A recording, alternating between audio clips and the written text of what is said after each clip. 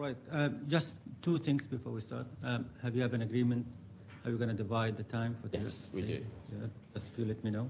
So I will start now and run with one break of 15 minutes until 12. So Yeah. I will have 2 3/4 hours. My learned friend will then, I think we'll probably need another break after that.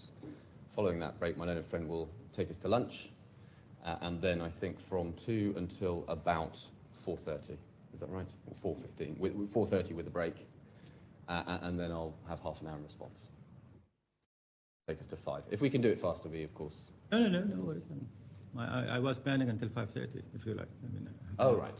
Well, very good. Well, hopefully we won't stretch to that far.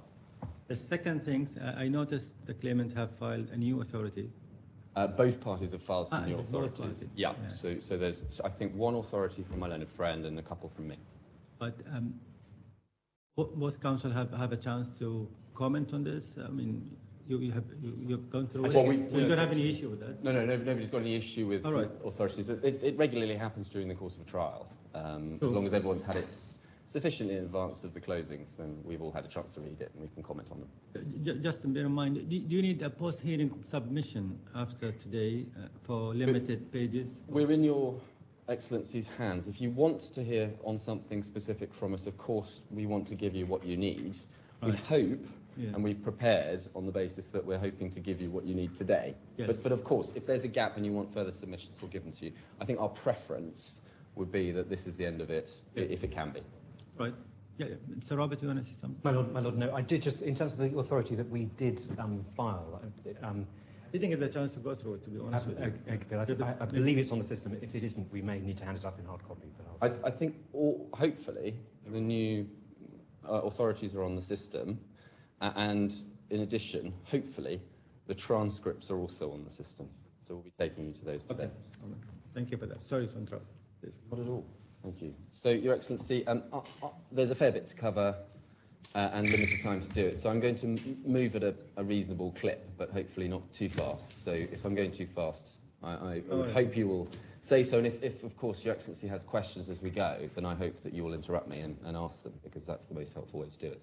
So the issues which the court has to decide remain the same from the beginning of the trial, but we do say that it's really rather difficult to see how some of those issues survive the evidence, and I'll explain what I mean by that. But just to remind you of the structure on liability, we've got 2 issues. We've got nullity. Does my client exist? And secondly, we've got whether or not the agreement came into effect. And there are 2 bases for saying that the defendant says that it didn't. Then we've got the quantum issues. And of course, quantum breaks down into a number of sub-issues. There's a point of principle about how you approach it. Certainty, I'll call that. And then there are the various factors which go into making up the OIC profit calculation. That's the profit that would have been made from lives that should have been transferred, we say, by the defendant. And then there's the non-OIC profit calculation. Now, I make this comment at the outset. There were quite a lot of other issues which were canvassed in my learned friend's opening and in his cross-examination of some of the witnesses. So, for example, there's been quite a lot of focus on the effect of Clause 15 of the MOU, what's known as the Bupa Clause, and whether or not there was condition of some sort of the TPA coming into existence that Bupa gave its consent. And that is not, with respect, how the case has been put in the pleadings.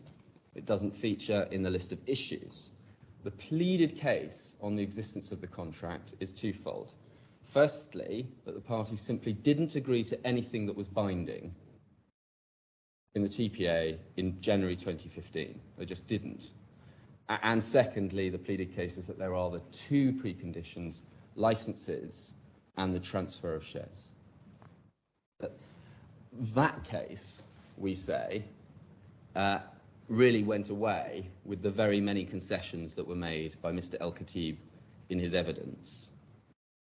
And in addition to that, we had quite a lot of suggestion that somehow the claimant was responsible for all sorts of problems, real or imagined, in the project, getting close to the go-live date. Again, you will find none of that in the pleadings, the list of issues, And if it mattered, none of that is reflected in the documents either. So, for example, you had all this suggestion by my learned friend that the project by May 2015 was in chaos. And he suggested, well, healthcare providers are not willing to work with GLOBEMED was one of the reasons for that, he said.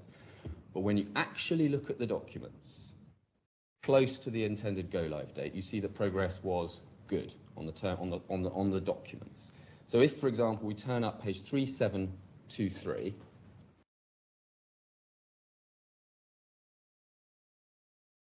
we may need to turn it around, but this is the project PSR on the 14th of May. So that's right at the end, right before termination. If you go, for example, to page 3724, and it was suggested in cross-examination to Mr. Sawalehi, but this would be a terribly alarming document to see. If you just read overall assessment, you can see the project is progressing well against its time and scope. So all of those suggestions, we say, are overblown.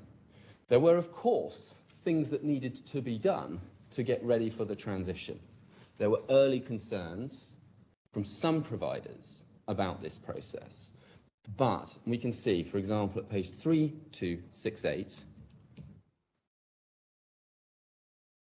Mediclinic, we see from that email that actually any issues that were, any concerns that there were about the use of GLOBEMED appear to have been related to insurers not paying out on claims in relation to other portfolios that GLOBEMED had been managing.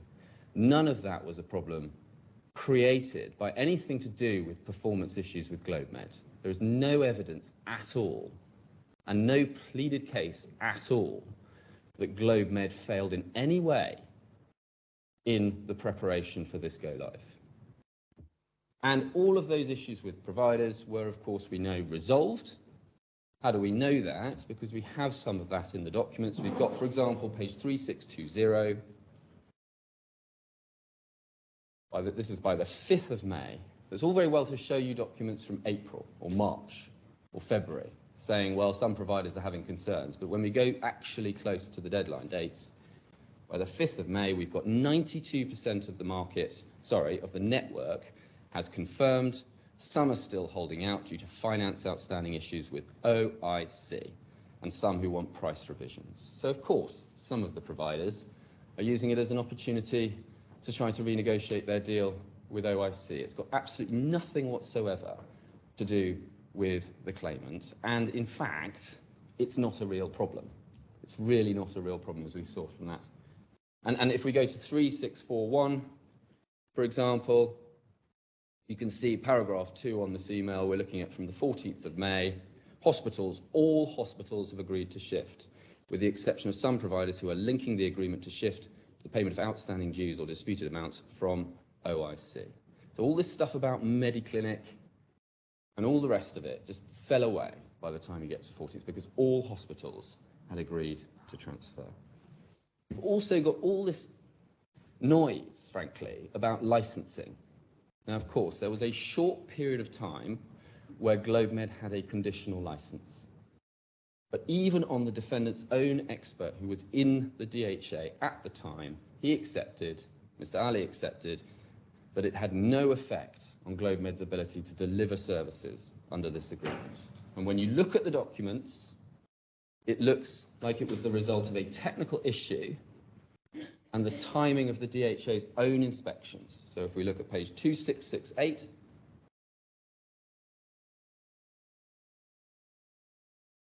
the DHA will not be carrying out the relevant compliance checks until the end of April. The idea that there was some default by GLOBEMED is simply not made out, even if it was pleaded, even if it was properly put to the witnesses. Page 2928, the real issue appears to have been a mismatch in codes between the systems for some of the TPAs, including GLOBEMED, on the one hand, and the DHA. So it wasn't possible to upload the information in a way that could be properly received by the regulator, and as a result, you ended up in a short period of time with conditional license.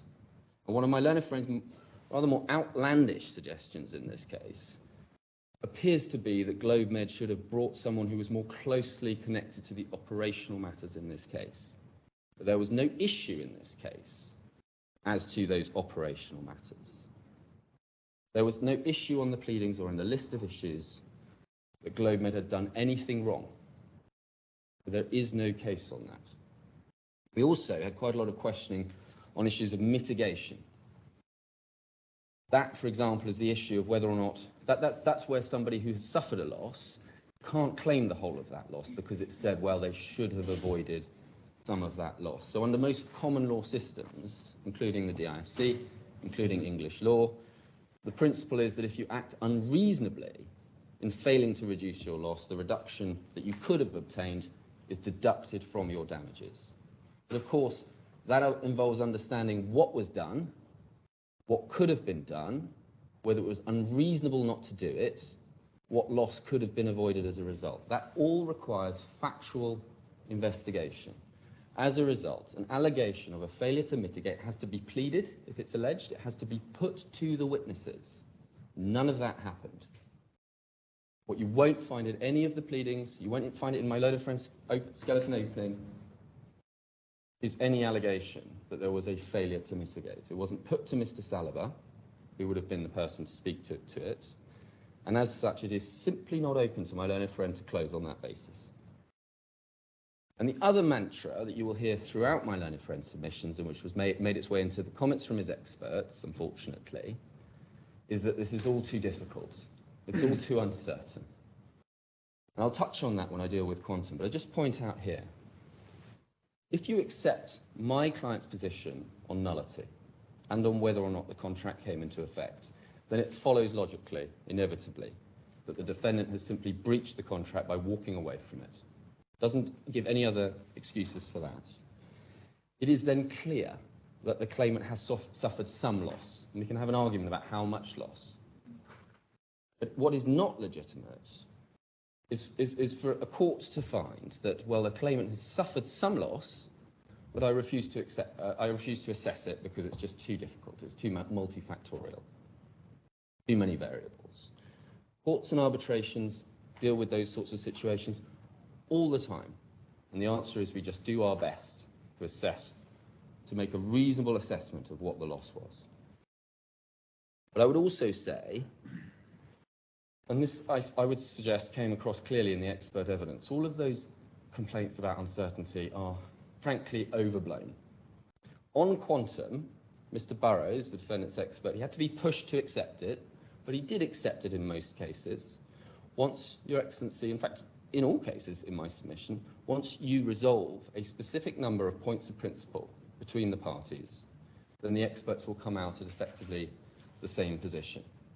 And that is inevitable anyway, because ultimately, once you've decided those points of principle, it's really just maths after that. And so we say the effect of each of those points is actually pretty clear, and you may not be concerned with the effect of some of those points, depending on how you decide them. So we say you should be able to reach a number on the calculations that you now have.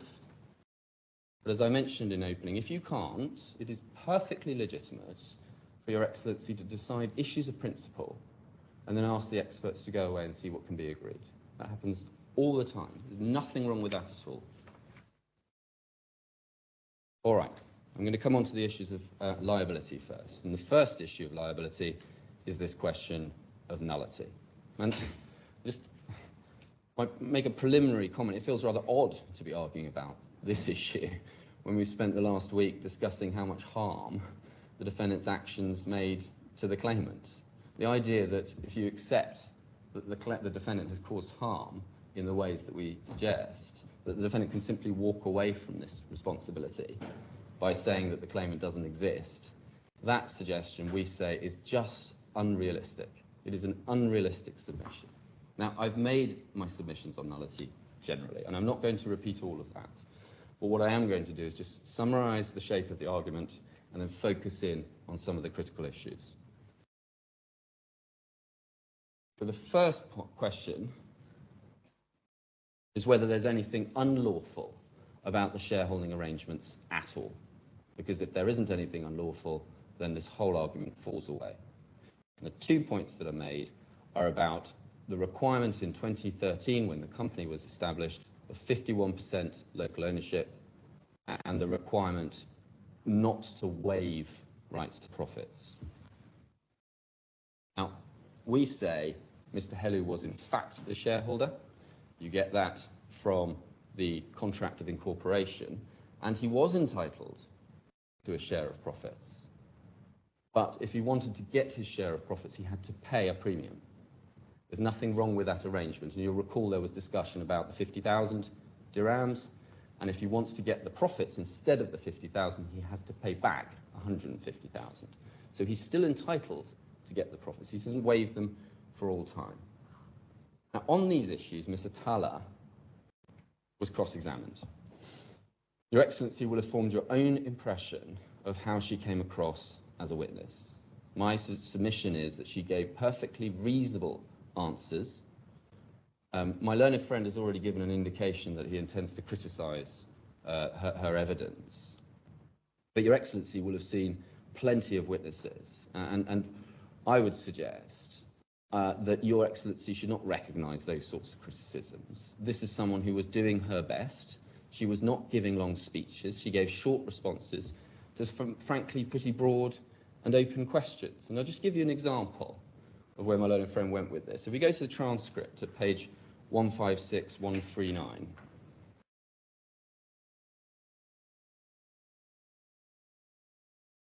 And if we look there at day 2, start at page 60 to 61. Now, I'm not going to take you through the whole thing because we don't have huge amounts of time. But when you go through that, you will see my learned friend put to Ms. Attallah 7 distinct questions in the course of those exchanges. Ms. Attallah responded to 3 of those questions with a one-word answer, yes. In relation to others, she directly answered the question every time for the other 3. And then for the final question was, well, the MOU doesn't disclose the waiver of profits, does it? Which she'd already said hadn't happened. She'd already said she didn't understand that there was a waiver of profits. So the premise of the question was unfair in the first place. And she said, well, it discloses the waiver of shares. And then the response from my learned friend is angry criticism for not answering my questions. There was an outburst. It is just a thoroughly unfair characterization of Ms. Attallah's evidence at that point. I ask you not to be drawn in by those sorts of theatrics. She was notably brief in her answers and gave direct answers.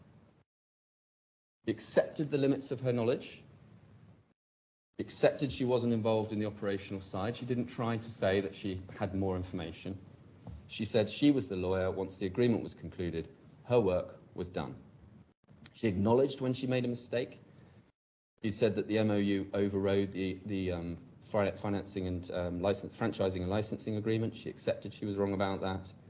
And she accepted where she was drawing an inference and where she was giving direct evidence. So, for example, in relation to her point that Bupa had taken on TPA services from GLOBEMED entities in Kuwait, and she'd drawn an inference that it had been based on the Dubai due diligence. She explained, yes, that was an inference, a reasonable inference in the circumstances, because to her knowledge they hadn't done any other due diligence in Kuwait. So she wasn't overstating her evidence at all. She wasn't doing anything except trying to tell the truth.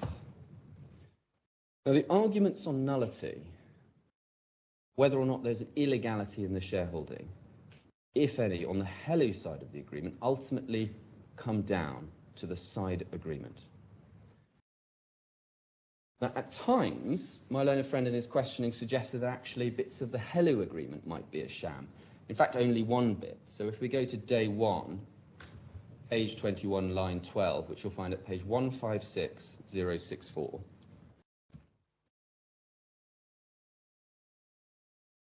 Page 21, line 12.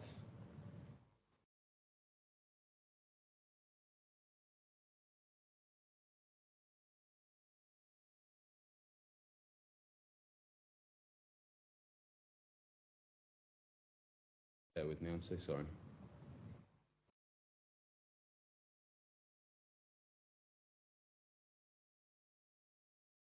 I think we're in the wrong day. I think it's day 2, page 21, line 12. But what my learned friend was dealing with there was a provision of the side agreement, clause 4, which stated that Mr. Helu was required to provide services in relation to the agreement, to the company. My learned friend, in his cross-examination, he described that as a pretense, because he said, well, Mr. Helu hadn't provided any services in relation to the licensing issues that arose in 2015. Now, ultimately, when one thinks about that, what my learned friend is effectively alleging is dishonesty. And that's an unpleaded allegation of dishonesty. Why do I say that? Because an allegation of sham is an allegation of a dishonest arrangement to misrepresent the legal consequences of a document as being different from the true legal arrangement. So the issue that was raised was, well, Mr. Helu doesn't actually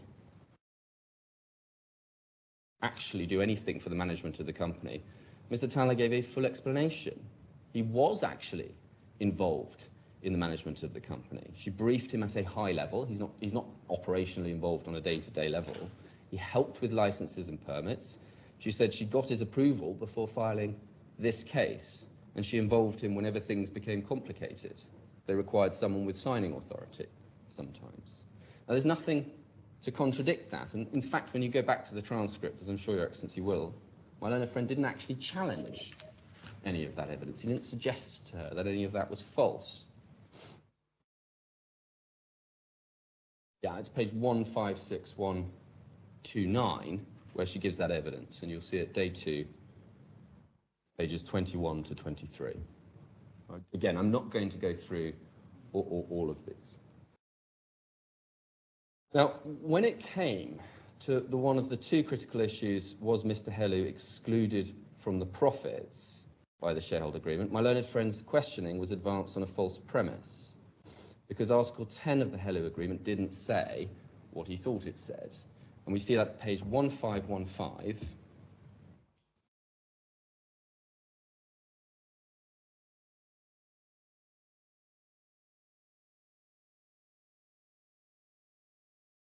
This was the original translation that we were using, and I don't think we've got the page reference to the next one.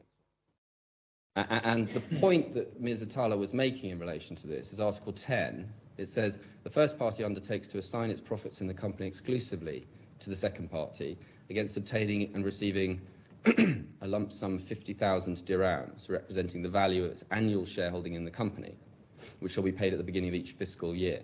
If the first party does not fulfill this obligation for any reason, then it shall pay to the first party an amount equivalent to triple the latest fees paid to the first party. And you'll recall there was discussion about whether or not the first party was in fact the second party. Now, OIC has provided that's the defendant, has provided its own translation of this document, and it is right that what Mrs. Atala said, which is that effectively it gives Mr. Helu the option. Either he receives 50,000 or he pays 150,000 and receives the profits. That's the answer. I think we agree there's an error on Article 10, right? It should pay the second party. Yes, correct. Correct. And OIC's translation, I think it follows directly after this in the bundle. And I can give you the reference if that matters at some stage. But so he's not actually excluded from the profits, and Mr. Helu was the registered shareholder. So when he died, for example, his heirs sold the shares.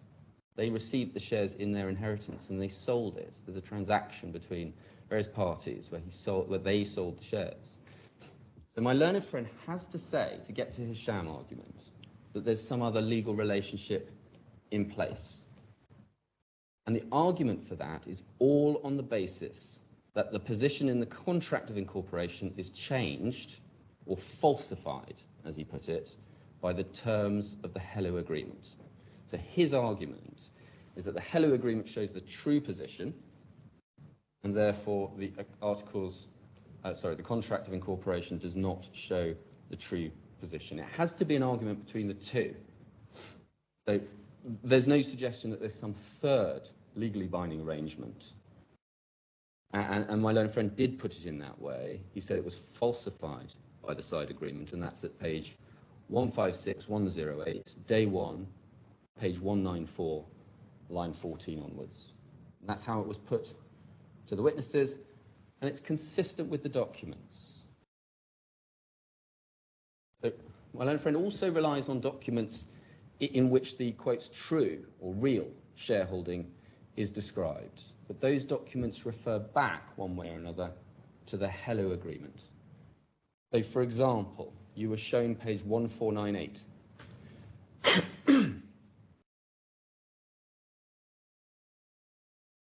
And you'll see there the description of the shareholding that is described in the contract of incorporation. And you will see below that the statement, however, the actual ownership, which is documented between the holders and owners, is as follows. So my learned friend said, well, that's the real one. But the point there is that this is a reference to the Hello Agreement, because it says which is documented, and Ms. Atala told you that that was meant as a reference to the side agreement, and that must be right. And she said that at day 2, page 37, line 25, and the reference is page 156133.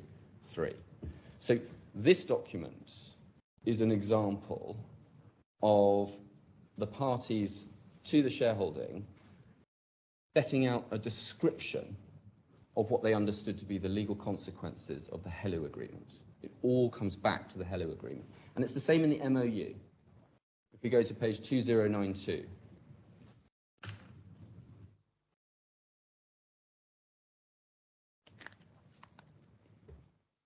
and in clause 2 in the preamble,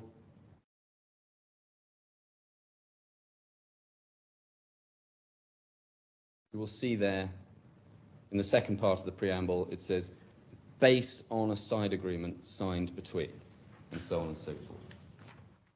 So again, it is all about the legal consequences of the side agreement. It all comes down to the effect of that. But on its own terms, the Hello Agreement does not purport to change the contract of incorporation. I made that argument at the outset of the trial, and I won't repeat it. You'll find that. There are specific terms which say this is different. This isn't the contract of incorporation. And as a matter of law, we also say the shareholding has to be in the notarized document. There was some suggestion by my learned friend in opening that the share waiver document had been notarized. He didn't pursue that, in fact, in evidence. He said the Hello Agreement had been notarized. On both cases, he's simply wrong in his assertions. So we made that argument in opening. We'll come back to it. It's got to be in the contract of incorporation. But I will go back to this point, which is that the Hello Agreement on its own terms says that anything unlawful in it simply falls away. So if we go to page 1518, please.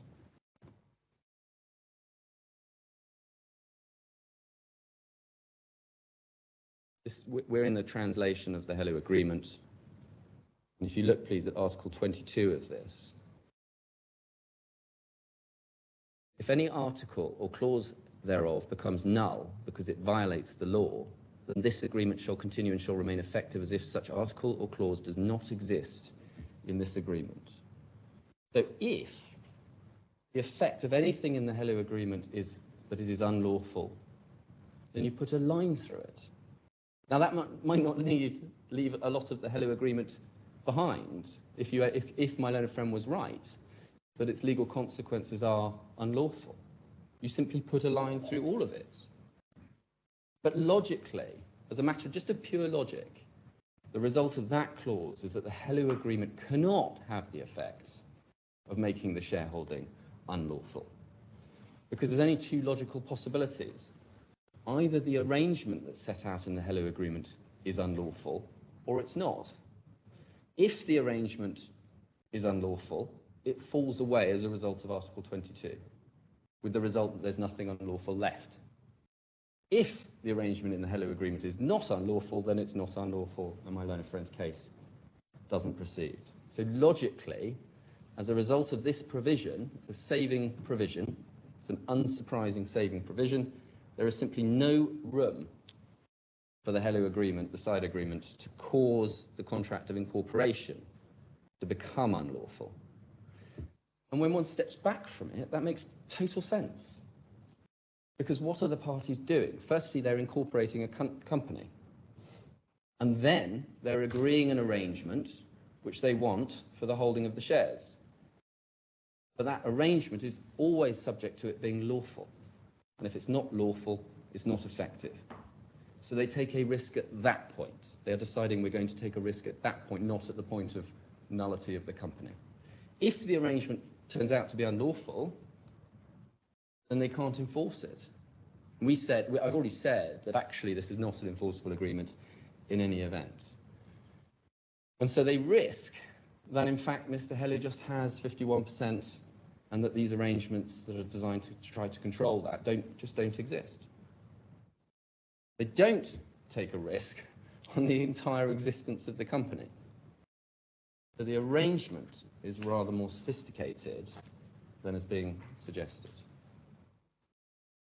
As I say, the nature of a sham, that the legal relationship in the document, in this case the contract of incorporation, doesn't reflect the actual legal arrangement. You have to identify the legal relationship that you say is the actual legal relationship. On the defendant's case, it is this side agreement. My learned friend wanted to say that actually clause 22, article 22, is also a sham, is also somehow not really what the parties intended. He would have to make that allegation. As I say, that's effectively another allegation that he would have to make of dishonesty. He'd have to plead it, he'd have to prove it, he'd have to put it to the witness who signed it, or who arranged it. That's Miss Atala, who turned up to answer that. So my learned friend cannot close on the basis that Article 22 doesn't mean what it says. His case is that this is the document that governs, or the effect of that, and there cannot be. When I made that point in opening, my learned friend simply hasn't answered it, because there isn't an answer to it. As a result, the nullity argument just doesn't get off the ground in this case, because that is the way that it's set up. There may be other cases where companies were found to be nullities, because the arrangements that they entered into perhaps just said, without any saving, don't worry about that, we agree that we amend that, or we agree that this is going to be the true status. But there's no suggestion that any of them had a similar clause like this, which says, well, it all just falls down if there's any unlawfulness. Now the second question, so that's the first question, is there any unlawfulness? As I say, we maintain the arguments that we've made in our opening, both written and oral, but I'm just focusing on three distinct aspects of it. The second aspect of it is, well, okay, assume there is unlawfulness, what is the consequence of that? What's the consequence on this contract, the TPA services agreement? Assuming that there's nullity of some sort, does it just simply annihilate the TPA services agreement, assuming that you've reached the conclusion that it exists? We say it is quite clear that the defendant's case on this is wrong. And now we come to the concession that was made in opening. We tried to get some clarity on that, and I was shut down pretty quickly. My submission is very unclear what was conceded, and that is unfortunate. If we go to page 156060, this is day one, and if we look just before I even got on my feet, just moments before I started my opening, and it's day one, page 3, line 1. My learned friend interjected to say, we would accept that a de facto company arises where a company is a nullity but has conducted business, but we say that it arises for limited purposes, i.e. to satisfy debts owed by the company, not to pursue debts to the company, i.e. to allow third parties to pursue claims against the party. So that seemed to be what he was accepting. And then later he appeared to try to confine that. If we go to 156111, we're looking at day 1, page 209 now in the bottom right-hand corner. And at line 12, my learned friend said, I said, sorry, earlier, line 9, I'd said, sorry to interrupt. Just to be clear, my position is on de facto company doesn't depend on Article 16.3. My learned friend said, no, I'm addressing particularly the third-party concern. De facto company in my submission is largely about the relations between shareholders. And then insofar as His Excellency was raising a question about third-party protection and whether nullity affects the third party, we have seen, and I can't remember the number in the 1984, the provision number, we've seen that it expressly allows the third party to rely on the nullity in its dealings with the company. We don't accept that. But what we had understood him to be conceding was that it did affect relations with third parties, but that what it meant was that the company couldn't pursue its rights against those third parties, but the third parties could pursue their rights. And then my learned friend says, well, the 1984 legislation says expressly that the company can't vindicate its own rights, it cannot pursue debts. We say, in fact, it doesn't say that at all. So we'll look at that now. We go to bundle, it's in bundle K, but if we look at page 154126, please.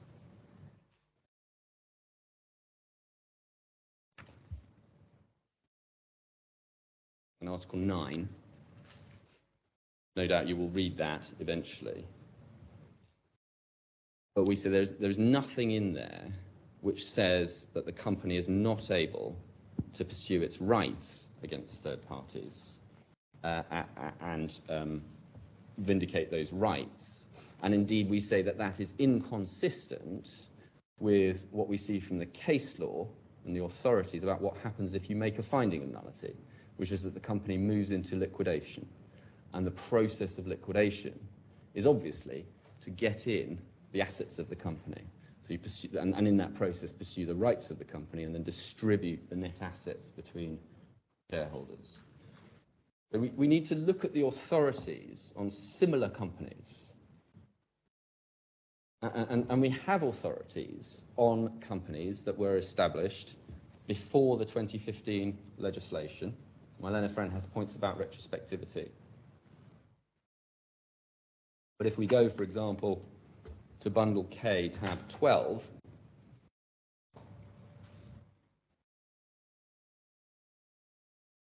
the page number is 154902.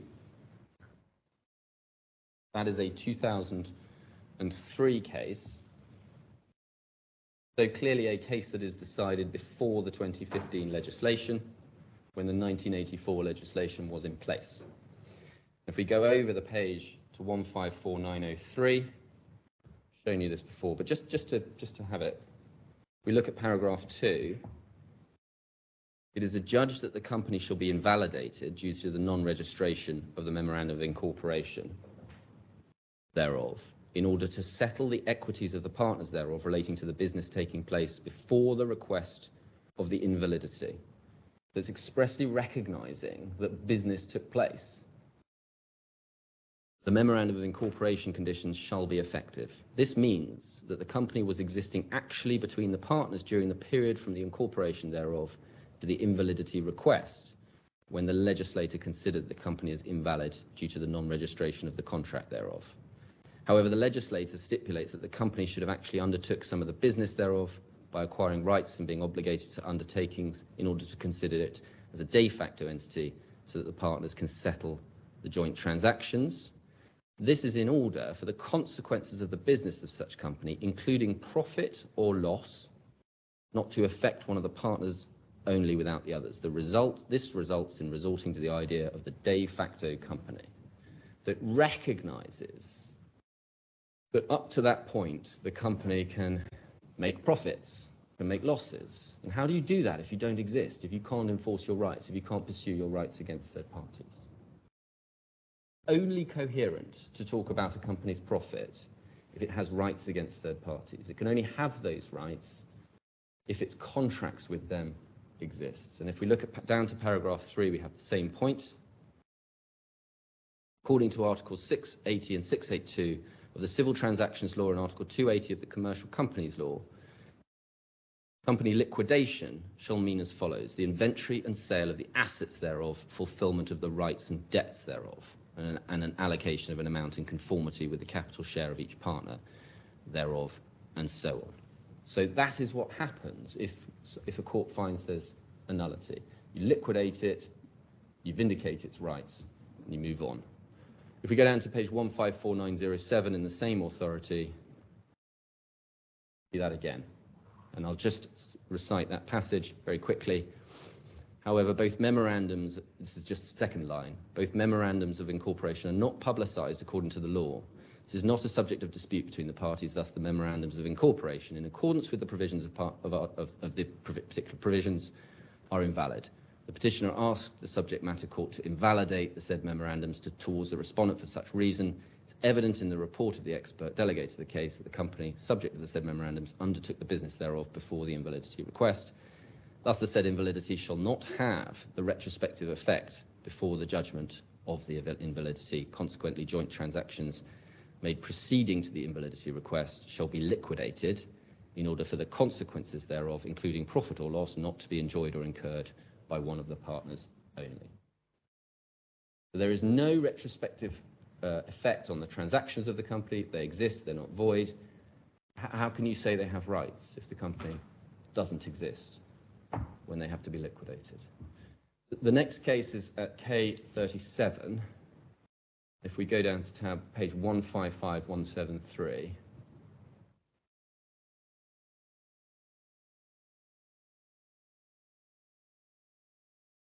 this is a case, again, this is a case where the shareholder sought a declaration of nullity. And what happened, and you can see this on page 155175 in the middle of the page, is that the company brought a counterclaim against one of the shareholders as an individual, saying you have stolen the company money, you've misappropriated company money. So it had nothing to do with his status as a shareholder. He'd just taken the company's money. And he argued that because the company was a nullity, it couldn't bring that counterclaim, couldn't vindicate its claims against him, which would, again, would be nice, wouldn't it?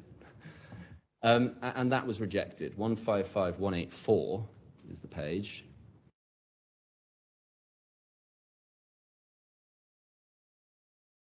The third paragraph down on this page, the foregoing contention is groundless. It's established in the precedents of this court that the non-existence of the substantive elements of the company entails the nullity thereof, and that if it conducts its activities, then it shall be considered existing towards third parties as a de facto company. Just pausing there. My learned friend says de facto is all about the relationship between the shareholders, not about its relationship with third parties, but actually it's existing towards third parties as a de facto company, whereby it shall have in this context a legal personality and financial liability independent from the personality and the liability of the partners therein, and the partners shall be jointly and severally liable for any dispositions made in its name by its directors and so forth. My learned friend's point that it doesn't have anything to do with the relationship of the company and third parties is just demonstrably wrong, we say. But there's a logical point there, because their case depends on saying that as a matter of law, without judicial intervention, so without an order of the court, the company never came into existence. And that's why they say, well, there wasn't a contract, because you had a person and nobody on the other side of it. So the logic of their case is that the company doesn't actually exist. But that can't be right, because you have all these cases that show it has rights. So what they have to say is that what matters is that the argument is being run by a third party and not by a shareholder, because these cases are about shareholders. But they produce no case whatsoever where the court has said that that makes any kind of a difference. They produce no case where a third party has said, I contracted with the company, but now I want to take the point that the company doesn't exist, so now I can just walk away from my obligations. And it doesn't, we say, make any sense. Matter of logic, the company either existed between its date of incorporation in 2013 and the date of when they made this argument, or today, it either existed or it didn't. There's a fact about that. They're not saying, well, the company winked out of existence when they put in their amended defence, or that it will wink out of existence if you decide that there's a problem with the articles of the company incorporation. It would lead to entirely arbitrary results if it mattered who was making this argument, because if one of the shareholders took the position that the company was void, then they'd have to concede that as a result there would be a liquidation in which the rights of the company would be vindicated, including the rights we're arguing about today. So they're driven to say that it must all turn on who makes the argument first. Otherwise, the third party just comes to the liquidation and says, oh, well, I agree that the company is invalid. I agree the company doesn't exist, in which case there are no rights and it all goes away. It would be a trump card that any party could play in the liquidation, and of course they all would pay it. And you'd see it in the cases, because it would happen all the time. So we say, even if there was a problem of nullity, it doesn't affect the contract. And then we get on to the question of Article 16.3, and we say that is a straightforward prohibition on a third party to shareholding agreements trying to wriggle out of their contracts in this way. I'll come to Article 16.3 in a moment, just to correct a submission my learned friend said. He said, I rely on Article 16.3 for the de facto company argument. I do not. He's wrong about that. So it doesn't matter whether or not that is retrospective or otherwise for the purposes of my de facto company argument. Because we can see that from the cases which are about companies which precede deed law. My learned friend concedes that he needs to rely on Article 16. He said that in terms in his opening. You find it at page 156, 113. Day 1, page 218, lines 17 and onwards. He needs to rely on Article 16, not on Article 16.3, but he needs to rely on Article 16 in the 2015 law and its equivalent in the 2021 law, because he needs a statutory right to make an argument about these agreements. Because otherwise, he's not a party to it, so he has no standing. So that's why he said that is the right we rely on, Article 16. The statute gives him that right. So he needs that right, a procedural right, when he invokes the right. And we say Article 16.3 says he doesn't have it. It's the same in both the 2015 and 2021 laws. We find it at page 154, 616. That's the 2015 law.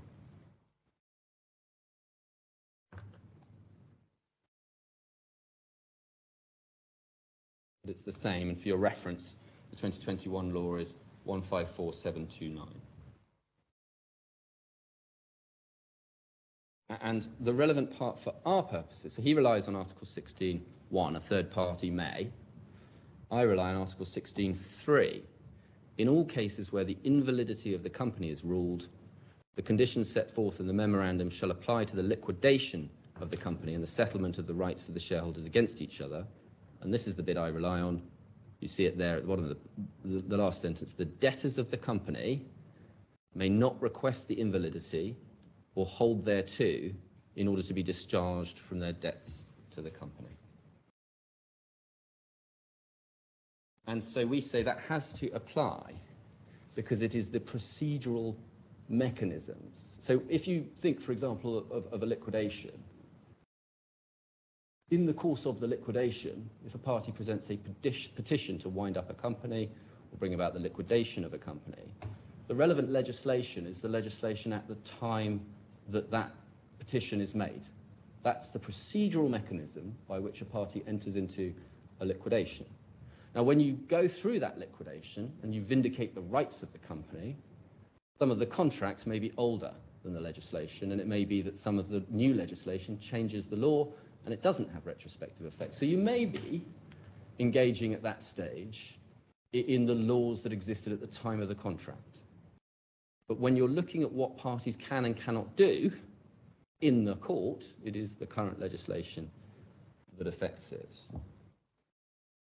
And what my learned friend says in relation to this is, well, I'm not a debtor. My claimant's not, my party's not a debtor. There's an unascertained liability at best, and that doesn't count as a debt for the purposes of this legislation. Now, we've argued about that.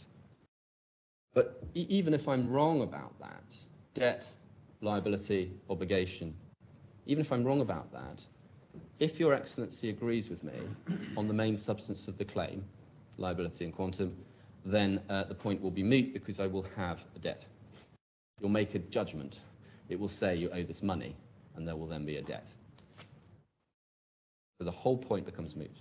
We do maintain the other points we raise in argument about this, but the defendant, we say, has no coherent response to these three critical points.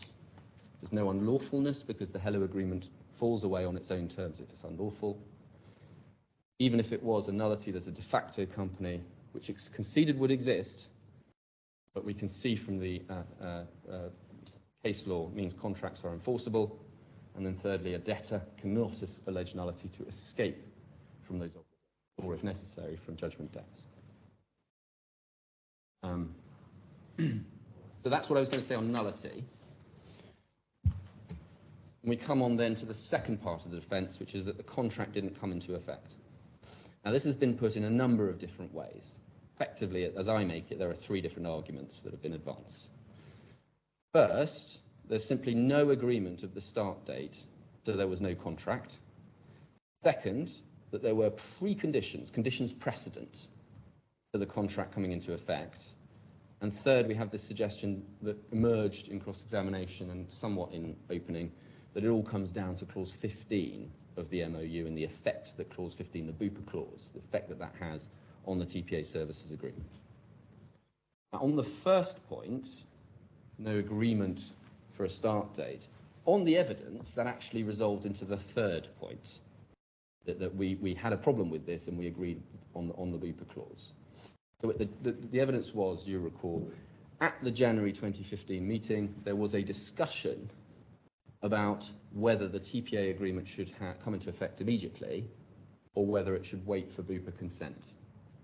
And that Mr. El-Khatib said, and he confirmed this in his evidence, he says it in his witness statement anyway, GLOBEMED was adamant that the TPA agreement couldn't be conditional on that. It should come into effect immediately. That was Mr. El-Khatib's own evidence. And the issue, it was said, was resolved completely by inserting Clause 15 into the MOU. So putting aside Clause 15 of the MOU, the TPA and the MOU were binding agreements. So it all comes down to the effect of Clause 15 of the MOU on the binding effect of the TPA. So, for example, if we go to page 156187,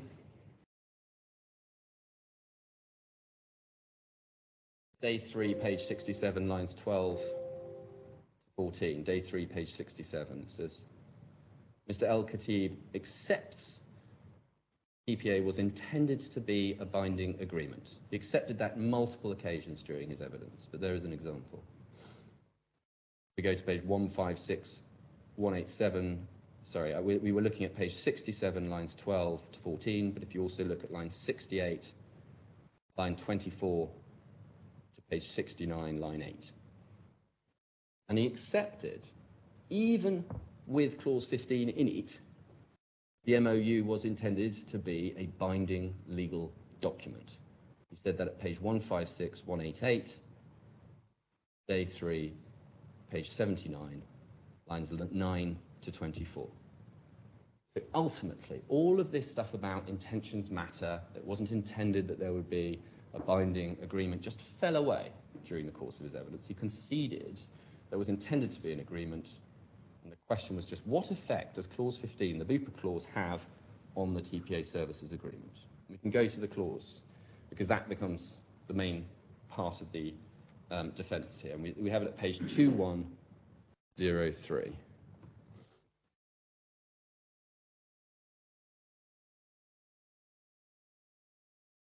It says, this MOU is subject to Bupa's written approval to transfer its portfolio.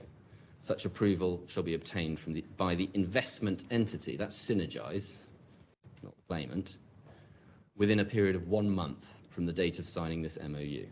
And then it says, in the event that said approval is not obtained, the parties hereby agree that the terms of this MOU and its fee structure shall be entirely discussed and negotiated.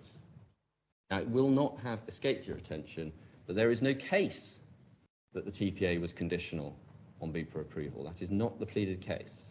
There is no case that clause 15 of the MOU has the effect that the TPA didn't come into existence. Not the case. Nothing in the pleadings, nothing in the list of issues. But in any event, it doesn't make sense. These are obviously two connected agreements. But the shareholders, effectively the shareholders, Synergise, GLOBEMED Limited, were parties to this, the intended shareholders, were parties to this agreement. Shareholders can agree between themselves what they will do about an agreement entered into by a company they own or that they anticipate will be jointly owned. But the company is still a different entity. It's not a party to this agreement, and that is a point that Sir Richard Field has already made, that neither the claimant nor the defendant are parties to this document. If we go to page 102 of the bundle, bundle B,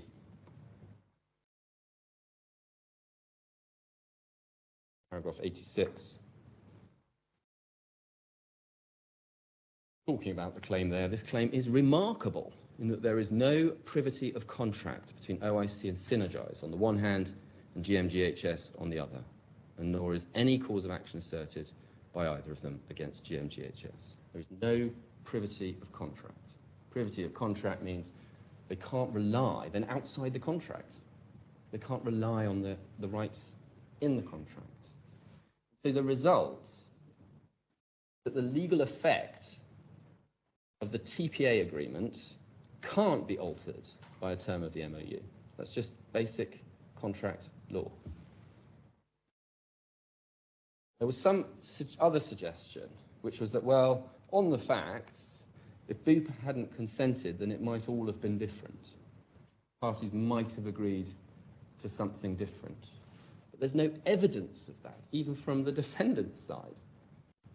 Mr. L.L.C wasn't commercial. He had no insight into the commercial arrangement. And it's not surprising that the evidence doesn't deal with that. Why? Because there's no pleaded case on it. And frankly, it's completely unlikely anyway that these things would have all blown up. The Bupa clause was there, as Mr. Saliba explained, the Bupa clause was there to protect the defendant or give some sort of protection in relation to exclusivity. But they were obliged to bring over Bupa. If they didn't, they would be in breach of contract. But this was a mechanism which contemplated renegotiation, but again between shareholders, which presumably would have ended up with them being released from the obligation to bring over Bupa, but at the price, what would be the price? Renegotiation of the fees. And on that, just hypothetically, if this was an issue between the parties, what would have happened if we'd gone down that road? What would GLOBEMED, my client, have been able to insist on? They would have been able to insist on a position, an outcome, which was no less profitable than the agreement that they already had. Why would they agree to anything less? Weren't obliged to agree to anything less. If that is the counterfactual that's being asserted, it leads to the same profitability, the same loss of profit claim. It doesn't get them anywhere. But the reality, even all of that is premised on a factual case, that Bupa might not have consented. But the reality is that everyone expected Bupa's consent to come after go live. We saw that from the defendant's own document. It's at page 1456, line 407. So you see there's all of this stuff about project management that comes before, and then we get down to November and December 2015, after go live is anticipated. And it shows that it's at that stage that Bupa's consent was going to be, or people were going to try to nail down Bupa's consent. So in reality, Nobody intended to wait for Bupa and wait for Bupa's decision before going on and performing this contract. The idea that the contract was actually, by this stage, conditional on Bupa giving consent, that is the TPA services agreement, just doesn't make any sense. The idea that factually, if we didn't get consent by May or July, that the TPA agreement might disappear and might be renegotiated out of life, just isn't consistent with the factual documents that we see. But ultimately, those two arguments about whether there was a contract, 1 and 3, as I put it, did it come into effect? Is there some impact from the Bupa clause? They don't go anywhere. What's left is this argument that there were these two conditions precedent. And those are pure assertion. You'll find them nowhere in the TPA services agreement. They just don't exist. Condition precedent says, unless and until X happens, this contract will not come into effect. Don't have a clause to that effect. Contracts are binding when you agree them. That's the beginning and the end of it. Mr. Al-Khatib accepted in terms that the parties did not expressly discuss any of this. It was just in his mind. And it couldn't have really been an issue that was in his mind, because he said actually during his evidence, well, these problems arose later. So what are the conditions? One is that there had to be an unconditional license. Well, at the time of contracting, they had an unconditional license, and there was only this short window, which came after, in February, when they had a conditional license for a short period. So when the parties sat down in January, nobody could have had in their mind that this all has to be conditional, this contract has to be conditional on them getting an unconditional license, because that's what they had. And the share transfer, as you see from the terms of the MOU, was agreed to be intended to take place within 6 months, so after go-live was anticipated. So again, nobody in January could truly have intended that unless and until that happens, we're not going to have a contract, because you need a contract at least to start providing the services. So we say it's completely unsurprising that there's nothing whatsoever in the TPA about any of this. Now, quite where these clauses come from, where these conditions precedent come from, is very difficult to understand from my learned friend's case. In opening, what he said was that you get a condition precedent from, and this is how he put it, recital B of the TPA services agreement. Where he said that's at page 156115, day 1, page 222, line 19. But recital B is not anything of the sort. If we go to 2051,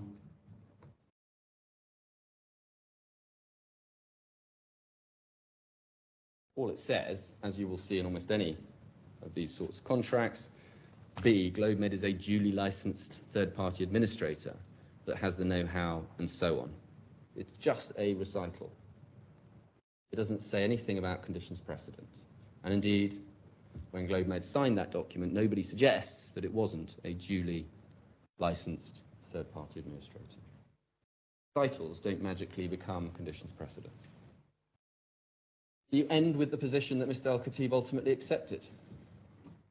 He accepted that the TPA services agreement means what it said. He accepted the parties intended it to commence on the day that it was dated, the 13th of January 2015. There was a single date in that contract, in clause 12, which the parties forgot to complete. That was, on Mr. Taller's evidence, a simple clerical error, which did not reflect any agreement that commencement would be suspended. Now, my learned friend's written opening says that was, quote, deliberately left out. But Mr. Al-Khatib's evidence could not support that assertion, because he couldn't remember anything about it. So there's no evidence to support. And in fact, there's no reason to doubt the evidence of Ms. Atala and Mr. Saliba that it was in fact agreed that that date would be inserted. Ms. Atala's explanation for how it all came about makes complete sense, we would suggest. And what she said was that the parties went through the document and flipped it up from the bottom and initialed each bottom page. And so when they turned up half the page to initial the page, they didn't spot that the date was missing. And she put the date in at the beginning, she put the date in at the end, and she forgot that there was one to put in the middle.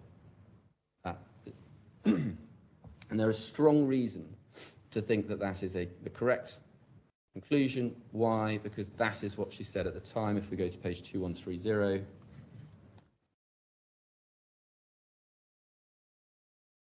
said in the middle of the page, we missed to complete the starting date in Article 12.1 of the agreement in the signed versions of the TPA agreement.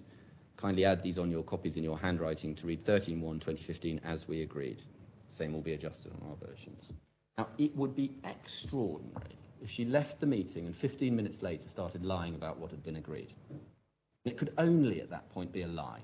It's 15 minutes after the meeting. If that had been the case, then somebody would have come back and said, no, we didn't agree to that. Somebody would have said something. But what instead we get back is no, considering we added the BUPA clause, it's conditional. So it's all about the effect. That's why I say the argument about there was no agreement, it was suspensive and all the rest of it, all comes back to saying, look, actually it's the effect of the BUPA clause, clause 50. Just to clarify that, in the page number 1 document, there is a date there, and Yes. the date is put in the same day when they're signing the contract. I Yes. believe. Point as well. Yeah, exactly. Yes. And I took you through all of the particular provisions, and in fact, I started taking Mr. Al-Khatib through all of those provisions. And you'll remember it said, this agreement is made on, this agreement is entered on, and then the date. And I said, well, it means what it says. That was what you intended at the time. And his answer was, yes, that was what I intended. The fact that there's a date missing from the middle of it is just neither here nor there. It doesn't affect the operation of the contract. But just on the question of whether or not actually they'd agreed to actually put that date in, here you've got 15 minutes later Mr. Tallis saying we forgot to do it like we agreed we would do it. The response doesn't come back, what are you talking about? We didn't make any kind of agreement like that. The response come back, no, the effect of the BUPA clause in the MOU is that it's conditional. So now we can have a legal argument. What is the effect of clause 15 in the MOU? Well, actually, my own friend doesn't even plead it. But if we do have that legal argument, the effect is nothing. It can't have any effect. So we say that that is it on liability. That's the end, the beginning and the end of it.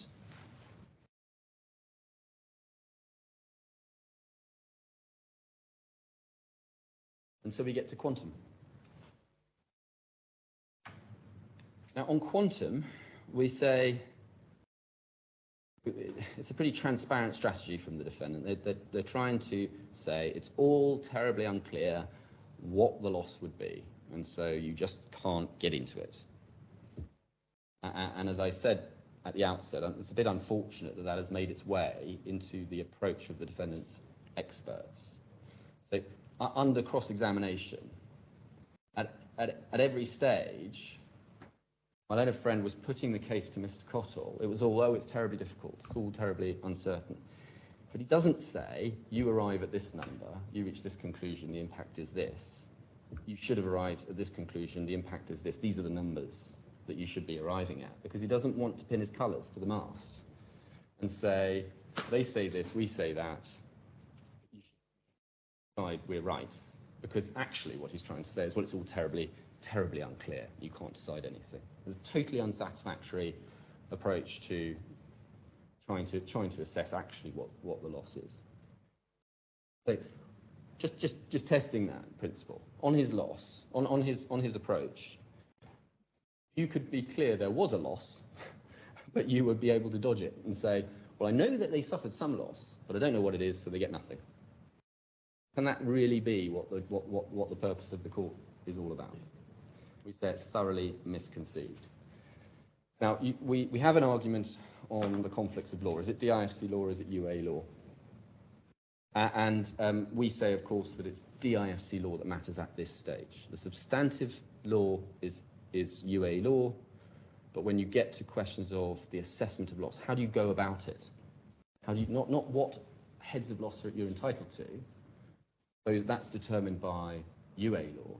Heads of loss are everything you suffer, every damage you've suffered, including specifically loss of profits. So loss of profits is recoverable. The only issue is what should be the judge's approach to the assessment of that. And that is a matter of DIFC law.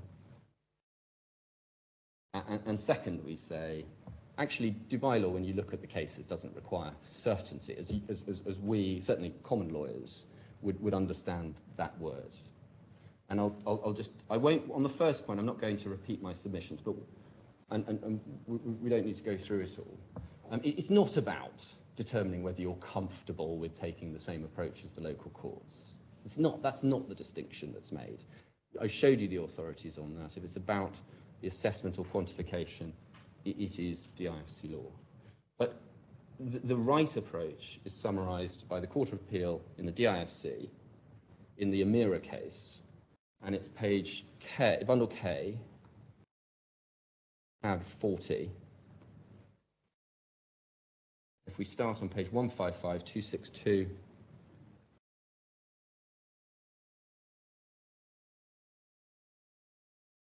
they cite at the bottom there, paragraph 119, a provision of the DIFC damages law, which Your Excellency will be familiar with. Certainty of harm.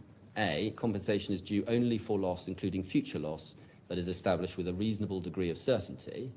And then B, compensation may be due for the loss of an opportunity in proportion to the probability of its occurrence.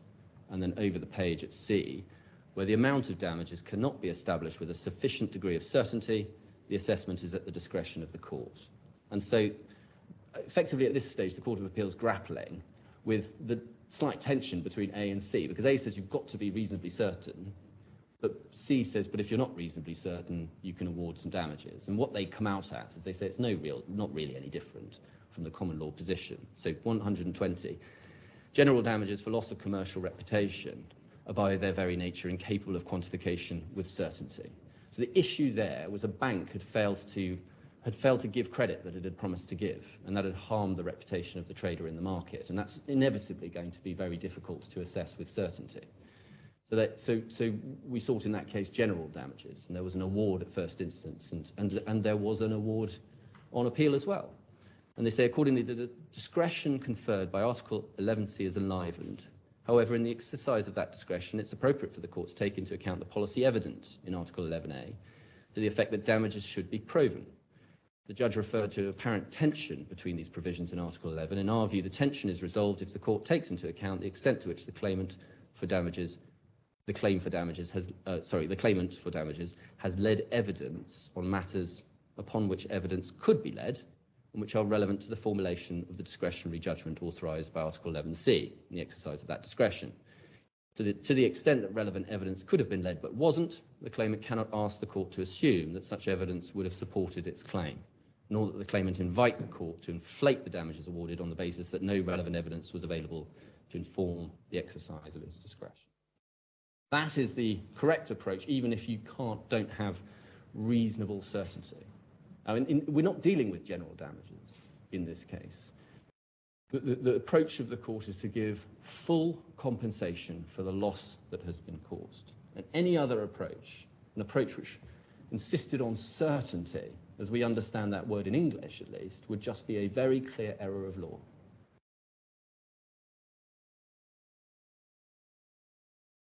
And we say that actually the approach is not relevantly that different under UA law. My learned friend said repeatedly that the requirement for certainty or inevitability is in the civil code. It just isn't. There's no reference to that kind of test in the civil code. That's just wrong. The civil code requires compensation for harm and specifically allows lost profits. Now, we do see words like certainty, inevitability in the cases. But what must be inevitable or certain, whatever the words may mean, and I'll show you actually what the words mean, is not the amount of loss, but the fact that there is some loss. So you find that there is some loss, and then you do your best to assess it. And but the meaning of inevitability or certainty in that context is not what my learned friend would have it, we say. It's not about whether or not the damages are absolutely certain to happen. about whether the expectation of profit is based on reasonable causes or reasonable reasons. And we see that in the cases. First one I'd show you very briefly, if we look at, it's in bundle L now, but if we go please to page 156023, we've got a 2006 case by courts, and then if we go forward please to page 156026, we go down to the third paragraph. I think it's 5 lines down.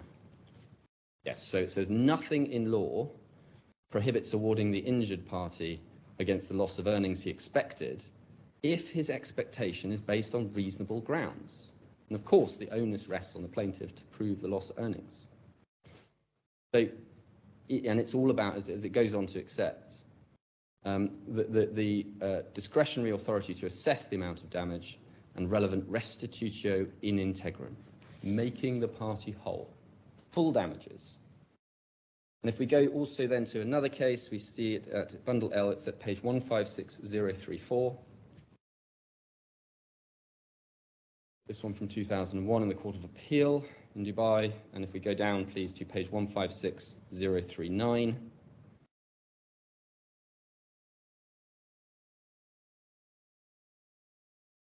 At 156039, please. And it's at the bottom of the first full paragraph. If you look 4 lines from the bottom, there is nothing legally which prevents calculating from the loss of profit the profits the creditor would have hoped to make, provided that the hope is reasonable.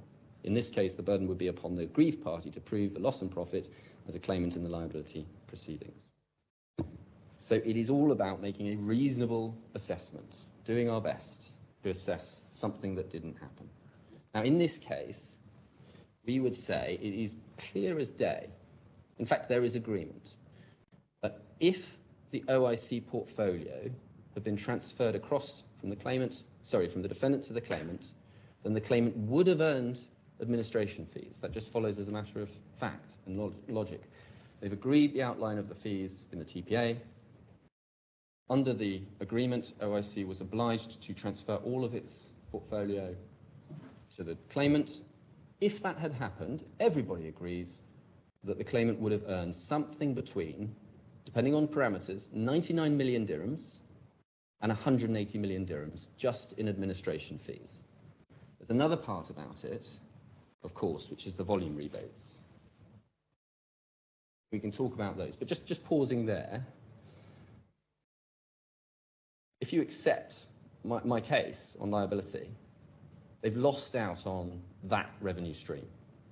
So my learned friend is then forced to say, well, because we don't really know enough about the costs that would have been incurred along the way, you can't give my client anything. And I'll come on to look at all of that. But we say all of that talk about certainty, about uncertainty, about inevitability is just a distraction. At this stage of the analysis, you can just put it to one side.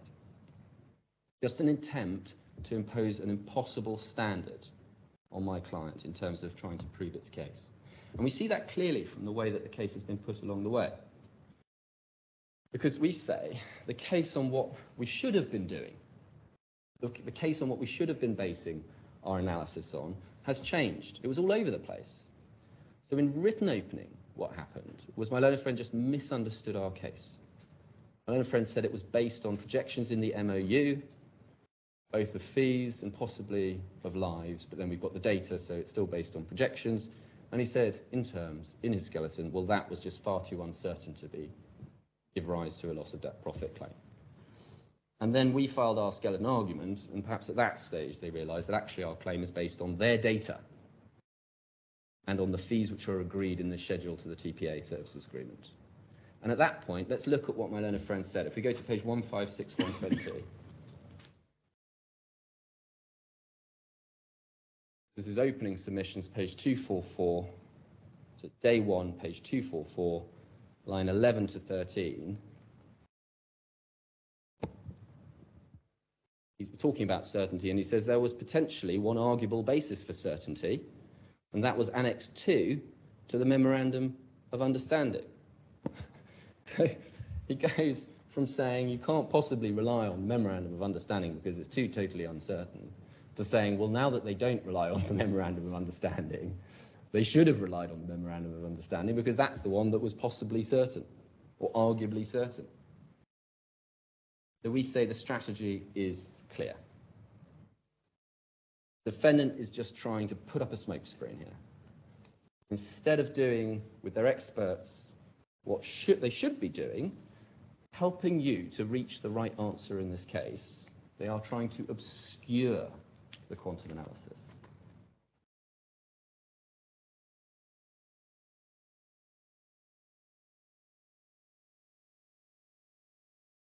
Your Excellency, I'm making good progress. We've been going for an hour and 20 minutes. I don't know whether now is a good time to take a short break. I can carry on whenever you like. 10 minutes more. In your hands. I'll leave Your Excellency to stop me then when it's ready. So, as you know, in the quantum phase, there are two parts to the claim. There's what's been called the OIC claim and the non-OIC claim. So I'm going to focus on the OIC claim to begin with. Well, if you were going to raise a new point, I think then perhaps we can stop now and in 10 minutes, and because I don't want to interrupt you in the middle of your submission. No, I'm very happy. Yeah. I'm very happy to just go on for 5 more minutes and deal with the end of the certainty, or however you like. Then we'll stop there. And I'm not sure there's. I mean, we're talking now about we're going to get into the numbers at some point, and we'll do that. But I'll just make a couple of more points in relation to this. Firstly, the premise of my point was, at the outset on quantum, was we all know that if the OIC portfolio had been transferred across, we know the fees that would have generated. We know that because we've got the numbers. Historical data, this is what was insured by OIC. They're obliged to put it all in the hands of the defendant, so we can just apply the fees to the data and get the numbers. Now, there are some variables, but those are all issues of law, and we'll come back to those in a moment. But in order to try to put up another layer of uncertainty, there has been some suggestion along the way that perhaps the whole portfolio that OIC actually managed, insured, might not have come across at all. Or that, in fact, the size of that portfolio might have depended on whether or not the defendant was managing, the claimant was managing the claims in relation to it. So, as you're aware, and we'll see this clause a couple of times, but let's look at it very briefly now. We've got page 2057, please. This is clause 5.1 of the TPA Services Agreement. And we just focus in on this very briefly. It says, subject to exception, and then it describes the exceptions and refers to them, and I'll talk about those in due course. The client shall contract and work exclusively with GLOBEMED in all what relates to the third-party medical claim administration services, as agreed in this agreement, including the portfolio related to BUPA, UA Local Claim Administration only, which is currently being serviced through the client. So there's a positive obligation to use the claimant for all claims management for all of their portfolio, and then there's another negative obligation afterwards. It says, accordingly, except as mentioned in the exceptions, the client shall not carry out personally or through a third party any work or activity related to the services or issue any healthcare program outside the scope of this agreement unless otherwise agreed to in advance in writing between the parties. So there is a positive obligation to bring it across and a negative obligation not to do anything with any other, not to self-manage claims and not to use any other TPAs. To say, we know the actual lives they had, we've got certainty about that. And my learned friend was then driven to some forms of speculation, which about whether or not all would have come across, or indeed whether or not, and we see from 5.1 it all had to come across. So the only place he's got to go is to say, well, the size of OIC's own portfolio might have been different. And that is total speculation, for which we've got no evidence. The closest my learned friend came in relation to that, and you actually somewhat surprisingly heard it in Mr. Burrow's evidence as well, was that there might have been some concern by providers Mediclinic was one of those that was identified, who said they had concerns, it was suggested, about working with GLOBEMED. Now, I've shown you the actual documents in relation to that, which show that those issues were resolved by the time of go live. But ultimately, in any damages claim, you have to develop a counterfactual. You have to ask yourself, what would have been the position if the defendant had complied with its contractual obligations? Because that's the measure of damages. It's the difference between the actual position and the position that would have obtained if the defendant had complied. So in every case where you're assessing damages, you have to develop a counterfactual. You have to consider things that haven't actually happened. It's just a necessary part of every single damages assessment. And in every single damages assessment, a party can speculate that something that was true might have been different. Something that happened might not have happened. Of course they can. But that sort of speculation doesn't have any relevance. It shouldn't have any impact on your assessment of losses. Because the effect of that sort of argument is simply that you will never be able to undertake a damages assessment. You can never know for certain that all of these things that happened wouldn't have happened slightly differently. So you can never have damages. And if you get to that stage, you're just never holding anyone to their contracts. And so you're not actually fulfilling the primary function of a commercial court, which is holding parties to their contracts. And that includes making them pay when they don't comply. So we have to start with the proposition, had the defendant complied, it would have transferred across to the claimant the lies which we now know it did in fact have in its portfolio. And from that, we can generate the fee income. And I'm about to come on to the numbers, so maybe, unless you've got a particular question, now might be a good time. Break now for 10 or 15 minutes? I'm in your hands. I mean, it's now 28 minutes past the hour. Perhaps if we come back at 40, then that gives us 12 minutes.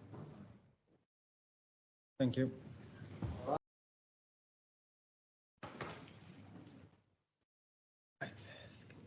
Your Excellency, I'll carry on with my submissions on quantum, but it's been pointed out to me that I gave a wrong reference previously. When I was dealing with the question of the binding nature of the contract, I made the point that Mr. Al-Khatib had accepted that with clause 15 in it, the MOU was a binding legal document. In fact, I was on the right page, but I gave you the wrong reference. The page number is page 156188, and the reference is day 3, page 73, lines 9 to 24. I think I previously said page 79. So Yeah, sure. Apologies for that. No. I'll get back to the quantum. So if Your Excellency could please just look now at page 1396, bundle E. We've got here Mr. Cottle's assessment of the claim. This is the claim that is being advanced, and these are the various items that go into it, and we can see from the basis of this, and also then we'll go on to Mr. Burrows, where the disagreements arise. So let's start, if we start at the top line, the administration fee income, as you know, Mr. Cottle assesses that as a little over 180 million, and there are 3 differences between them: 3 to 4 years, Bupa lives, 50,000 lives, but they agree that once Your Excellency has resolved those debates, they will come to a conclusion on that. So there's no real difference between the experts, there's no factual difference, it just turns on issues of law. Or if I'm wrong about my interpretation of the contract, it could turn on whether in fact Bupa would have come across, but we say actually you don't even get to that. I'll explain that in a minute, but there's no real difference between the expert evidence. What I'm going to do now is just summarize the shape of the debate, and I'll take you down through what I say about each line and each issue. But I make it out that there are about 9 different issues that you will need to show you what they are. There are 3 in relation to the 3 sort of central legal ones: 3 years or 4 years, 50K. The next issue is in relation to volume rebates. So that's the next line. And so as you remember, these are the sums that would come back from service providers like hospitals, and they would pay some money back, and it would be split between OIC and the claimant in slabs. So there's a first slab of 15 that goes to OIC, and then 5, and then a further after that. Now, that, we say, is really the only area which could really turn on a factual dispute. In truth, that's really all there really is. Everything else I will show you really comes down to issues of law. Now, what we say is you can take a view on the rates which we say would have been achieved. You can take a view on some of the other factual issues which affect this. Would there have been additional OIC, non-OIC lives, for example? And that will lead you quite quickly to an answer. So Mr. Burrows says no volume rebates. Mr. Cottle says 17.1 and a bit million rebates. If you resolve the assumptions underlying those, you can quite quickly reach an answer. If you need to, you can go back to the experts on it. Cost of cards, so that gets you your total revenue. Cost of cards, there's no issue. And the only real issues, as we found out, when you take payroll and then you go down and see general costs, those really net each other off. So there's differences between Mr. Cottle and Mr. Burrows on those to some extent. But Mr. Cottle is higher on payroll cost. Sorry, yes, that's right, isn't it? Higher on payroll cost. So Mr. Burrows is higher on payroll cost and Mr. Cottle is higher on general cost. But when you put them all together, everybody agrees that you get effectively to the same number on my analysis or on Mr. Cottle's analysis of 4 years with all these things added. But there is leads to a small difference between Mr. Cottle and Mr. Burrows on a 3-year basis. But Mr. Burrows put it at about 1 to 2 million dirhams. So it's not really hugely significant. I'll go through that. But ultimately, that issue, you won't, I suggest, have to spend an awful lot of time working out the granular detail of who is right about payroll analysis, who is right about general cost analysis, because we can net them off effectively in that way.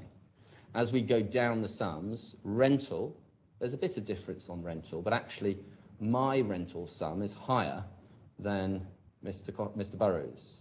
So I'm actually building into the quantum analysis more cost associated with rental, which brings down my profits.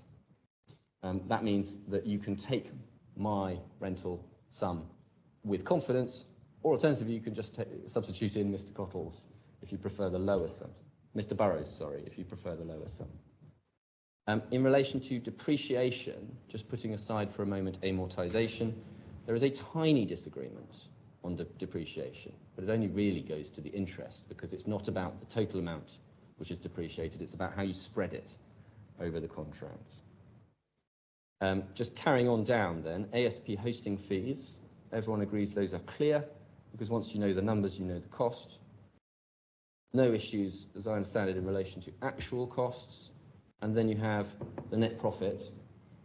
And in relation to interest, we say that turns effectively on a question of principle when you recognise the income on receipt or on accrual. And depending on when you recognise it, then that just determines that whether or not Mr. Burrows is right or Mr. Cottle is right. And if you reach some hybrid solution, if necessary, we can calculate interest for you, depending on your decisions on that. And that results in the total OIC claim. Now, there are 1 or 2 other points, because Mr. Burrows raises 1 or 2 other points. And if you go to page 1399, you see his summary. There are 2 other points which emerge from his schedule other than those which I've taken you to in relation to Mr. Cottle's. So the first, as we go down, you'll see it says royalty fee. So we need to look at the question of royalties. Then we go down All of the rest is as I've described, except when you get down to the third box, you see the fourth entry there under final fixed cost savings. You'll see depreciation and amortization.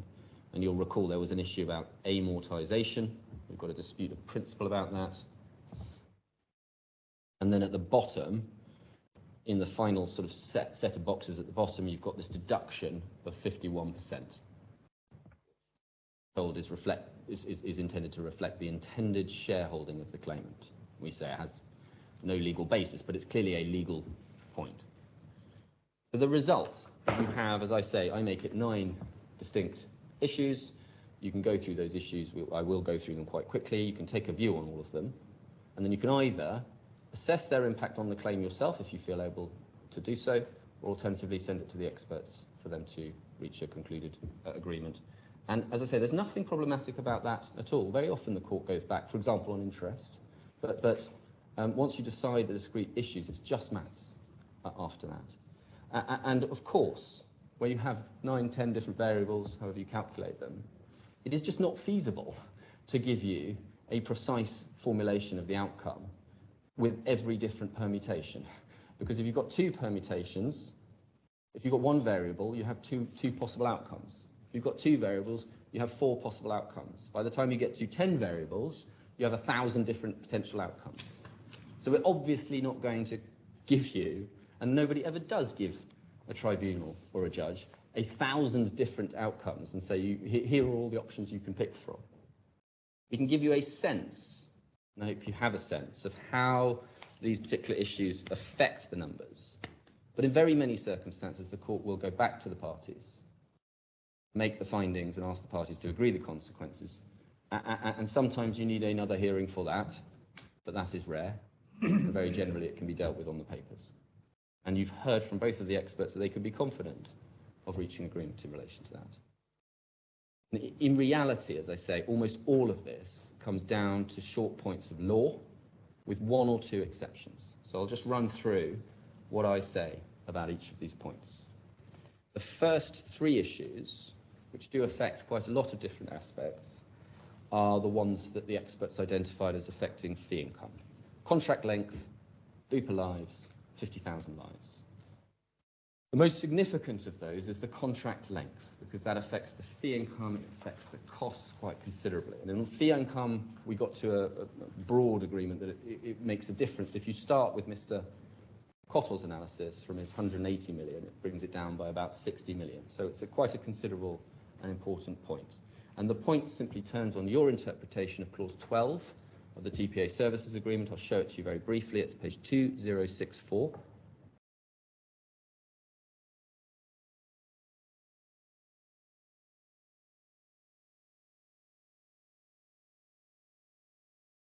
And you'll see it says this agreement begins, this is the famous missing date, as of, so if you accept my case it's binding, it starts on the date that it was binding, for a period of 3 years, contractual period. Automatically renewable for a mutually agreed period or periods, unless one of the parties notifies the other of its intentions not to renew, by providing to the other party at least 1 year prior notarized notice period at the end of each initial or renewed contractual period. So you've got a contractual period at the end, not before the end, at the end of the contractual period. You can give your notice of termination, and then there's a 1 year notice period that follows. We say it's very clear from the words. And the next paragraph makes it even clearer. Next sentence, for the avoidance of doubt, the client shall continue to renew in-force business and place new one with GLOBEMED during the 1 year notice period. You wouldn't need that if the notice period was already within the original contract period. It would be completely unnecessary. So they have to explain there's what is defined as the contractual period and the notice period, and in the notice period you have the same obligations as in the contractual period, 3 years plus 1. So we say the answer is clear, it's a 4 year contract. Now, as my learned friend has repeatedly emphasised, intentions are important. You normally get the intentions from the words, but you're entitled to look around at the factual matrix which surrounds it. part of that factual matrix is the terms of the Memorandum of Understanding. And if we go to page 2098, if you had any doubt about what that clause meant, it is abundantly clear from the MOU. There's a particular provision of the MOU, and if we look down at the bottom, do you see under the heading B, little Roman numeral 1, that it's defining the TPA services agreement, and they define that as the cooperation agreement, between investment entity and GMGHS based on the following. 1. Investment entity and any of their UAE-based subsidiaries or sister companies or companies specialised in the insurance sector and in which they have shareholding, management or control interests, including Oman Insurance, hereinafter referred to as Investment Entity Group respectively, shall sign the standard cooperation agreement with GMGHS attached herein, and this is the important bit, for a first contractual period of 3 years and an additional 1 year, being the notice period prior to termination. So this is a provision of the MOU. It's between different parties. As a matter of law, it doesn't alter the effect of the TPA services agreement. It's a separate contract, as we've discussed. But of course, the same human beings, the same individuals who signed, who agreed to the MOU, who negotiated and agreed it, also negotiated and agreed the TPA services agreement. So their intentions, as you can see, about what was intended by the TPA services agreement must be consistent. And they are clear. They intended the TPA services agreement to be 3 years plus an additional 1 year. There's no room for misunderstanding in relation to that, even if you had some doubt about what Clause 12. So we say, even if there was some doubt, that would by itself be determinative of that doubt. Now, of course, if there was a clear conflict between the two, then the terms of the TPA services agreement would prevail. But if there's any doubt about what is meant by Clause 12, it is solved by this, and we say it's as simple as that. That's the answer to the question, should we have 3 years, should we have 4 years? As to the other two questions, the first is Bupa. We've looked at it before, let's look at it again. It's page 2057.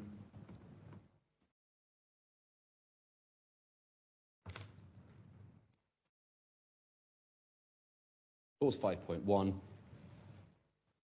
imposes expressly onto the defendant an obligation to bring across the Bupa portfolio. It says so in terms, there's no way around it. The OIC, the defendant, was contractually obliged to engage the claimant to administer the Bupa portfolio.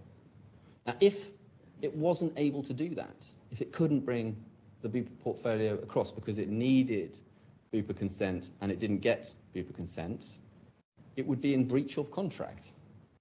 I can agree to do something, I can agree to give you a service that turns out I can't provide.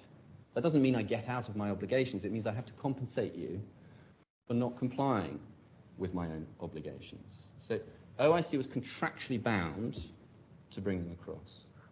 And the whole basis on which you quantify damages is you quantify it by reference, by comparing what actually happened to what would have happened if the defendant had complied with its contractual obligations. When you are looking at the counterfactual, assume that the defendant complied and therefore that it brought along with it the Bupa. Again, it is as simple as that. That is the end of that issue. As I say, if they'd gone ahead with the project, but they hadn't transferred the Bupa portfolio, whatever the reasons, then that in itself would have been a breach, and at that stage they would have had to compensate my client for that breach. That would have been the claim instead. You brought everything except for the fact of whether Bupa would have consented is neither here nor there. That's why I say it's a short point of law. Include Bupa either way. Now, for what it's worth, on the facts, it's abundantly clear, we say, that Bupa would have been transferred. They worked with GLOBEMED in Kuwait, a sister entity in Kuwait. They signed those contracts shortly after this deal collapsed. But in relation to this transaction, in the run-up to go live, they gave every indication that they were going to agree. even approving details of the plans for the transition. And that's an email in particular that we relied on, which was at page 2904. I won't take you back through all of that, but 2904, and then on page 2905, that they appeared to consent or agree with the plans that were in place. Now, it's not formal consent, but the question is, therefore, would they have just changed their minds? They'd done their due diligence, they were just getting themselves comfortable, and they were moving forward. And what happened in the end, when we go to page 3665, was that they were stood down, effectively. Looking at this process, and at page, on the 14th of May, Bupa emails and says, we've heard rumours that this might not be going ahead. Tell us what to do. Because we're committing resources to this, so if this isn't going ahead, we want to stand everyone down. We don't know what the response was to that email, but presumably the response, whether it came then, whether it came a week later, was all stop. And so they walked away. Of course they walked away. They're not going to keep working out whether they're going to consent to a deal that's no longer on the table. So, as a matter of fact, you can have confidence when you're assessing what is likely to have happened that Bupa would have been transferred, they would have consented to come across. And as a matter of law, it doesn't matter. As to the 50,000 lives point, if we go back to page 2057, there is this carve-out in clause 5.3. So that 5.1 gives the exclusivity, it's 2057. And then clause 5.3 is one of the bases for that, but one of the derogations, as my friend put it, to that exclusivity. In 5.3, the terms are very specific. Notwithstanding anything to the contrary in this agreement, the parties agree that on exceptional basis, the client shall have the right to contract and work with any other TPA to be able to serve its future customers that approach the client after the date of this agreement. Just pausing there, I paraphrase that as being new customers. My own friend said it's wrong. That, I say, is a natural reading of that. It's only new customers who come along afterwards, because basically what it's saying is OIC is responsible for transferring all of its existing customers. If new customers come in who just say, no, not GLOBEMED, then that's a different category altogether. But then they have to, quote, specifically request services by another TPA company. In those circumstances, there's further preconditions. One, the client performs best efforts to place the business with GLOBEMED, and two, wherever possible, GLOBEMED's given a chance to meet with the customer and present its services. So all of that would have to happen. So all of those conditions would need to be satisfied to justify removing any number of lives from the portfolio. There is literally no evidence that that could have happened, would have happened, was even in contemplation.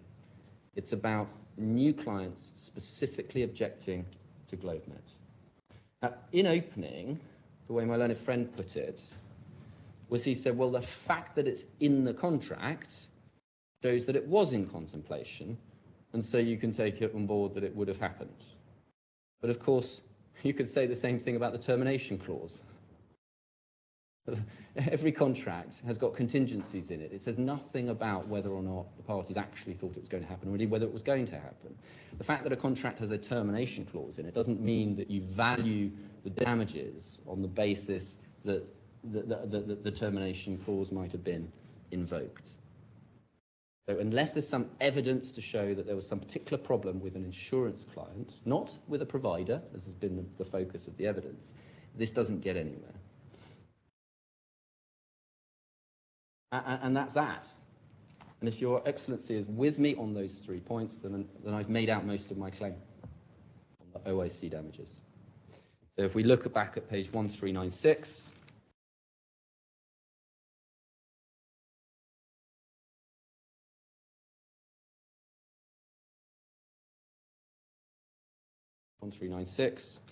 if you are with me on those 3 short points of law, which I say are very simple, you get to 180 million dirhams in administration fee income. Vast majority of my claim. And obviously, if you disagree with me, on any of them, then there are various different permutations, and it depends on what you disagree with me on. If you disagree with me on 3 years and 4 years, then that 180 goes down to 120 million. If you disagree with me on Bupa, as we understand it, that 180 goes down to about 153, 154 million dirhams.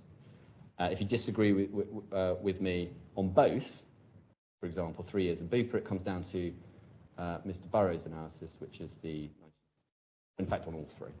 So, it's not possible for us really to give you, well, we could give you 8 different permutations for that. We could give you 1,000 different permutations if you wanted it. But if you're with me on all three, you don't have to worry about any of it. Now, the second line of revenue is in relation to volume rebates.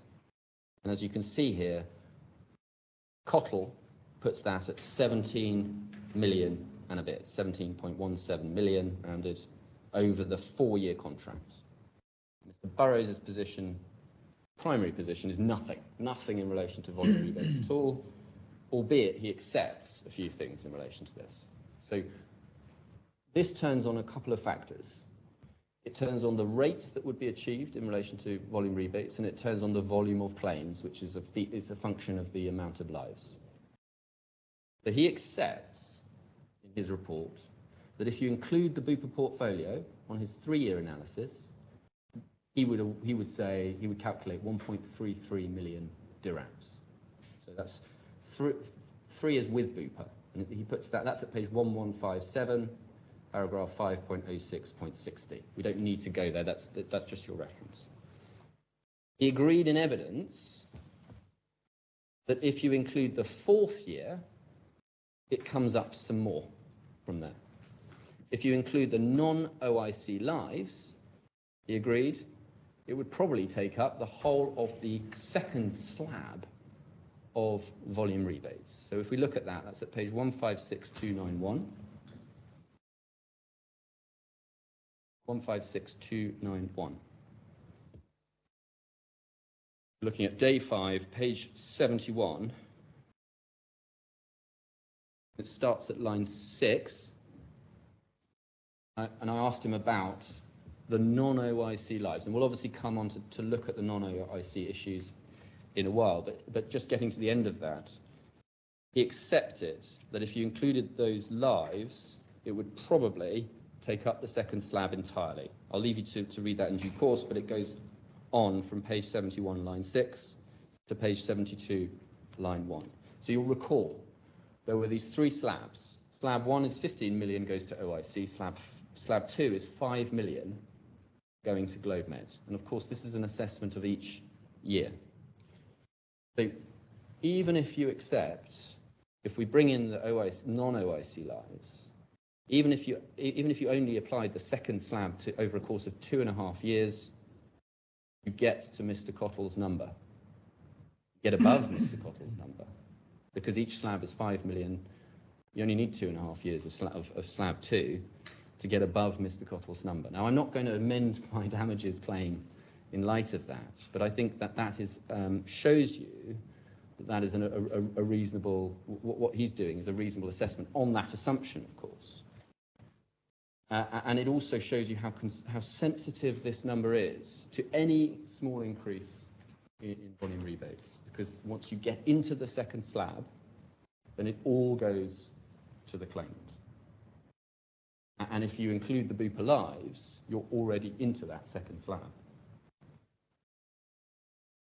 And I would put it like this. Mr. Burrows' conclusion that GLOBEMED would have earned no volume rebates over this whole contract would have been an extremely surprising suggestion to the parties at the beginning of the contract. It's plainly sensible to cross-check the results of the analysis with what everybody expected at the beginning of the contract. The expectation at that stage was that volume rebates would make up about 20% of net profit in the first year, 16 and 14% in the following 2 years. The result of Mr. Cottle's analysis is about 9.5%, so well below on that basis. But of course, Mr. Burrows is saying, no, nothing. That is, you can't take that analysis too far. I accept that. I'm not basing my claim on those figures, but it's a useful cross-check for you to do. What would two serious commercial parties expect at the outset of the contract? Now, the question is in part, but not entirely, about whether or not GlobeMed could have obtained better rebate percentages than OIC actually got. It's not entirely about that, because as I've said, there are a number of concessions by Mr. Burrows in his evidence that even on his percentages, if you add in these non-OIC lives, etc., you get some more rebate. Now, OIC, as we know, GlobeMed, as we know, had previously obtained higher rebate percentages. Now, we know that was on a small portfolio. We know that. But that is another indication that they might have been able to improve the rebate percentages that were being obtained by OIC without GlobeMed's help. And indeed, that is part of the purpose of appointing a third-party administrator. That's what they do. That's their business. In relation to this, Mr. Saliba's evidence was that he understood that prior to this deal coming into place, OIC said they hadn't focused on the volume rebate side of the business. But I accept this part of the case, the volume rebate case, does require a degree of assessment. You have to do your best, try to understand what the claimant would have earned. Now, you might find that the 17 million, and I suggest you should find the 17 million, is a perfectly reasonable assessment of what would have been earned in relation to this. You might assess the loss as slightly less. You might assess it at something between what the 1.3 million that Mr. Burrows accepts for 3 years with Bupa and the 17 million that Mr. Cottle says for 4 years with Bupa. And it is perfectly legitimate for you to take a broad brush approach here if that is where we get to, because this is an assessment, it's not maths, this bit. But I would ask you to note, if you accept, I'll come on to the non-OIC bit, but if you accept that some non-OIC lives could have been won, which would have been won by my client, then Mr. Burrows, as I've said, accepts that it would have probably taken up the whole of the second slab. And if it did that, as I say, even for 2.5 years, then you exceed Mr. Cottle's calculations. So on this, I would suggest, Your Excellency, you should see whether you agree with us on non-OIC lives, and I'll come on and talk about that. And if you do, then your assessment of this part, the volume rebates, is going to be at the top of that scale between 1.3 million and 17 million. If you don't agree with me on non-OIC lives, then the question is going to depend on the percentage that you think GlobeMed could have achieved on volume rebates during the period. And you'll have to make an assessment of where we are on that scale. So if we scale up Mr. Burrows' 1.3 million with Bupa, if you accept that and say, yes, it's going to be a 4-year contract, you scale that up to 4 years, then we maybe take a figure of 1.7 million, something like that, then that is the range, 1.7 to 17 million. Those are the points on revenue. That is it really on revenue. You've got the 3 points, 3-4 years, Bupa, 50k, and then you've got volume rebates. That's it on revenue. So if we go back to page 1396, we can look at the cost side of the equation. Oh, yes. I'll clear that up. Thank you. Sorry, I thought I'd cleared that up, yeah. So, as I think I garbled it, that's for sure, but whether I got to the right point in the end. On the costs, we had a lengthy discussion about payroll and general costs. And the true position, whether I said it before or not, I'm not sure, is that the defendant's expert, Mr. Burrows, is higher on payroll. He comes in at a higher number on payroll because his assumptions are of a larger headcount. That's really why. And then Mr. Cottle, the other way around, someone's given me false instructions. Thank you for that. Thank you, it's very helpful. Take that back. Never read out notes that you haven't read in advance. Start again. So when we're looking at the cost side, the payroll is by far, we can see it on the schedule, the payroll is by far the highest summed there. And Mr. Cottle comes in slightly lower on that, and Mr. Burrows comes in, sorry, Mr. Burrows comes slightly lower on that, and Mr. Cottle comes slightly higher on general costs. So when you put them together, they net off between themselves.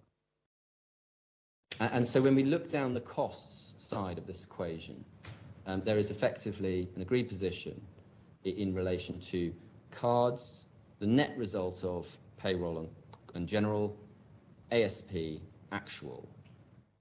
Now, in relation to payroll and general, parties obviously have slightly different ways of getting there. One of the parties, the defendant, uses figures that they find in the MOU that have been, as Mr. Burrows put it, flexed. So they're effectively using the MOU as the starting point of all of that. Claimant has asked Mr. Saliba, what do you actually do when you set up one of these organisations? How much space do you need? How many staff do you need? Now, there is obviously a difference of view about which is the better approach. And we say it's better to use actual people who can explain rather than some summary that was prepared in advance. I put that to Mr. Burrows, and I would suggest rather extraordinarily, when I put it to him that Mr. Khatib described them as rough estimates, he felt able to disagree with that. That's a question of fact as to how the parties approached all of that. His evidence on that is at page 156295, day 5, page 88, line 1, page 99, line 4. That, I would suggest, was just one example of his willingness to give views on issues which were well outside his expertise. He started giving evidence about the market, he started giving evidence about other things. This was just pure fact. So my learned friend cross-examined Mr. Cottle at length on why he relied on Mr. Saliba and not on the MOU. But ultimately, all of that is irrelevant. In fact, it only reinforces the position because they come out at the same if you assume the same starting point. If you assume 4 years BUPA and no exclusion, you get to the same numbers. And that in itself gives you confidence in the analysis because we've come at it from two different angles and we've reached the same number. There's a good cross-check. On Mr. Burrows' assumption, his report, the 3 years, no BUPA, no 50,000 lives, the difference was only 1 to 2 million dirhams. That's what he couldn't give me a final number, and frankly, he was extremely reluctant to give me any number at all. He clearly didn't want to help on that. And that, we say, reflects somewhat poorly on him. His duty was to assist the court in relation to that. But he seemed to be more interested in emphasising just how difficult it all would be. So ultimately, you can be confident that there isn't any real factual dispute that will affect the bottom line when you add up payroll and general. So after those three variables that we do have, and after the volume rebates, what actually is left? The answer is this. There is a small difference on rent, amortization, royalties, there's interest, and there's the 51% point. So let's just go through those. On rent, there is a difference. Now, the difference is Mr. Cottle's calculation of rent is higher than Mr. Burrows. That means the claimant's calculation of its costs is higher than the defendant's, which means the claimant's loss of profits claim on the like-for-like basis is lower than the defendant's in relation to this. Take Mr. Cottle's approach, higher numbers, you get a lower profit. So as Mr. Burrows just had to accept, can't accuse Mr. Cottle of understating this part of the cost and therefore overstating the profit. Disregard. You can, of course, simply take Mr. Cottle's approach on this, but then you end up with a higher number at the end of the calculation. That my primary submission in relation to this is you can be confident that that is a perfectly reasonable assessment of the rent. You don't need to worry about that at all. On amortization, the issue came down to an argument about mitigation of loss. That's what it really was. So these are fees. These are two assets which are on the books of the company. But the cash went out long before this contract was ever entered into. The know-how and network on the one hand, and for some sort of license on the other. And Mr. Burrows has taken those into account when calculating the costs of the business. Now, normally you'd say that these were just sunk costs. They've already happened. So that the cost of providing the services, even if these costs were relevant to provision of services, they don't actually, they're not variable costs. So we haven't avoided them. And so they're relevant to the question of damages, and you wouldn't take them into account. So what happens here is that Mr. Cottle speculates, that given that these assets, in one case were transferred, in the other case written off, in about December 2017, after the contract was terminated, he speculates that it might have had something to do with this agreement being cancelled. But he says, well, the result of that is that it might have been possible to write these off or cancel them earlier. And therefore, there might have been a failure to mitigate. But it all comes down to whether we should have done that, whether the claimant should have done that, was unreasonable in not doing that, if you take an English-style mitigation approach. But it is a mitigation approach. There's an air of unreality about all of it, because no cash changed hands at any stage in relation to this. But mitigation, just to be clear about it, mitigation is not about what loss is suffered. It's not about the assessment of loss. A mitigation point is about saying, yes, you suffered a loss, but you can't recover it because you should have avoided it.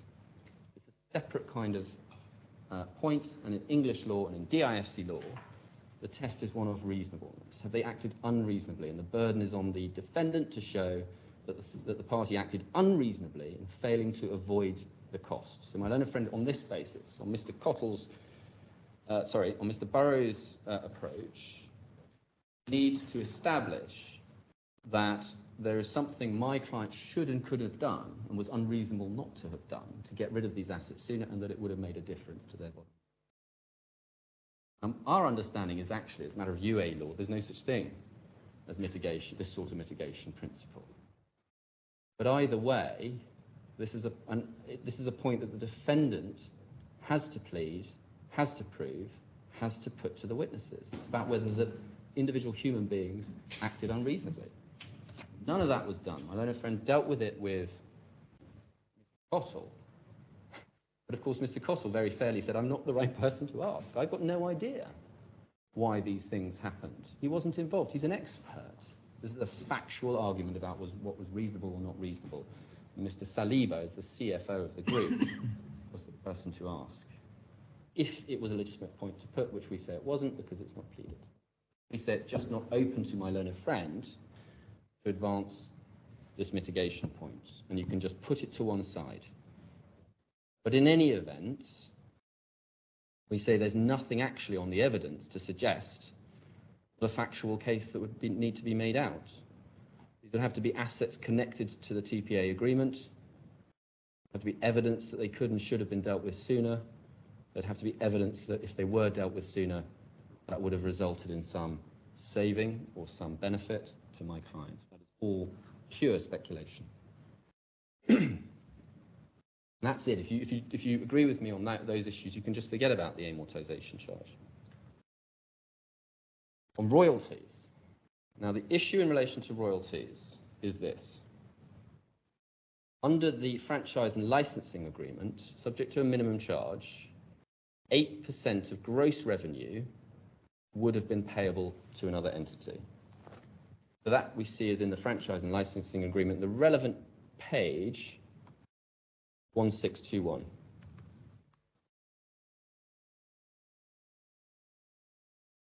This is an appendix to the relevant agreement.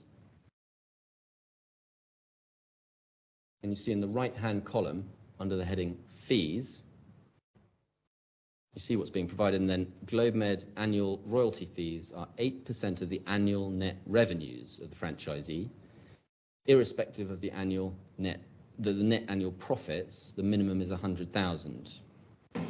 So what's going on here is the issue that Your Excellency needs to decide is whether this is a royalty fee which was avoided as a result of the termination of the contract.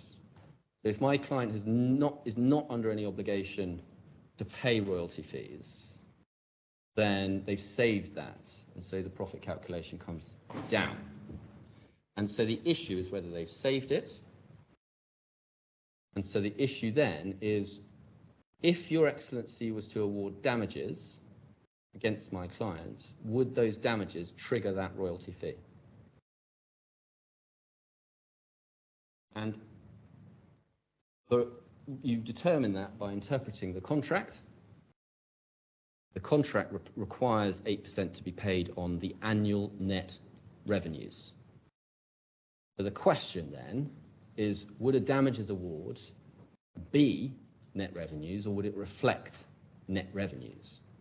Now, we say it clearly must be, in some form or another, a revenue. It's a sum that would be received by my client. And so in relation to that, they would be required to pay the 8%. In fact, we say there are only really two reasonable answers to this.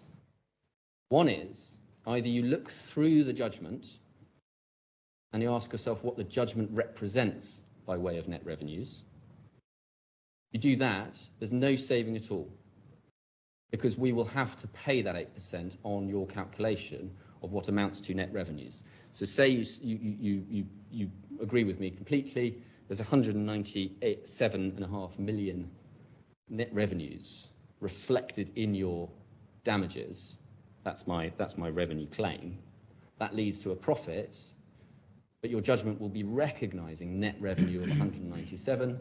So my client will have to pay 8% on that sum to a third party. If that is right, then there is no saving at all. And one sees this in relation to these sorts of issues in relation to tax, where the question becomes, if the court makes an award of some sort, is that award itself going to be taxable? And if it is taxable, you have to gross up that award to account to leave the party, the claimant, with the sum that they would otherwise have received. So that's why we say you don't take account of royalties when you calculate the loss, because those royalties are going to have to be paid one way or another in any event. Now, the only alternative to that analysis is that you recognise the judgment itself as net revenue. And if you do that, you have to recognise that we pay 8% of net royalties on the judgment. We say the reality is rather like the tax situation. You look through the judgment to the actual revenues that are being recognised. So either it's neutral, which is my primary case, or alternatively you have to just take into account and gross up the damages by 8% to reflect the fact that 8% of whatever you award will have to be paid over under this. So again, it is a legal issue. That is an issue that Your Excellency will need to decide, but the consequences of it are very clear. And Mr. Cottle has done a calculation with which Mr. Burrows accepted in his evidence he agreed. There are two other points. One is interest. And on that, the question is, when do you account for revenue being received or being accrued when you're dealing with the interest calculation? And we have to say, our position is that the defendant's case on this is very difficult to understand, because Mr. Burrows calculated this on the accrual basis rather than the cash flow basis, but the cash flow basis is the right one. Everybody knows you calculate interest on the cash flow basis, because the purpose of it is to compensate the injured party for being kept out of its money. And so you have to see when it would have received that money, when it would have therefore been able to invest that money, or if they're in debt, pay off some of their debt and save some interest. So what you are interested in is when the money would have been or should have been paid You're not interested in when it was earned for the purposes of an accounting assessment. And as I understood his evidence, Mr. Burrows eventually agreed with that in principle. The principle was effectively agreed. If we go to page 156305,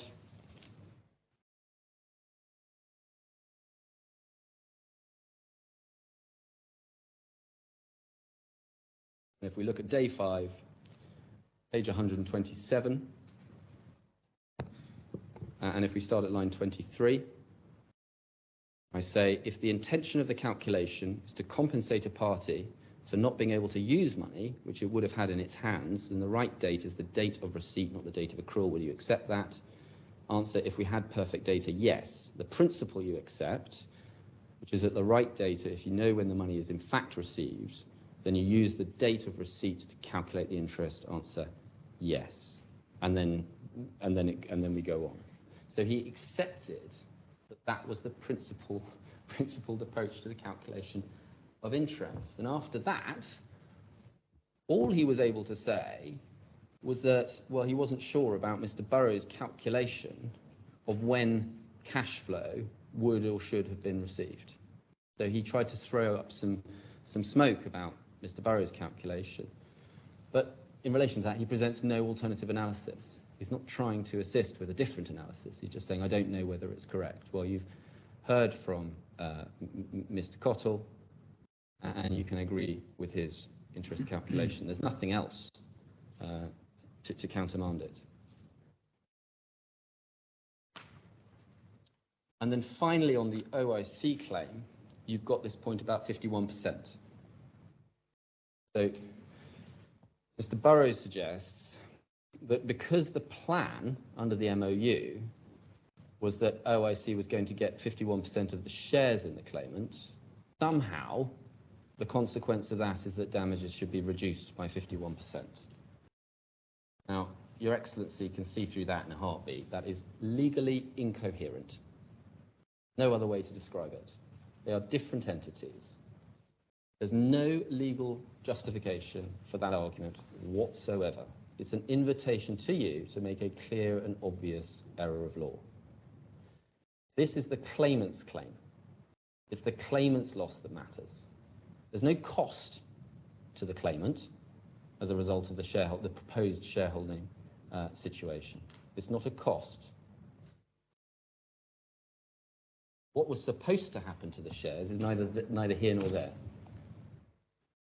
And indeed, what was supposed to happen to the shares has been the subject of litigation between the parties and Synergise.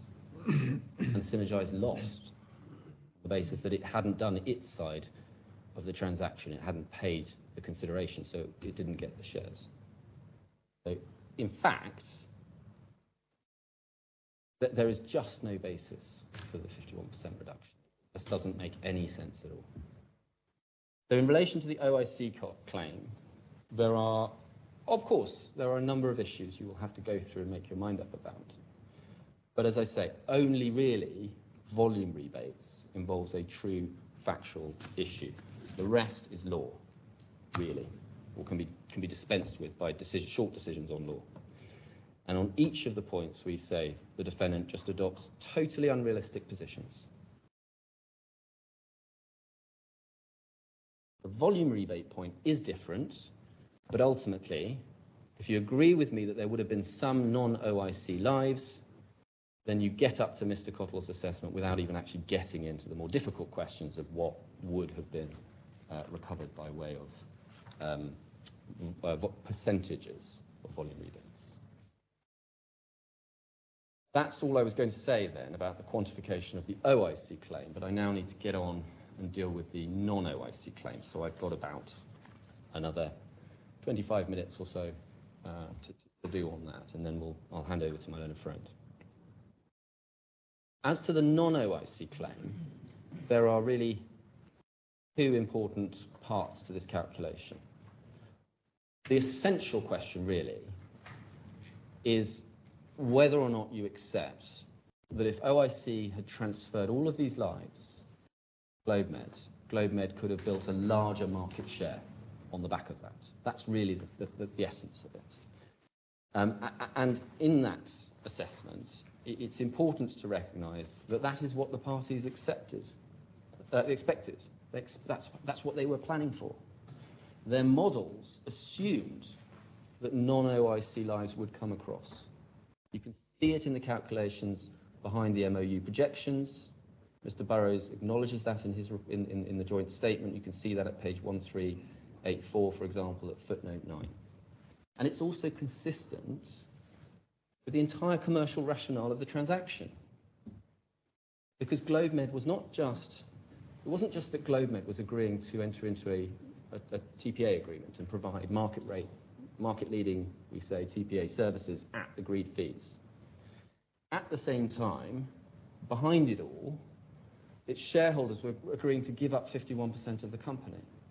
But then it's not just, I'll give you services, you give me money. At the other rate, it's the shareholders will give up more than half the company. Why would they do that if they were being compensated only through the fees? Because they needed that market-leading position to break into the market and get those other lives built, and then build out a bigger business as a result. So in exchange for that agreement to hand over the 51% of the shares, what's happening is the shareholders are then able to see a company which isn't anywhere really in the UA market is suddenly catapulted from 0 lives effectively to 500,000 at a stroke. And on the face of their expert evidence, when you remember back to Mr. Ali's evidence, if you read his report, you get a very different impression, because on the face of that document, there appeared to be quite a lot more between the experts than actually emerged during the course of the hearing. Quite a lot of it, I would suggest, came down to Mr. Ali misunderstanding why the claimant was placing importance on this strategic partner model. So he thought that what we were saying was that there's some magic in the fact that you have a single insurer behind you. In fact, our position is, and always has been, that it is the benefits of having the strategic partner in terms of lives, in terms of numbers, that gives you that improved market position. You go, as I say, from 0 to 60 or 0 to 500,000 lives in a stroke, and you leapfrog from the bottom of the market to the top of the market. Well, not quite the top, not suggesting that we were in next care territory, but as you'll recall on the discussion of the numbers, that Ali was forced to accept, ultimately, that really the effect of the transfer, just of this portfolio, would have placed GLOBEMED at least neck and neck with the second in the market. You immediately leapfrog the rest of the market. Now, in terms of what was agreed, Mr. Ali accepted the logic of that, and he accepted the benefits which come from having a critical mass of lives like that. And he accepted that he could see the commercial rationale for somebody handing over half of a company in exchange for 500,000 lives in one transaction. We see that at page 156234, day 4, page 58, lines 10 to 15. I'm sorry, it's line 1, sorry. Oh yes, thank you. It's page 156235. My transcript references were inserted very quickly at the beginning of this hearing, so they're a little bit less rather. And it's page 58 and line 10. You can see why, can't you, why a TPA would be willing to enter into this deal. They're giving up 51% of the company to go from 0 lives under management to 500,000 lives under management or more. You can see the commercial rationale for that, can't you? Yes, I can. And he recognised that size, in terms of numbers of lives, was one of the most important factors. Does that at page 156224, day 4, page 14, line 8. There's the size of the TPA it's the size of the TPA that often will determine the benefits it can provide to the insurer.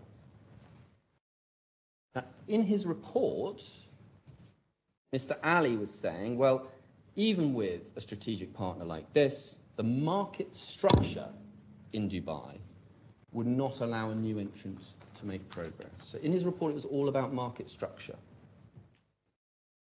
But he moved away from that substantially. He accepted that GLOBEMED would have been right up there with NAS, which was the second biggest TPA in the market, and on his own numbers, compared to the actual OIC numbers, GLOBEMED would have been the second biggest TPA in the market by 2017 or so, even without attracting any more lives. That's the position. And he accepted, if we go to page 156239, 156239, so we're on day 4, page 77, lines 14 to 20. He accepted that all things being equal, a TPA in that position in the market would have a very good prospect of attracting the 137,000 lives which form the basis of the non-OIC claim. So it's page 77, lines 14 to 20. The point I'm making is that the reality of this is that all other things being equal, we come back to the other points that you raised, but in this market, a TPA with 500,000 or 600,000 lives in 2016 would have been well placed to pick up ultimately over the course of a few years this number of lives, wouldn't they? All other things being equal, yes. So what were the distinguishing factors? What was it that was not equal that he was relying on? We saw there in this market, he was accepting in this market, the market structure wasn't the issue, but that in his report was absolutely the major impediment why he said that GLOBEMED would not have made any progress. So if we go to page 1263, bundle E,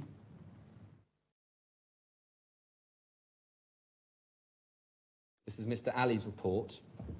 You can see it's 6.2.1, Roman numeral 1. Mr. Yusuf in paragraph 14 agrees with the description provided by him regarding how the strategic partner model operates. In my opinion, while the theory behind the operation of the model would appear to be logical, the realities of the UAE market structure, as distinct from Kuwait, would make it difficult to attract other TPA clients merely by virtue of the existence of a strategic partnership with a large insurer. And then it's just below it at 6234. There's over. No. We're on page 1263. He says, overall, in my opinion, I do not believe that the advantage cited would have been achieved on the grounds that GMGS would not have been able to secure non-OIC business in the context of the then current UAE market structure. Even if it was able to do so, the model offers no advantages any different to those provided by, for example, the market dominant TPAs. So in his report, it was all about structure. He maintained that at the start of his oral evidence. So if we go to page 156221, day 4, page 4, then we're on line 2.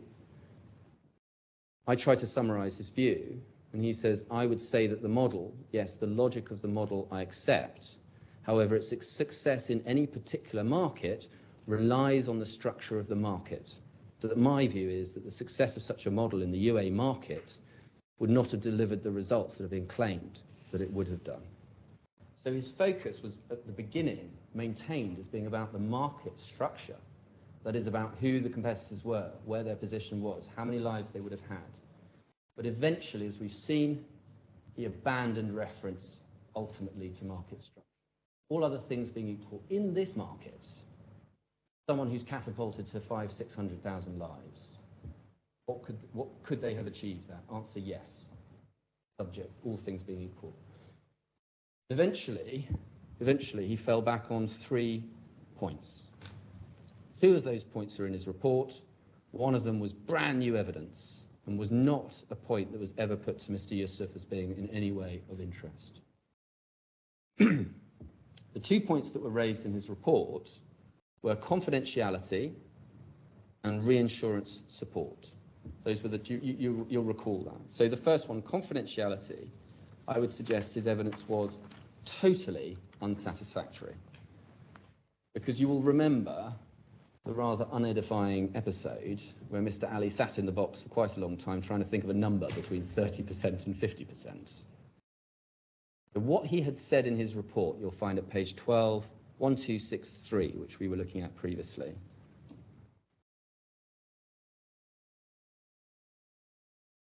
para 6.2.2, Roman numeral 2. That in my view, I believe it highly unlikely that insurers would be willing to switch to a TPA that had a majority or significant ownership of a competing insurer. And I pointed out to him that the second placed TPA, NAS, was owned by Cigna, which was an insurer. And he said, his response was, well, it's not a majority owner. But in his original evidence, as we can see, it would still be a problem if it was a significant owner, and it was 30%. So then he was stuck with a problem where he'd said something that appeared to be inconsistent with the evidence, unless somehow you could make significant mean more than 30% and less than 50%. So I asked him what he was thinking, what he meant at the time that he wrote it. And he sat there for a long time and he said something in between, 40%. So that's why he ended up basically driven to trying to come up with evidence on the spot, making up evidence in the witness box, unfortunately. Now, ultimately, his views on confidentiality were totally overstated. So the concern is that because you've got an insurer majority, significant 40% involvement, somehow that's going to be of concern to other insurers that there might be a confidentiality breach. But he accepted a breach of confidentiality of that sort would be highly damaging to a TPA for their business. That was page 156, I think it's 246. Just give you the reference and move on, but it's day 4, page 80, lines 13 to 25. He accepted there would be huge damage. And I think, as Mr. Yusuf put it, you recall, he said, if you've got no confidentiality, you've got no business. It's terminal. Mr. Ali accepted it would be hugely damaging, and that must be right. Confidentiality is absolutely critical to this sort of business, and insurers trust TPAs with confidential information all the time. That's the model of the business. To any insurer, because obviously all insurers know that TPAs service multiple insurers. So any insurer who refused to use GLOBEMED on the basis of its shareholding by Synergize, not by OIC, would be taking an irrational position.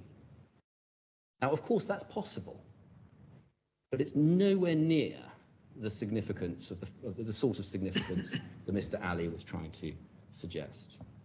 His suggestion was that somehow a TPA with lots of insurer clients, his other suggestion, his second sort of fallback, which he came up with in evidence, was that somehow a TPA who had lots of insurer clients would be better placed in the market than a TPA with one insurance client. That, we suggest, was just him also making up evidence in the witness box once it became obvious that his market structure point was falling away. His evidence was that the importance of them having multiple insurers behind you wasn't a point that occurred to him in his first report, but he thought about it when he was preparing for the joint statement. If it had been that significant, he would have thought about it and put it into his first report. And when he actually did think about it, he would have raised it in the joint meeting. He would have raised it.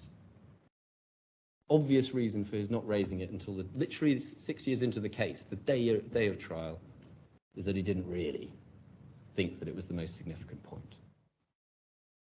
And then the final point we had on this was reinsurance support. So he was of the position that if you have reinsurance support, you have some sort of advantage in the market. But he accepted not all TPAs had that support. There were very successful TPAs in the market without that. He accepted not all insurers wanted that sort of support. He couldn't help us with what sort of proportion of possible opportunities would be affected by this sort of concern. And this is just another factor trying to defend the conclusion rather than actually the rationale. He accepted that the market was highly fluid. For your note that that's at page 156238, day 4, page 72, lines 6 to 11. He ultimately accepted that it was growing in numbers of lives. That's the number, that's actually the insured population. That's 156235. day 4, page 61, lines 17 to 20. He ultimately, though it took some time, accepted that the TPA portion of that, the percentage of the market, the insured lives that were under TPA management, was increasing significantly. We have that at page 156236. That's day 4, page 62, lines 14 to 25. So all of that is providing opportunity for people who are well placed in the market. If we go to page 1011,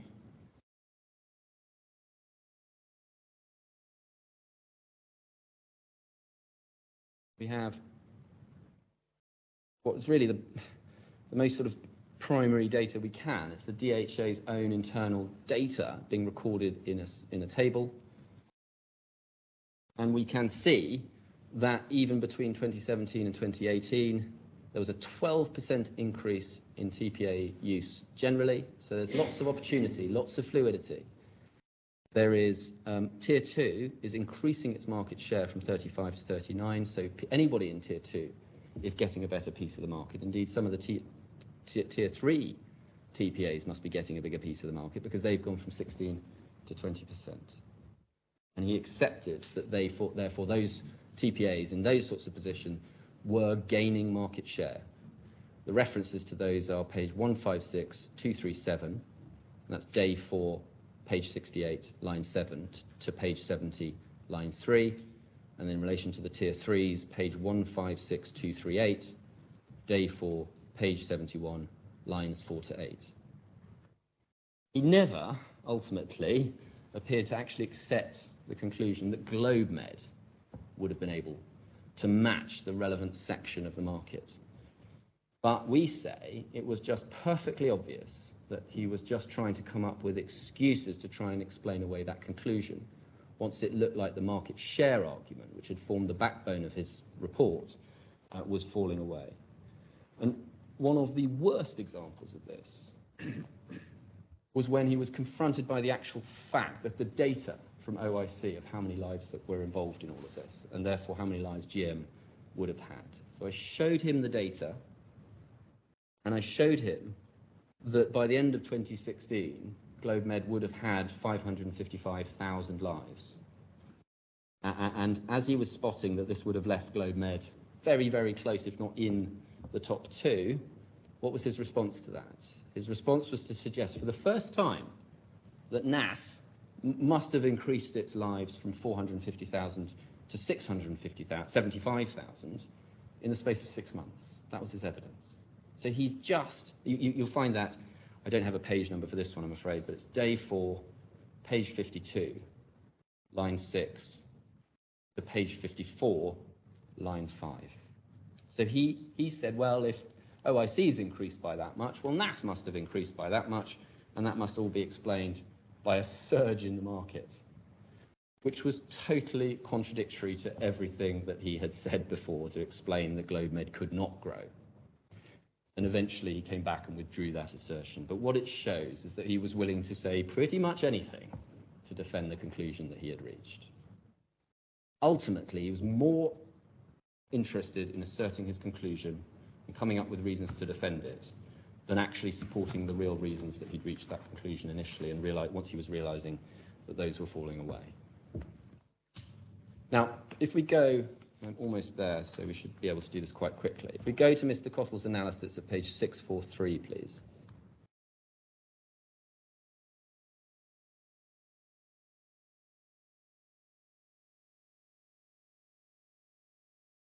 I'm afraid this screen stretches, this spreadsheet stretches across, but this is Mr. Cottle's, oh, no, it's not.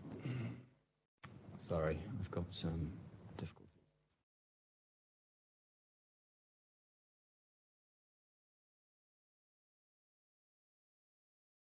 I'm suffering from the fact that this is a large document and I can't find the page number. 43? Yes, please, yeah.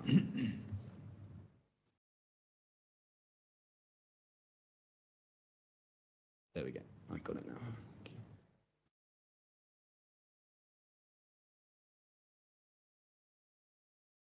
Yeah, so what you've got here is Appendix 3.3.1 of the updated report, the original report.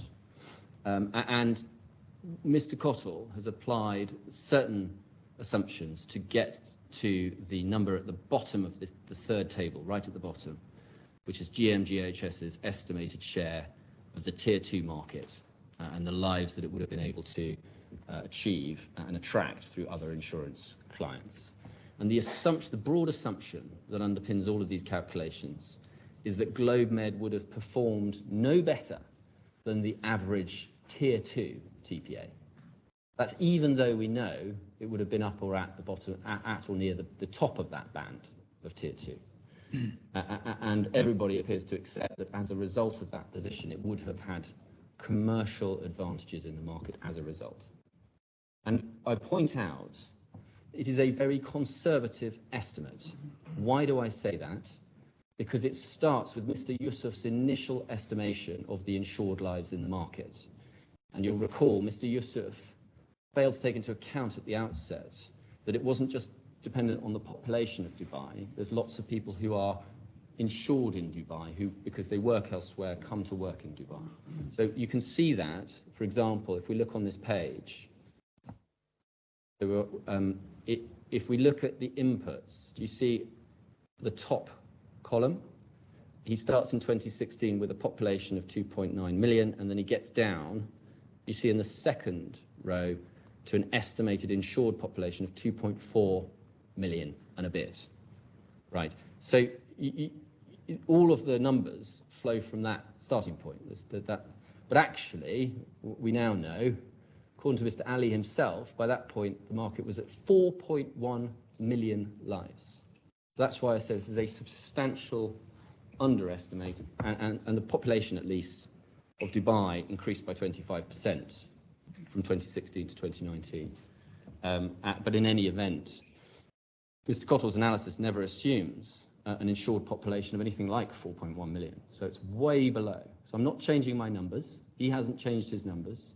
This just shows it's a conservative analysis. You can be confident that this is the bare minimum of lives which would have been attracted.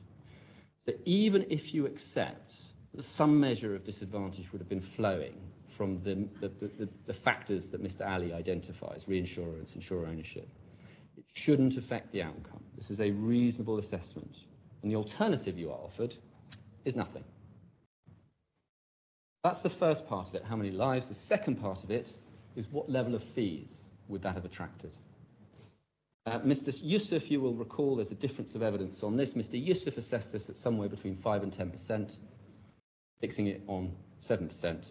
Mr. Ali accepted that 7% was in the range, but said it was at the top of the range. That's at page 156248, and it's day 4, page 111, line 11 to 24. But he said he had been told historically when he was at the DHA that the fees were around 5%. So it's based on discussions he said he had many years ago, which he hadn't actually revealed the existence of those discussions until the day of the trial. So this is not his own assessment, it's his recollection of what he was told 6, 7, 8 years ago. And we would suggest you have to question his recollection of those things, because if you remember, one of my first questions is on market share, what proportion went to TPAs of the insured lives? His answer was 75%, when in fact even in the joint statement he'd said 65. So that's all based on his recollection. And we know, we would suggest, that he was prone simply to coming up with numbers and explanations which suited his client's case. So if you accept that that figure of 137,000 is reasonable, then Mr. Cottle has calculated the losses flowing from that, and you find that on page 1397. It leads to and in that calculation you will see the same sort of lines that we've been discussing about the OIC calculation. There is no alternative calculation of this part of the loss other than the assertion that there would have been 0 additional lives that would have been attracted. And so if you accept my underlying figures in relation to this, I suggest that you should also accept the number that comes out at the end of that calculation. And that is where we are, Your Excellency. Those are really my submissions, unless anyone has anything they want to raise. Beg your pardon.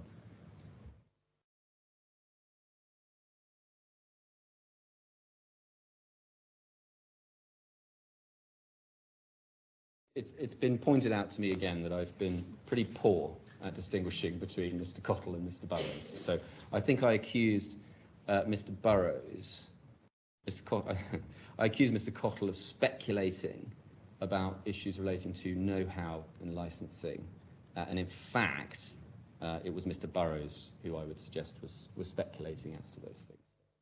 And I apologise to Mr. Cottle for being useless with names.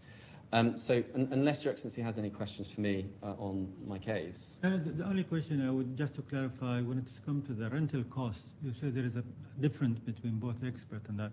The reason for that, is it a 3 years, 4 years issue, or the rate of? There's a number of issues between them. So my rental costs come out higher because I have a higher head count.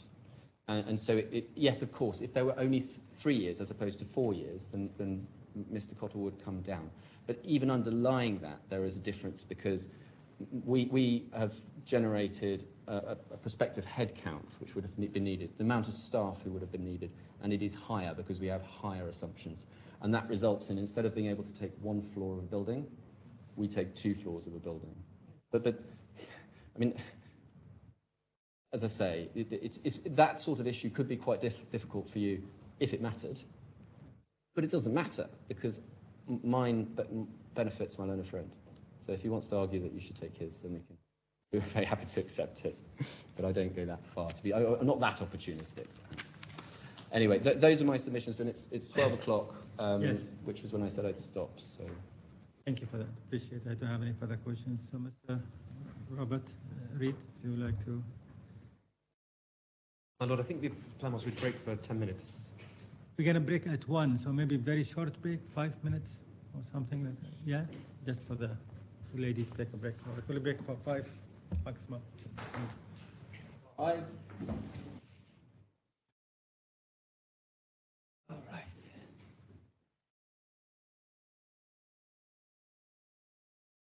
Read, your turn. My Lord, a learned friend suggested in opening that the defendant asks the court to take startling positions, including by making factual assertions that are demonstrably wrong. Well, my Lord, there is nothing startling about any of OIC's positions, which remain substantially as they were in opening. And as I'll seek to show in closing, the factual assumptions advanced by the defendant are demonstrably correct. Starting point, we would say, is to ask what really happened.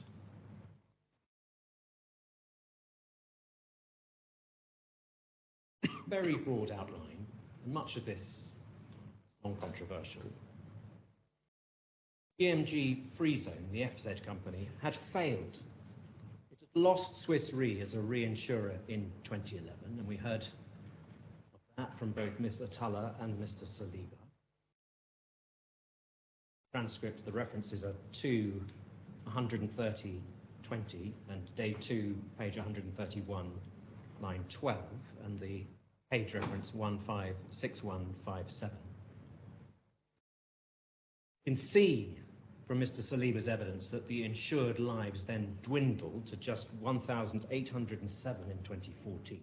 Lapse. Lives being under management of S. Statement, paragraph 99D. Your Lordship will remember, Your Excellency will remember that table. It's been much discussed. There were obviously, at around the same time, significant costs incurred in requiring the setting up of an onshore vehicle because it had to be moved offshore, onshore, and there were going to be regulatory consequences of that. That happened in 2013 with the establishment of GH.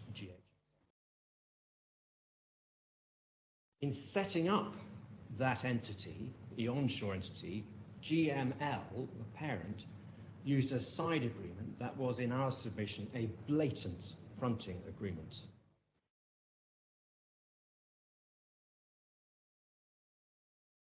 In those circumstances, only an exclusive TPA with OIC provided any hope of survival. GMGHS was willing to give up, or GML, sorry, was willing to give up a 50% stake for that partial exclusivity. It was implicit, we say, in the transaction that the shares should be transferred to secure that majority stake, which is the price of the partial exclusivity. And it was implicit too, went without saying,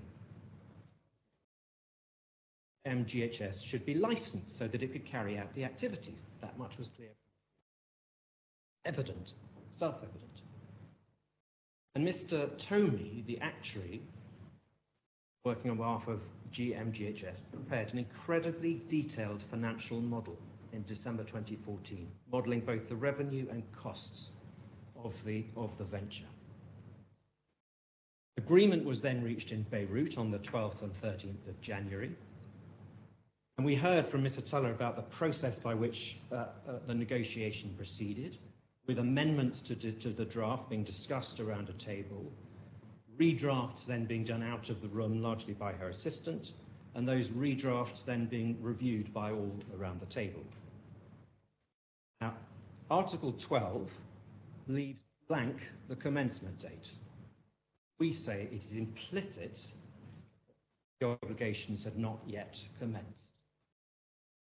Ms. Tuller and Mr. Saliba initialed every page, and we say, and the relevant page to your Lordship's reference is F2046, we say that the blank in Article 12 would have been glaringly obvious. There was a subsequent email exchange. Mr. Tuller and Mr. Saliba allege a specific agreement that the TPA agreement should be effective on signature. Please, sorry to interrupt. What's your position on the first page? There is already a... First page. Well, yes, my Lord, Your Excellency is right. It has a date of signature, and that is an effective date. There is a straw man that's being presented. There's what is being said about our case. We are not denying that there is any agreement. We are saying that it is an agreement subject to a condition precedent.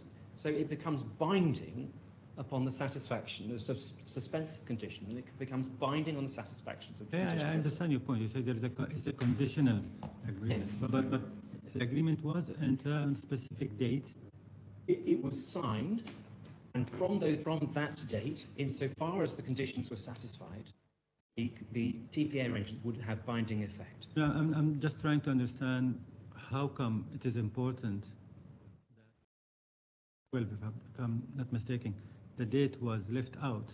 Yes. While there's already date being in the first page of the agreement, already filled in. This is my struggling point. We say in circumstances where there were conditions precedent, the parties left blank the commencement date in Article 12. As and when those conditions were satisfied, the commencement date would have been filled. Sorry again to interrupt, I just want to... And so, yes, there's an effective date when it's signed, and you heard the points taking cross-examination.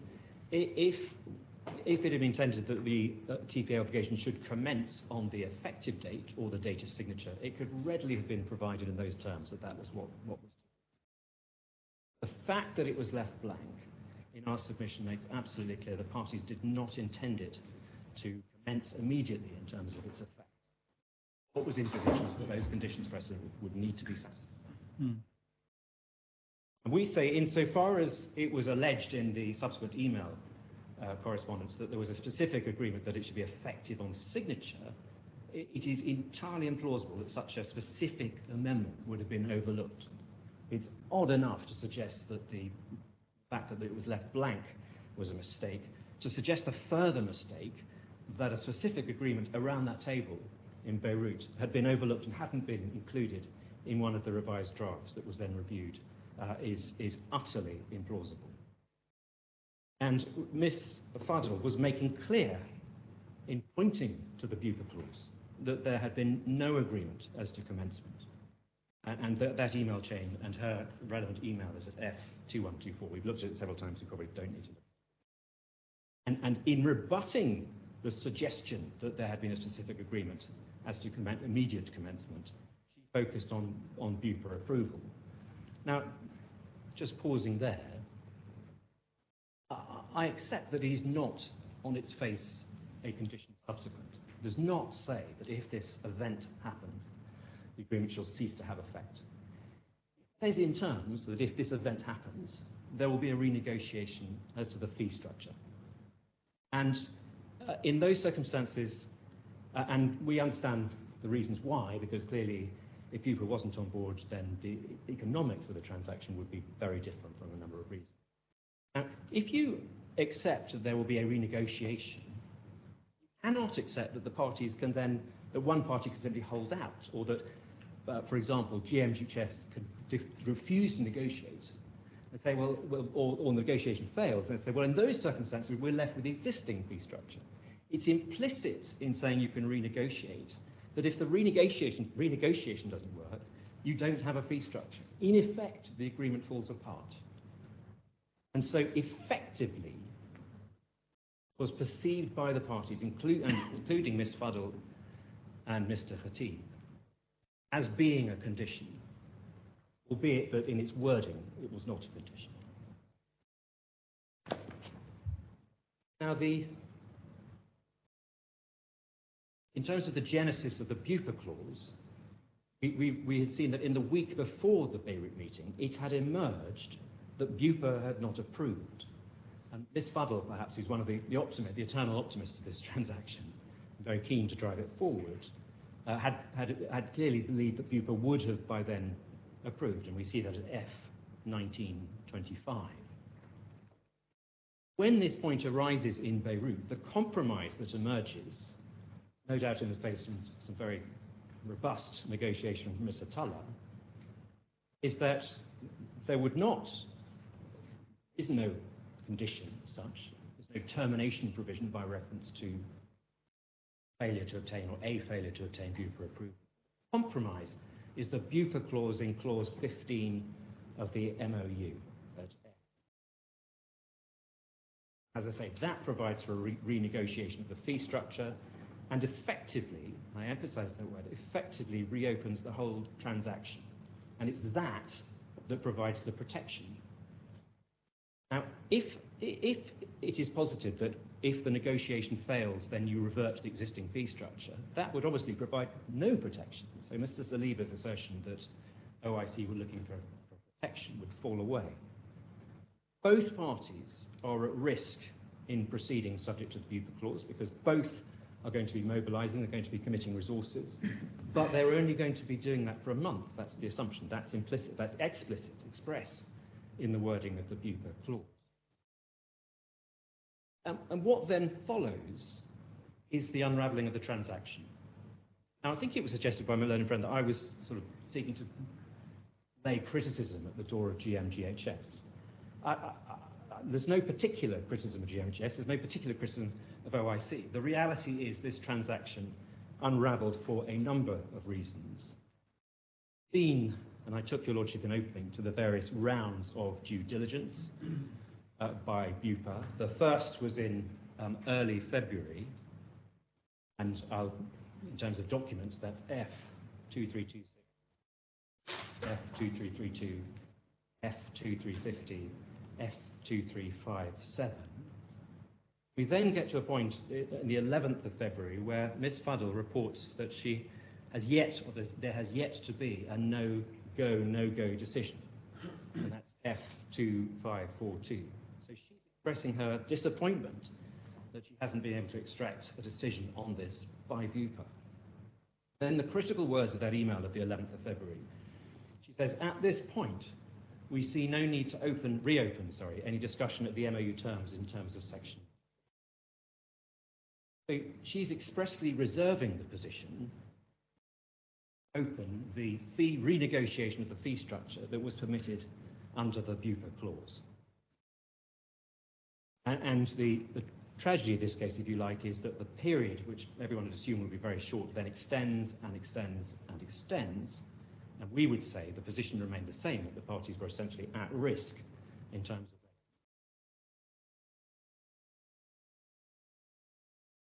the second round of due diligence is in late February, and again a couple of references which I think I took. opening F2613 and F2694. And I would say in passing that it's all right for my friend to cherry pick one or two documents in which there's expressions of optimism or people believe that, but if your lordship is able or has the opportunity to read that train of correspondence between the signing in January and the notification letter in May, it is a story in terms of almost everything going wrong with this transaction. Then in late March we have a third round of due diligence and from F2957, F3138. And provider non-acceptance, so hospitals being concerned about GLOBEMED, becomes what is said to be a red flag. There are, we don't need to look at it now, but F3227 evidences concern about BUPA not having been in contact. And there is discussion at F3266 about what BUPAs must have points. So there seem to be some red lines being drawn at that stage by BUPA in the negotiation. Specifically, BUPA was requiring, in its words, no worse terms on coverage, on servicing, and on pricing. And if you're dealing with a situation where you have provider refusal and you have BUPA saying, well, all our insureds want to have continuity of treatment, where they want to be able to specify the hospital as they've done, they want the American hospital, for example, then that is clearly a problem where you have providers who are not accepting. And we saw that table of providers that were refusing to come on board in terms of this transfer. So there's a real problem with provider non-acceptance. Again, in terms of references, if one looks at F3240, 3241, when you add to that mix the licensing issues that had also emerged in the same period, you can see that there was a very real problem. And those licensing issues weren't, as my learned friend sought to suggest, just in February, March, or April. They were evident even on the 14th of May, and one sees a certain amount of correspondence on that date where the position seems to be crystallizing. One also sees it in the PSR, the Progress State Report, the document that's unfortunately twisted, turned around. And that's at F3655. Perhaps worth quickly looking at that document.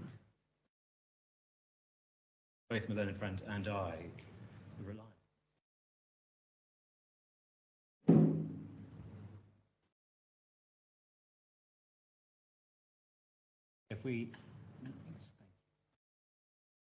So for example, at 3657, we see BUPA scoping, so activities planned for this week. So you may think it doesn't look that much, but it's just the relevant activities. So shared and explained data flow diagrams, workshops on systems, functionalities and designs, conference on shared APIs, and then activities performed this week, ongoing process as per plan. So there are a number of activities in terms of continuing to seek to persuade BUPA to give its approval. And then if we go down,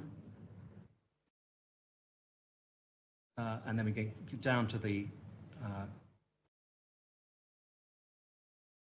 so page 3660, regulatory licenses, OIC conditional DHI license, GLOBEMED license in Abu Dhabi, and then the status column, the right-hand side, required updates from GLOBEMED and DHA related license issues, anticipated progress on GLOBEMED license in Abu Dhabi on the 14th of May.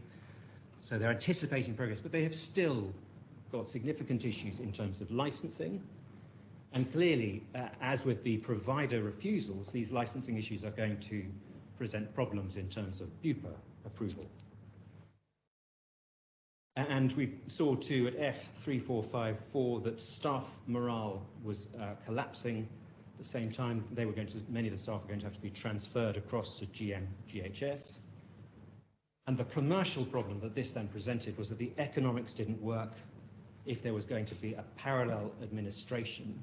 So if you could only transfer some lives but not the BUPA lives, and you continue to have to administer the BUPA lives for any significant period, you were essentially paying GLOBEMED to administer your entire portfolio whilst having to manage yourself 20% of that portfolio and essentially maintain your entire claims administration structure. So, and the references for that are F2893, 3253, and 3849. And it doesn't seem to be much between my learned friend and I in terms of the economic problems where, as I say, there was a problem, there was a situation where parallel administration of the OIC lives, including the pupil lives. And it's in those circumstances that OIC gave its notification on the 21st May 2015 after a review by the chairman's team. What we then see is GMGHS failing, and we can look at the accounts, but essentially in the following years there are some $10 to $12 million of what Mr. Saliba referred to as impressive accumulated losses. That was essentially OIC's factual case in opening by reference to the documents. I would suggest there's been no substantial damage done to that factual case, and indeed there is substantial agreement as to the commercial failure of this deal. The difference is largely, therefore, one of legal analysis of the relevant agreements. Insofar as we have heard startling positions, they are largely, in my submission, those of the claimant and its witnesses. So we've been told, for example, the side agreement was a mere record of understanding, that Mr. Hellier was providing genuine services, albeit only by phone and WhatsApp, and that Mr. Hellier could essentially choose to opt in to profits by the simple expedient of paying $150. My submission that opt-in provides or demonstrates the blatant sham nature of the side agreement. Of the side agreement? Is there, sorry, you're advancing a case that the side agreement is a sham? Company contract that's falsified. I'm grateful for that. That is why in our submission, the arrangements are so egregious in rendering false that company contract. So in our submission, the case remains one that is speculative, that is opportunistic in terms of its attempt to claim the entire amount that GMGHS would have recovered, and it's inflated, and we've seen that in relation to the letter of claim and the final.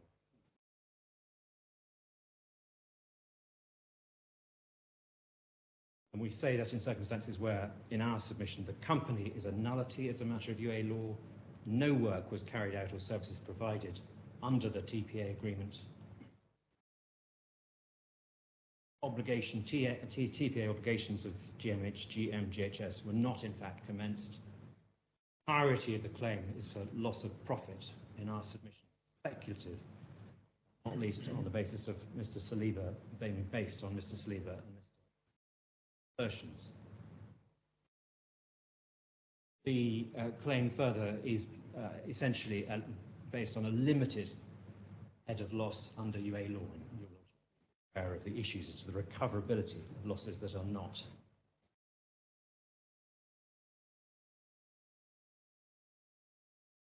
And in terms of the opportunistic nature, we say that for GMGHS to essentially do better,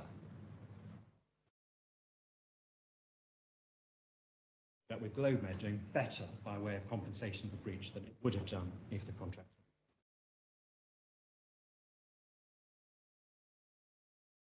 The structure of the case will be familiar to the court. Essentially, the case boils down to a number of issues. Firstly, the nullity, and we'll look at that first. Secondly, whether the agreement was binding from signature or was it suspensive. Thirdly, claim recoverable at UA law insofar as it is a hypothetical claim for loss of profit. But is it a loss which was direct, foreseeable and certain, and if it is recoverable, in what amount? Those are the quantum issues. Now, in terms of the evidence, in our submission, both of the claimant's factual witnesses appear to take unrealistic and partisan positions. Carla, in particular, took to giving answers that she thought were helpful to GLOBEMED's GMGHS's case rather than answering the questions asked. number of occasions in which he appeared to be strategizing on that basis. When asked whether the MOU disclosed a waiver of profits, rather than accept that that was the case, she was driven to answer that it discloses the waiver of shares. And only then to seek to argue that shares and profits have the same meaning. And that's line 16.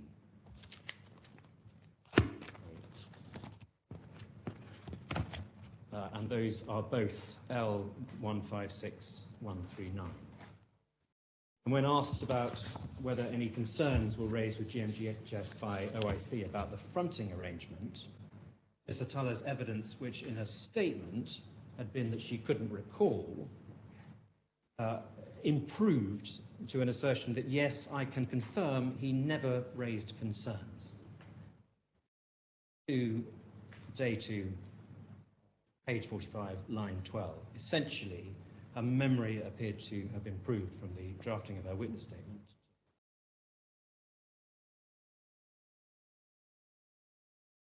Atala claimed no knowledge of UAE company law when pushed on the illegality of the side agreement. Day 2, lines 13 to 15, L156131. But just a short time later, when the issue was raised by the court, she had a very clear and impressive knowledge of UAE company capital requirements. So, see that at day 2, page 29, lines 8 to 14, L156131. Just sorry to interrupt, to be sure, when the court was asking about the minimum capital of the L.L.C, Yes. I was referring to 300,000 dirhams just to buy the amount of 150 that Mr. Adil Al-Haloui have to pay. I think she was clarifying the capital is 5 million. Yes, I think Your Lordship was asking whether the 150 was the company capital requirement.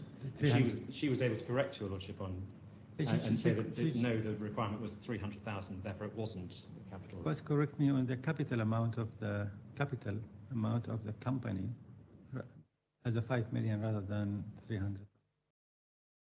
Just to clarify this. And I sorry to interrupt again. I do remember she was clearly saying that she don't have that much of experience in UAE law, and this is why they are outsourcing a UAE law firm who has a knowledge on the UAE. Well, it also gave her, in my learned friends, a smokescreen when taxed as to, well, in effect of the side agreement. She could say, well, this is UAE company law. Essentially, we contracted out to local lawyers and therefore. Apologize again for the. Mr. Saliba claimed to have drafted his own statement, notwithstanding that it contained entire paragraphs of wording that were identical to those in Mr. Tuller's statement. Day 2, 1 at L156154. The explanation given for that was that he said they were standard terms used to describe the company's business, on the basis that was only one description for this activity. A2, page 121, lines 7 to 16, L156154. We say that's obviously implausible and raises immediately questions as to the credibility of Mr. Atala and indeed the authorship of sections of his witness statement. Sorry.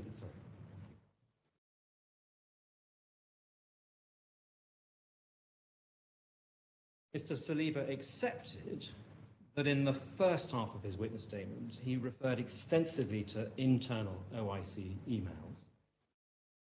Sentences day 2, pages 160 to 161. 164. And in our submission, there's no benefit in his giving other than to put a spin on emails that he had not seen at the time. And he further and candidly accepted that all you're really doing is making submissions or arguments based on the emails he had shown, which he accepted, and that's day 2, page 143, lines 18 to 21.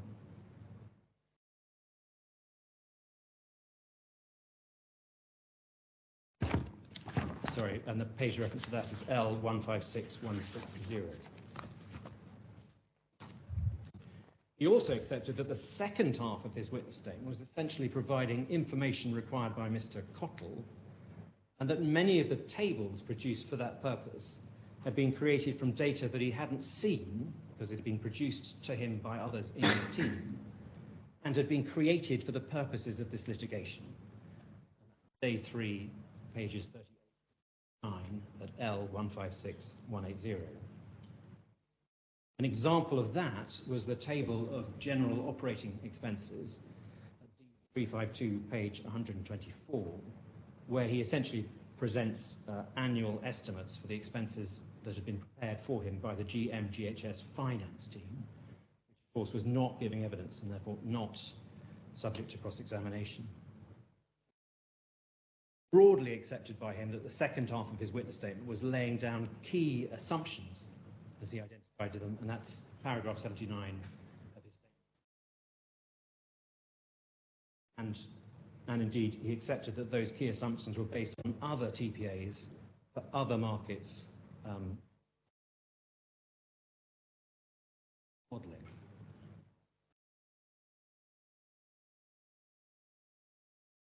And we would submit that much of the data provided is indeed, as he accepted, at the level of assumption and estimation. Long speeches, he sought to introduce new evidence, in particular that the fees provided in the fee structure of the TPA were to some extent. As for the market experts, they went largely to the issue of non-OIC loss. The entirety of that loss rests on a simple proposition that by having OIC as a strategic partner, a term that has emerged after the notification in the course of these proceedings, GMGHS would have been able to attract other insurers as clients. And we say there is a heavy burden, given the inherent implausibility of that assertion, not least where the previous entity, the free zone entity, had failed, even with reinsurer backing, having been reduced to 1,800 lives before the joint. GMGHS has consistently failed to break into the TPA market, making what, as I say, Mr. Saliba, unprompted, described as an impressive amount of accumulated losses. Believed by him, and indeed were $10 to $12 million of accumulated losses. One sees that from the 2019 financial statements.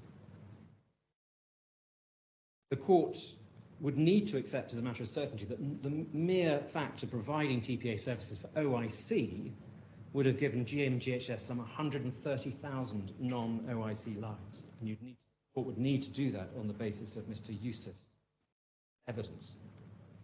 In order to make good this proposition, the court would be required to accept a number of things. Firstly, that the model, the strategic partnership model, works at all, even in theory.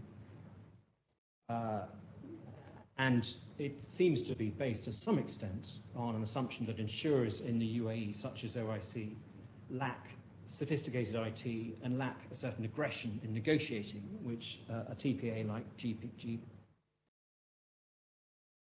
provide. Secondly, that other insurers would not have an issue with utilizing a TPA that is majority owned by a competing insurer.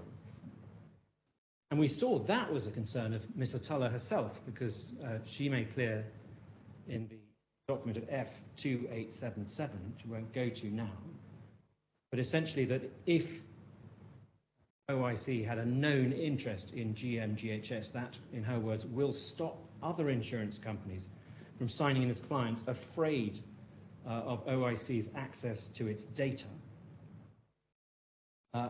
And when pressed on this in cross-examination, she sought to distance herself from her own remarks in saying, well, it could be, her words, it could be a possible risk. Day 2, page 111, line 6. And what we then saw from various witnesses of the claimant thereafter was an attempt to suggest that Chinese walls could be a way of dealing with that confidentiality, which is obviously a good point to some extent, in that you can Chinese walls to create some protection, but there will always be a fear, there will always be a risk that there may be confidentiality breaches, even with the best protection. And there's also the fear too, as an insurer, clearly, that if you are essentially using a TPA that is part owned by another insurer, there are profits that are being essentially funneled or channeled into that other insurer. Thirdly, assumption that there would be a market share which GMGHS would have been in a position to win, and by reason only of having OIC as its client. Clearly, there's a fundamental tension at the heart of this case, because it's said, on the one hand, that suggested by Mr. Tulloh, that if GMGHS the ownership of OIC can be somewhere concealed, then that will mean that other insurers aren't deterred from using GMGHS. But at the same time, it supposes that it's the brand recognition that GMGHS gets by reason of servicing OIC that gives it that status in the market, which enables it to sign up further insurers. Fourthly, it's assumed that GMGHS was in the market at the right time to take any advantage of market share.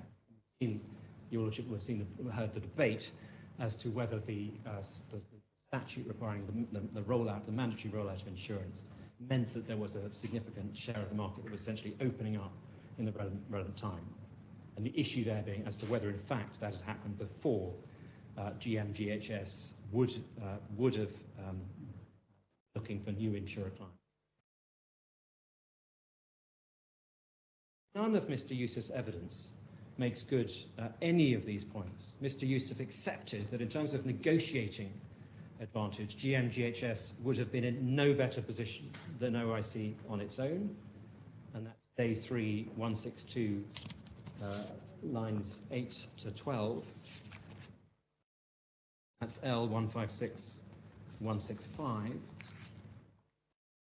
Surprisingly, Mr. Yusuf wrote the entirety of his report on the assumption that there was no corporate arrangement between OIC and GMGHS. As we've seen, that's a critically important issue, because the very corporate nature of the arrangement, the holding of OIC in GMGHS, creates very specific problems, which were essentially ignored by Mr. Yusuf in his report. Mr. Yusuf's explanation was that this was a misunderstanding because English is not my first language. That's his explanation. Day 3, page 147, line 25, that's L156207. And his further explanation was that this was outside his purview. Day 3, page 148, line 16, reference L156207.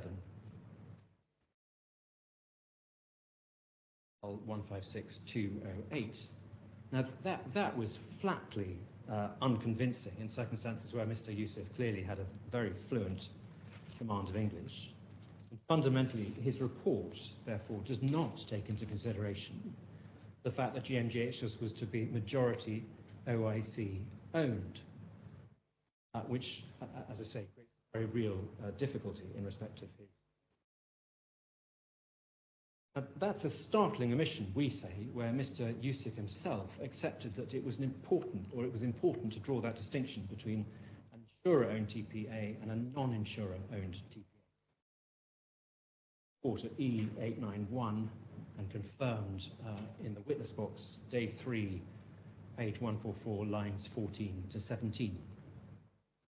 One example that Mr. Yusuf did give, joint statement, was the Cigna-NAS Neuron example, but he accepted that Cigna was not majority owned by the insurer.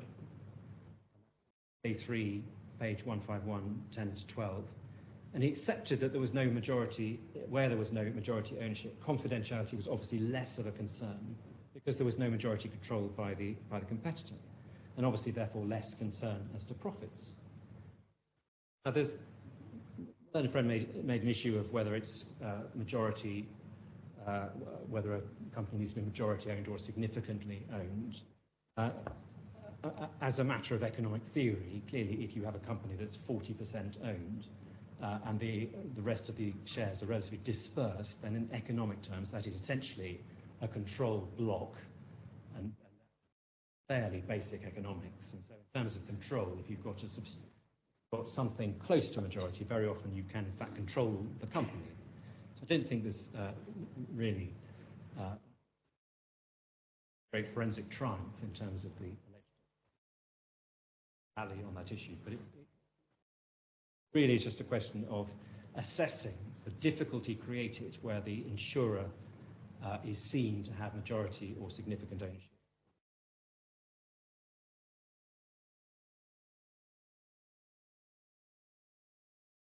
We say that Mr. Yusuf evident on the percentage of the market using the TPAs, on the size of that market, on the timing of the growth was complete speculation. And Your Lordship will recall the table where essentially Mr. Yusuf is offering percentages as to the extent of the market, the percentage of the market that's using TPAs, the percentage that is dominated, that is taken by the average within Tier 2, and all of those percentages are essentially matters of estimation by Mr. Yusuf, and all of them essentially then compound in terms of the assessment of the non-OIC losses, which in our submission are the heart of our case as to why that is fundamentally, that element in particular is fundamentally uncertain. Mr. Yusuf accepted that there were elements of his case that he had not researched. For example, whether other insurers had transferred business to NAS. That's day 3, page 153, lines 20 to 25. That's L156, no, sorry, L156208.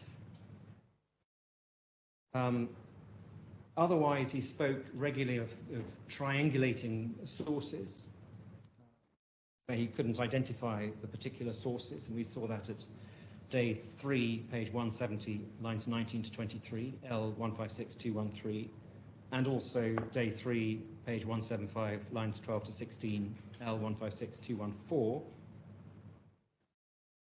He claimed that published figures could not be used because real figures are not published, so certain freedom from any published data in terms of the estimation and triangulation by reference to his professional experience. He accepted that in early January 2016, most employers would already have had insurance arrangements in place. That was day 3, page 164, lines 9 to 20. And that's L156211. And he used an average premium figure of 2,000 dirham, which was the key to calculating the profit of a successful business, but had no source for that figure other than, again, his own knowledge. And that's day 3, 1879 and L156217.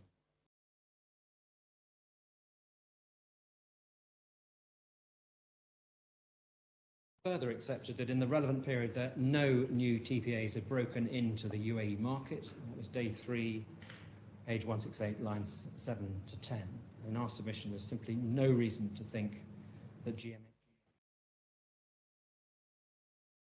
Mr. Ali, on the other hand, was largely cross-examined on the basis of a memory test of various numbers he had cited and asked to do some rather odd mental arithmetic. He was, as I say, accused of making up evidence and clarifying what he meant by a significant share, what was said to be unedifying, but in my submission was nothing more than his seeking to explain what he meant by a significant share, why he meant it. Clear authority, Mr. Ali had clear authority as a former senior consultant at the DHA had real expertise. And insofar as he did, he recognized the limitations of that knowledge and expertise. His answers were clear and referenced to the supporting data, and he was careful in the approach he took. Nothing, we say in the suggestion, he was giving new evidence. Simply emphasized the importance of having an established portfolio with multiple insurers. and insofar as he used the term established TPA a number of times in his report. So there was nothing new about that. And he explained in re-examination, day 4, page 114, lines 10 to 14, TPAs had been operating in the market for some time, and they had a reputation amongst the insurance fraternity that had been working with a number of different insurance companies. So there were TPAs in the market, were established, had a reputation, and had worked with a number of different insurance companies. So clearly GMGHS, in his assessment, suffered from a structural handicap in terms of being able to enter and penetrate this market.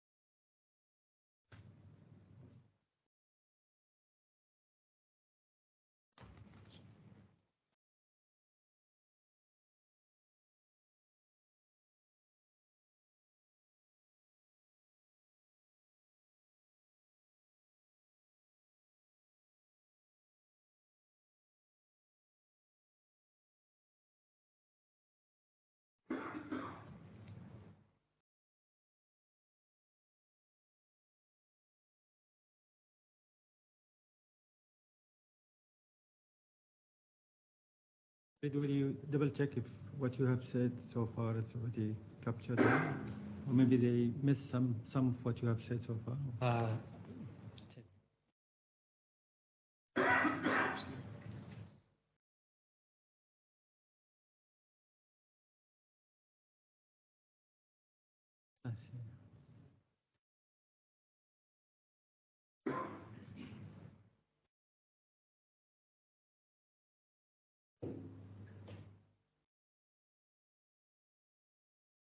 see. Yes, sir.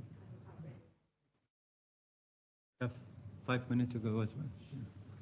So Mr. Ali's main conclusions were that GMGHS would have difficulty in attracting non-OIC lives while owned by OIC. Well, that accords with GMGHS' own views at the time. And we've seen, the learned friend took the court to some property analysis at E834 to 835. You'll recall one of the options in terms of property was for GMGHS to move into OIC's premises. That was considered to be a bad option because GMGHS did not want to be seen as the in-house TPA to OIC, so that optically would have been damaging.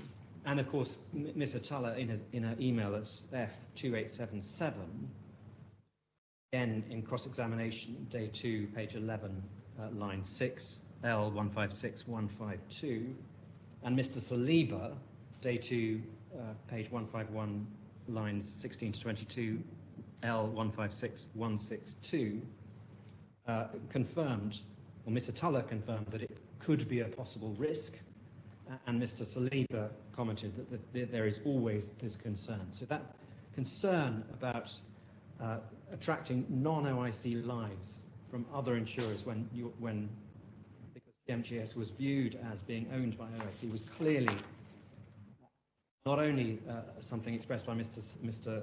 Ali, but also a concern being expressed at the time by GMGHS. And the other point made by Mr. Ali clearly is that there wasn't much of an available market in terms of insured lives at the relevant time, while the health insurance law had been substantially implemented, and there were already existing or established TPAs who had taken up what TPA market there was. For those reasons, we say Mr. Ali's evidence should be preferred to that of Mr. Yusuf. In terms, briefly, of the accountancy experts, as between the expert accountants, both in my submission had clearly come to court to assist the court. Was a slightly odd suggestion that Mr. Burrows was not assisting the court because he couldn't remember precise numbers as to the differences, but he made clear that he had done that calculation and he simply couldn't remember the relevant number. Mr. Cottle was clear that he couldn't say that Mr. Burrows was wrong on any issue as a matter of principle. These were expert accountants who simply took different views And in our submission, that in itself, the range of those views and the effect of that range shows the uncertainty of the court. The difference is that Mr. Cottle was obviously limited by the fact that his opinion was very substantially based on the evidence of others. A house is only as strong as the sand on which it's built. Relied almost entirely on Mr. Saliba in respect of the OIC loss and Mr. Youssef for the non-OIC loss. And indeed, Mr. Cottle fairly accepted his reliance on those, and that's day 5, pages 12 to 13 at L156223. The result, we say, is that Mr. Cottle's conclusions are only as good as the data on which they are based. As we've discussed, Mr. Saliba's data is difficult because it was largely created for the purpose of this litigation to backfill, and Mr. Cottle didn't like the term, but essentially where Mr. Cottle identified numbers that he needed or figures he needed, Mr. Saliba was then required, or his team was then required to do the relevant analysis, and that information was then used to populate his witness statement.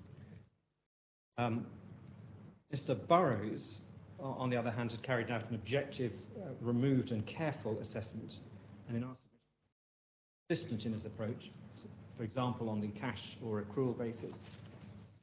And he relied on substantially on the projections before the event, adjusted or flexed as appropriate on the basis, and those figures and those tables had obviously been prepared before the dispute had arisen, so that clearly in circumstances where they were part of the contractual arrangement between the parties, and we'll see. So in those circumstances, we say that where there's a difference of opinion, Mr. Burrows' evidence should be preferred because of the strength of its foundation.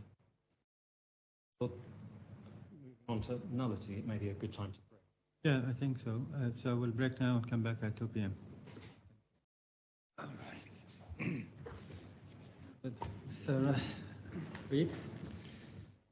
Arnold, good afternoon. I'm moving on to nullity now. And we need to look at the relevant documents in respect of that. We say nullity arises by reason of the side agreement. That's at F1513. Obviously, that was made on the 6th of October 2013, long before OIC was on the scene. And I don't think I need to take your lordship to it. We've seen it a number of times, but essentially the introduction makes clear that the formal division of shares does not reflect what's described as the reality among the parties. In Article 4, there's an undertaking by the local partner, by Mr. Helou, to cooperate in obtaining licenses and permits. And we say there's quite a lot of documents relating to the obtaining of licenses and permits, and none of them appear to have involved Mr. Helou. Article 8 then places a restriction on the transfer of shares. Article 10 is important. Article 10 is the undertaking to assign profits to Mr. Karma for 50,000 dirham per annum, but on the basis that if Mr. Helou breaches his undertaking, i.e. decides that he will contribute to his undertaking, breach his undertaking, take profits, he will then pay Mr. Karma 150,000 dirham. And it was suggested by Mr. Tuller that this could be a way that Mr. Helou could, in theory, have opted in effect, to profits. But in my submission, that would make no sense because Mr. Helou either paid $150,000 in order to get profits, or if he didn't, he trying to pay the $150,000 and dirham. Sorry, thank you. It is, in my submission, a legal fiction, the option to take profits if he decides to breach his undertaking and forego the 150,000 dirham. Article 12, and I should say clearly, I'm just pausing there, as a matter of UAE company law, there are a number of core objective requirements of a commercial company. One is that the partners share profits and losses, and that's obviously part of the background from company law. And secondly, that the partners share in the, or contribute to the assets and capital, contribute in some way to that capital. So those are the two requirements. Now in Article 12, we have an undertaking to claim no share in the assets and capital of the company. That is essentially, again, a denial of a fundamental requirement of UAE company law. Most extraordinary, however, is Article 24, one rarely sees, which is essentially an admission that Mr. Hello is appointed as a citizen partner by reference to the requirements of Law 8 of 1984, that's the Commercial Companies Law 1984, and not as an actual partner in the company, and this agreement shall not be considered as an actual contract between the parties. So essentially, again, trying to raise deniability. But in my submission, it makes a mockery of UAE law, company law, that in essence, it is explained the very requirement that is sought to be avoided by this agreement. And the effect of this agreement is to falsify the company contract or the memorandum that is then made the following day by the same parties on the 7th of October 2013, i.e. between Mr. Helou, Messrs. Helou, Karma, Pharaon and Nismas. And that, in that, one sees, for example, Article 6, that Mr. Helou is said to have a 51% of the company's capital because he has no contribution to the company's capital. And Article 13.2, which suggests that he should have a profit share of 20% of the company's profits. And we've seen that he undertakes not to take any of the company's profits, subject to his into those profits. He essentially has zero entitlement to profit pursuant to the undertaking he gives in Article 10 of the side agreement. And as my learned friend rightly observed, the various clarifications structure clarification at F1498, the loan clarification at F1499, and the waiver letter at 1696 are essentially consistent with the side agreement by which the various statutory obligations are sought to be avoided. The side agreement is less obvious from the face of the MOU. There's reference in Clause 2, Article 2, the preamble, to the waiver of shares document and the suggestion that Mr. GLOBEMED, owns effectively 91% of the shares in GHS. And then in Article 3 of the MOU, reference in respect to the sale of shares to an obligation of the shareholders to cause Mr. Helou to transfer shares held on trust for GML. So there are a couple of suggestions in the MOU, but nothing like the extraordinary contumelious provisions flying in the face, if you like, of the 84 statute in Articles 10, 12 and 24 of the side agreement. Mr. Tuller's evidence is that none of the partners had in fact contributed and that all of the capital was provided by GML. So the vice, if you like, of a failure to contribute to the capital of the company is more widespread than merely Mr. Helou. That is day 2, page 28, line 4 to 5, reference 156131. And she confirmed, too, that Mr. Helou did not want to participate in the funding or losses of the company. So again, flatly inconsistent with UAE company law. And she explained it in these terms: yes, Adel was not involved in the funding of the company, did not want the risks. GLOBEMED as a TPA requires a lot of funding, spends years investing and paying money before it becomes profitable. So he didn't want the risks of having to fund the company or be involved in the losses in case he wasn't taking the profits. So the reference for that is day 2, page 23, lines 18 to 24, reference 156130. So we know that none of the partners were proposing to share in the profits and losses.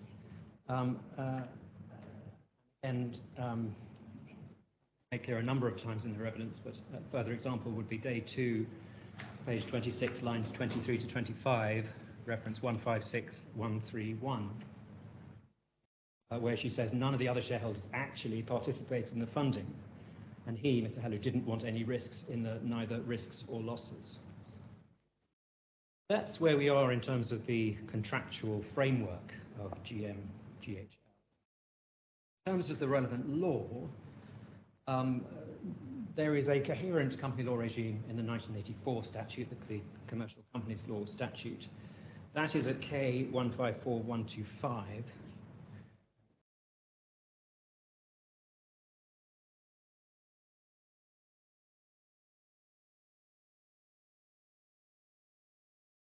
If we start with Article 4, the company is a contract. Parties undertake to contribute to an economic project to achieve profit by each providing a share of money or work or sharing whatever profits or losses result therefrom. That's the core requirement, that the shareholders contribute to the capital and that they share in the profits and losses. And those, and we'll add the nationality requirement, those are essentially the objective requirements for a company to be valid. Article 8 provides that where the company's partners are in dispute, they can seek an annulment of the company. They cannot do the same in a dispute with an outside party. Then Article 9 is dealing with outsider rights. So that's the rights of a third party dealing with the company. In effect, an outsider can rely on the nullity of the company so that it's considered as never having been constituted or never having existed. In brackets, and can rely on the personal liability of the person purporting to contract on behalf of the company. So that provides two measures, if you like, of outside protection for outsiders. Where the partner has, where the partner has a company declared void, that's only with prospective effect. So there's a distinction that's being made in the company statutes. On the one hand, where a partner has the company declared void, in those circumstances the voidness is only going forward, it's prospective. But where an outsider has a company declared valid, that is ab initio, and we'll see how that's developed in the cases. Article 14 requires that the partners contribute to the share capital of the company. So again, that is one of the core requirements in respect to the company. Article 18, critically important, if a company contract excludes partners from profit or loss, so both are significant for this purpose, the contract, that's a company contract, is null and void. And so we say that's critical, and that's absolutely clear on the face of the side agreement, that that's what's happening in the case of GM. And lastly, Article 22 is the nationality requirement, obviously no longer since 2021 in the relevant company statute, but was a part of the relevant law when this company was incorporated. Now, it doesn't spell out nullity as a consequence, but it's clear on the cases that that is the consequence. Consequence because this is a requirement, an objective requirement of a company, that it satisfies the relevant provisions. Specifically, contribution to capital, share in profits and losses, and compliance with the nationality requirement. Now, my learned friend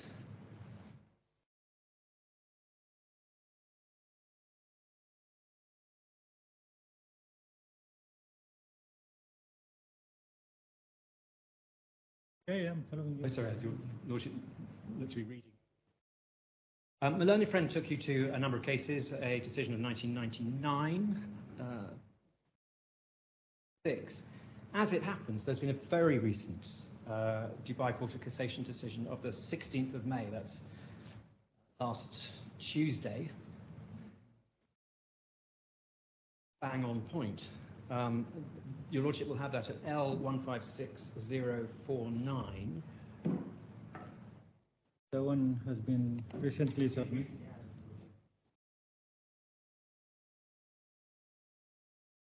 Does your Lordship, I can give you, does your Lordship have that?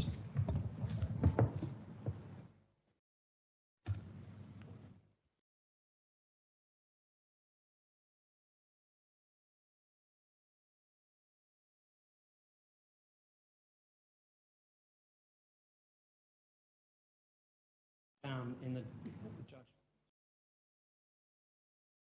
Oh, my Lord, there is apparently a biker cafe in Al-Qoz called Cafe Rider, and it had two non-national partners, one national partner, Mr. And what this case shows is it's good for a number of propositions. Firstly, that the law is that at the time of the company's formation, so if the companies formed in 2013, you look at the relevant statute, 1984 commercial. Secondly, the side agreement has the effect of voiding the company contract. So by reason of the disparity between the two, the inconsistency, the conflict, it's the company contract that is voided. Thirdly, some work on visas by a local partner is not enough. The company is still a nullity. Fourthly, nullity is absolute. So there's no requirement for the court to declare the nullity. The court may recognise or confirm the nullity, but the nullity arises as a matter of law without any act by the court.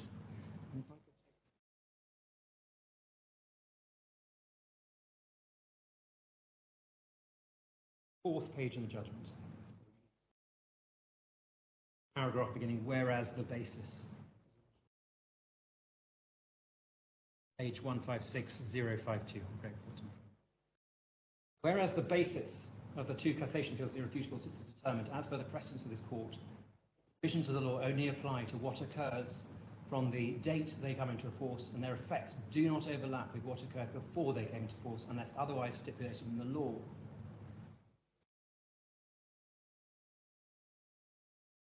Also decided that the new law basically has a direct effect on these agreements, govern the future implications of private legal rights. As to contracts, they remain to be governed by the old law, which was enforceable at the time when they were concluded, unless the new law is related to public order, in which case it shall govern the effects that result from such contracts, as long as they remain in play at the time the new law comes into force, and that it is determined, as per the precedents of this court, that pursuant to Article 10 of the Commercial Companies Law, as amended by Decree Law 18 of 2017, applies to the agreement of the Cafe Rider, L.L.C.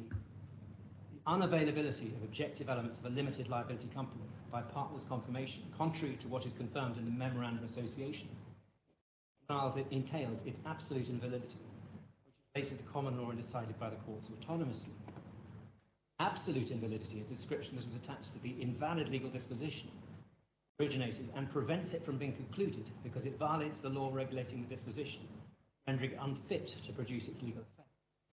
Further, invalidity occurs by operation of law with no need to obtain a judgment to that effect, as it's not necessary to decide the non-existence for something that is non-existent. However, it may be necessary to resort to the court to obtain judgment declaring the invalidity of a contract, and the judgment rendered in an invalidity claim will not be setting aside the invalidity contract. Rather, it only reveals its invalidity. On the bottom paragraph of that page, reference there to the fact that the relevant individual, Mr. Amari, is only a licensed sponsor and unreal and fictitious partner in the company, as the then applicable laws of the state stipulated that the memorandum of association company shall include a national partner whose share in the company's capital is not less than 51% of its total shares, and the said partner did not pay any share of its capital. Substantiation of the same, they submitted the agreement dated the 14th of August 2013 AD. Acknowledge the company's assets, properties, funds, requisites, and related type or nature are fully 100% owned by the plaintiffs, and he doesn't own any share of whatever value in the company's capital, nor is he entitled to any percentage of its profits, rights, benefits, or rights thereof. Will not be accordingly liable for any losses that the company may sustain, provided that the plaintiffs pay the defendant an annual sum of 25,000 dirham, consideration of the plaintiff's investment in the company's license. The defendant shall also facilitate the company's business, including obtaining licenses, renewal and termination of the company's staff, entry visas and residences, together with follow-up thereof before the official departments. Then, if I could go pick up a line beginning Rider L.L.C, about 10 lines from the bottom. Even if they're foreigners, because the relationship was created under the old law under which the agreement was concluded, stipulating that the share of the national partners in a limited liability company shall not be less than 51%, law shall not apply thereto. Accordingly, it's been undoubtedly evident to the court that the Memorandum of Association dated 24th June 2013 is fictitious, the objective of which is to circumvent the provisions of Article 22 of the Commercial Companies Law. Accordingly, next sentence, accordingly, substantive conditions required for the company have not been satisfied, since the national partner has not contributed to his capital, and he's a mere license sponsor. The provisions of the MOA that his share is 51% conflicts with the real facts, and this nullity is absolute, that is related to public policy and may be declared by the court on its own. At the following paragraph, the second sentence, 6 lines down. Whereas the provisions of Decree Law 32 of 2021 on commercial companies do not apply retrospectively, but apply with direct effect on what may occur after it came into force. As such, the Memorandum of Association of the CAFE governed by the provisions of Article 10 of the Commercial Companies Law of 2015, which was valid when it was concluded. There we see that, as I say, the law is that at the time the company was formed. The side agreement has, insofar as it's fictitious, has the effect of voiding the company contract insofar as that is fictitious. But some work by Mr. Amari in terms of visas is not considered enough. Nullity is absolute and does not and operates by itself and does not therefore require any ruling by the court. And your lordship's note obviously has the Arabic in very small font immediately afterwards. The only observation I have here, this is a shareholders dispute. In this case, both of them are shareholders of the same entity, the Cafe Rider. Yes, but how come that will apply to our situation where we have defendant outside the... We would say it applies a fortiori with an outsider because the outsider has express statutory protection. This is a very curious case for one reason, that the other shareholders are essentially seeking to expel the national partner. The national partner was counterclaiming for a higher rate. He wanted 50,000 dirham per annum. And yet the court simply, certainly by the time it got to the Court of Appeal, and I think as confirmed by the Court of Cassation, then nullified the company. So essentially this was found by the court, notwithstanding that none of the relevant partners in fact sought the nullity of the company. But the breach was considered so flagrant that in those circumstances the court recognised that this was a fictitious company contract and a company that was null and void. Yes, I can see that, but... And if you add to that the provision of the 1948 Act, the provision that the outsider can rely on the nullity of the company, so they didn't have the express protection in Article 9 of the 1984 statute. But if you add to that, it makes our situation even stronger. A situation where the court, in a dispute between partners, is making a finding of nullity.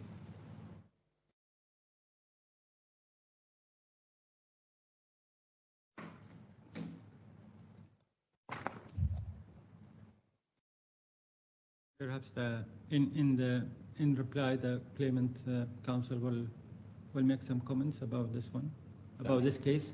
Yes. Yep. Thanks. So, my lord,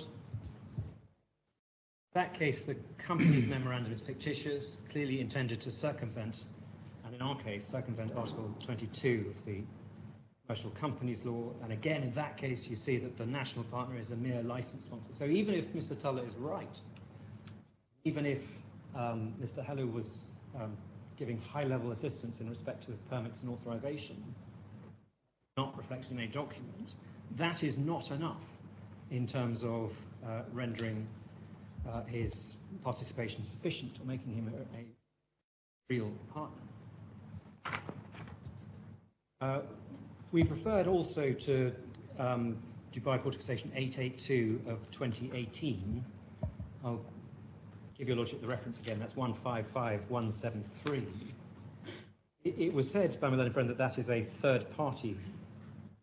That was a third party case. In fact, it was a claim as between shareholders. So it was brought by or against the third party. I never said that. Well, we can. The new one, or as long as we're content that it's a claim by shareholders, then. Just to clarify, this is the new submission? No, it's one of our existing authorities. Yeah. Okay. So again, that was a case decided in 2019, but concerned a company incorporated in 2006. And in that case, again, the court applied the provisions of the 1984 statute. Again, in similar circumstances, the local partner purported to have 51%, pursuant to a memorandum agreed in 2006, but the true allocation, 25% per partner, so that the memorandum provisions were found to be unreal. And the court again found that the 1984 statute applied, and again found the non-existence of the required substantive elements for a company, and on that basis recognise the nullity of the company as a matter of public order. So that again is a decision which confirms the correctness of the Cafe Rider case.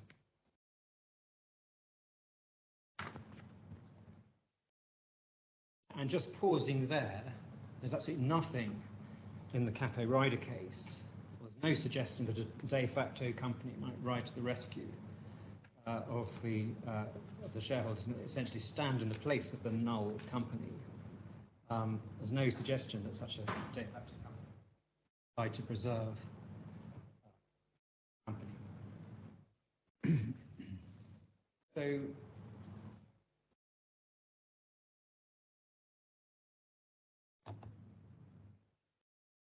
and as set out in our initial concession, we say that even where a de facto company does arise, the purpose is not to allow the company to take the benefit of alleged rights against third parties, but is to protect the rights of partners between themselves and the rights of third parties. And there's not a single case in which it's been found that a de facto company can be used to enforce the benefit made by a company against an outsider. And indeed, if that were the case, then there would be no consequences for any breach of the important rules of national policy in determining the requirements for a company. If a breach of the requirements meant that a company was a nullity, but it didn't matter because, for all purposes, a de facto company would replace the company that was null, then as a matter of public policy, there would be no deterrence, there would be no penalisation of those responsible for establishing a company in flagrant breach of the requirements of the company's statute. We say in respect of Article 16 that it doesn't apply. And we say that because the relevant statute is the 1984 statute, which has no equivalent of the Article 16(3) provision. Even if we were wrong in that, by the way, that's not a concession, that's a layered argument. Even if we were wrong in that, 16(3), as interpreted by the claimant, would be in direct conflict with 16(1), and in our submission, that's unlikely. And you can avoid that direct conflict by finding that 16(3) applies in very specific circumstances. That's to say, a liquidation between partners and/or in respect of ascertained debts. So it's dealing.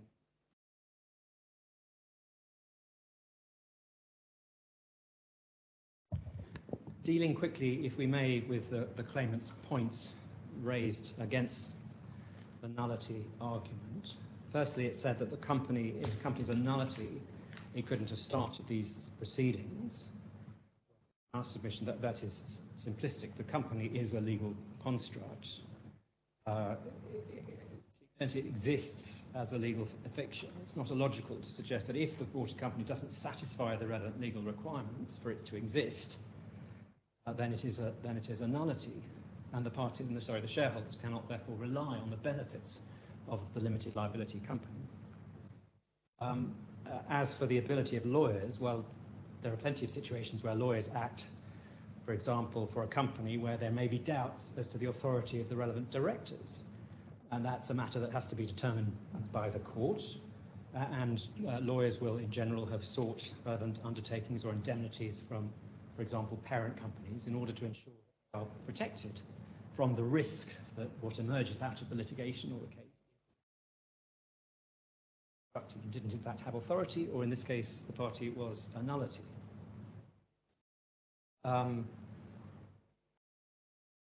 Just to clarify that, Mr. Al-Hilou agreement came after the ATBA After the agreement.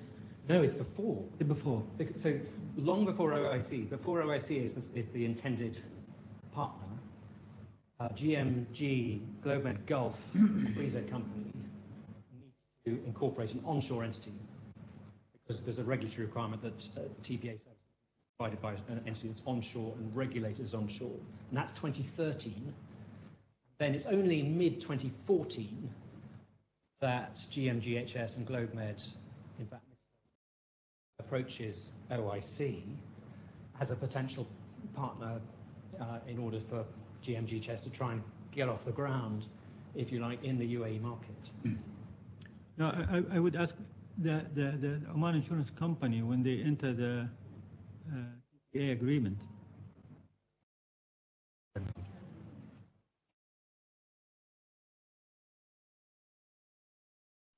No, when OIS enter the TPA agreement with the claimant, they're aware of the arrangement with Mr. Al-Halou. I'll come to that because that is clearly one of the arguments, but I'll deal with that in turn. But Your Lordship's right to raise that. So we've dealt with the suggestion that the claimant couldn't have started these proceedings.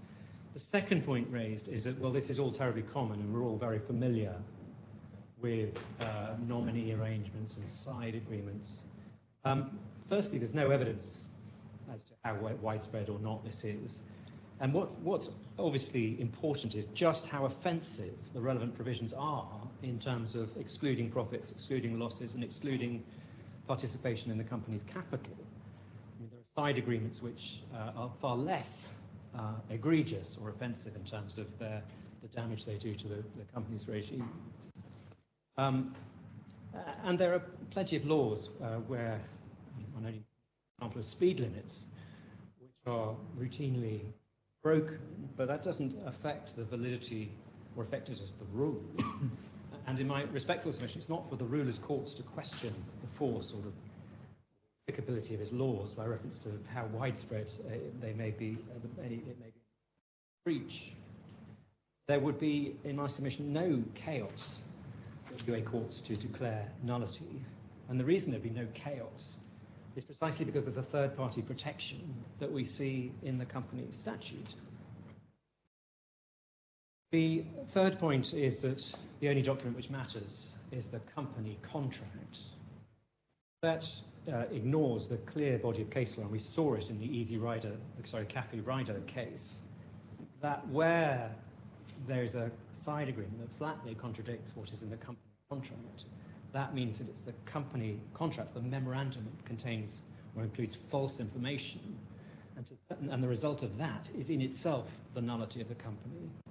And we looked last week in opening at two cases on that. Firstly, Dubai Court of Causation 330 of 2000, and that's 154895, but also Dubai Court of Causation 318 of 2004. Again, in that case, there was false data as to the shares of the parties and the payment made for those shares, and that was enough for the company to be found a nullity on the basis that the company contract therefore is effectively being falsified.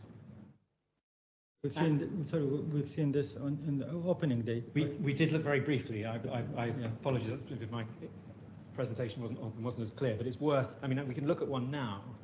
For example, I don't need to, unless you want to make any reference. Just bring my attention if there's a new one. Yes. Submitted. I haven't gone through it. Okay. Well, the Easy Rider case, sorry, the Cafe Rider case, it really does capture all of these points. But these are earlier authorities we relied on. But the Cafe Rider case was only a decision handed down last Tuesday, so we didn't have it. It wasn't available at the time.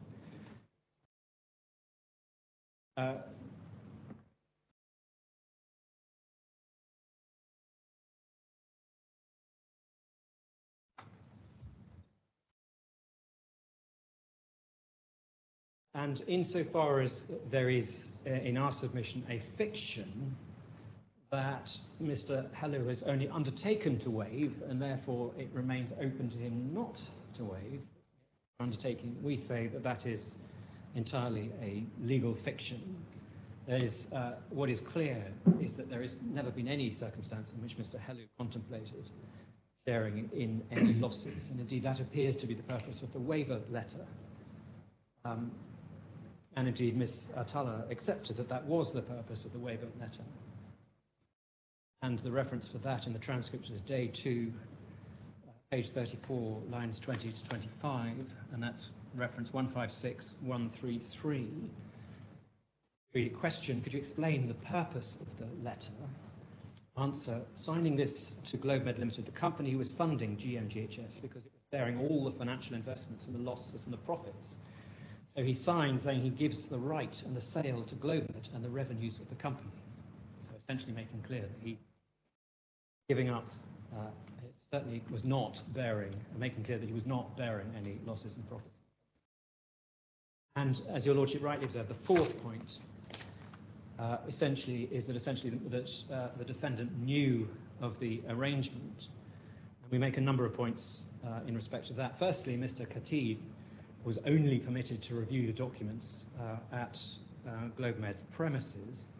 And we get that from the table at F1786, and you'll remember there's a column which recorded that he hadn't been able to take those documents. And in our submission, it did cause, and on the defendant's case, it did cause Mr. Khatib concern as to the legitimacy of the fronting agent arrangements.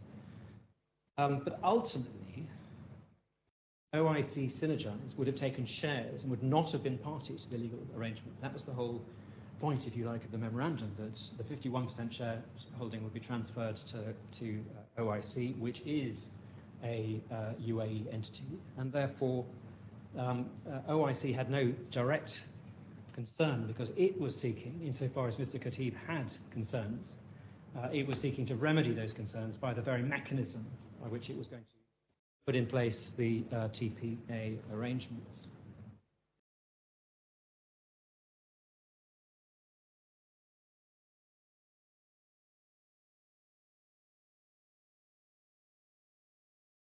So, my Lord, if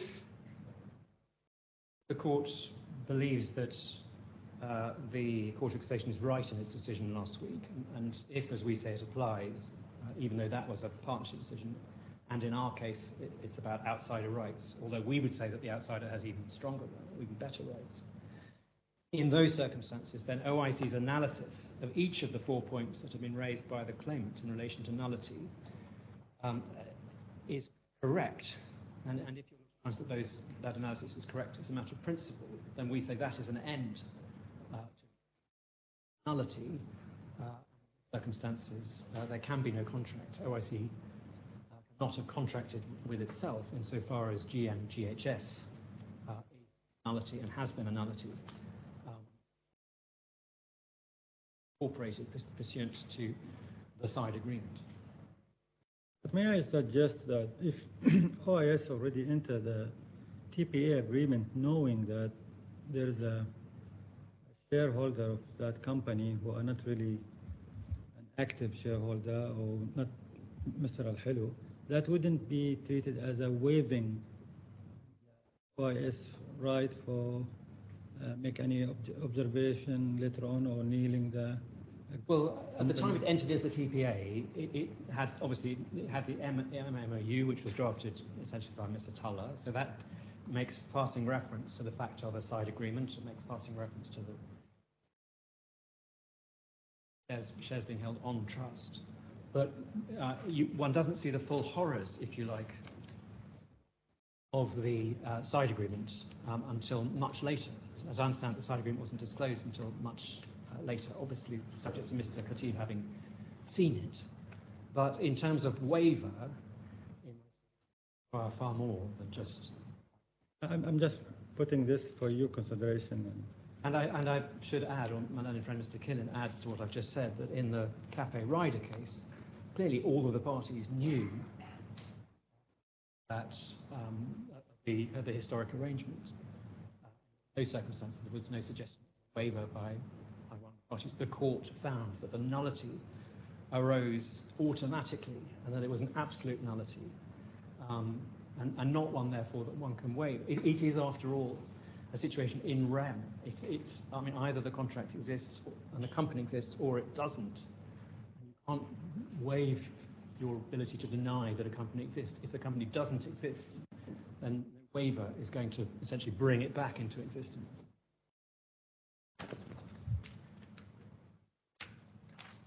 My Lord, that brings me to conditionality. Yes.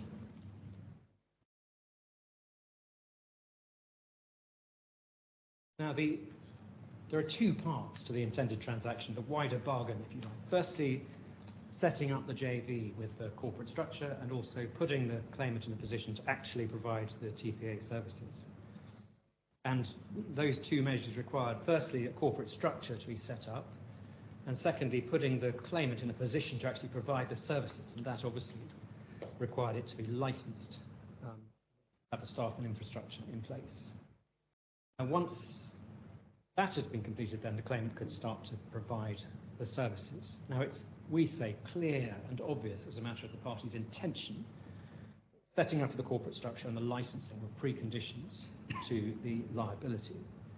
Now, I accept the force of what my learned friend says, that in an ideal world of perfectly drafted contracts, one would like a section of the contract setting out in clear terms conditions precedent, and often they're referred to as CPs, and very sophisticated corporate lawyers dealing with these sorts of transactions often have warranties and schedules of known information, reference to the warranties and schedules of conditions precedent. This is not that agreement. This is something drafted at some speed pursuant to negotiations at a single meeting in Beirut in January 2015.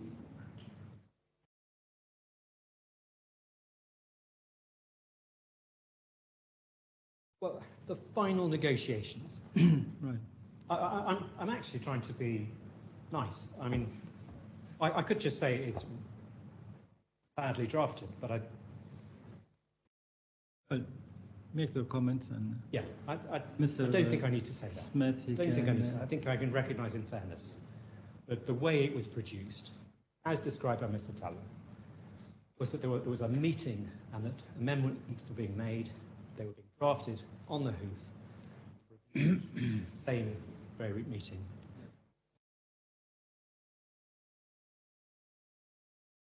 Now,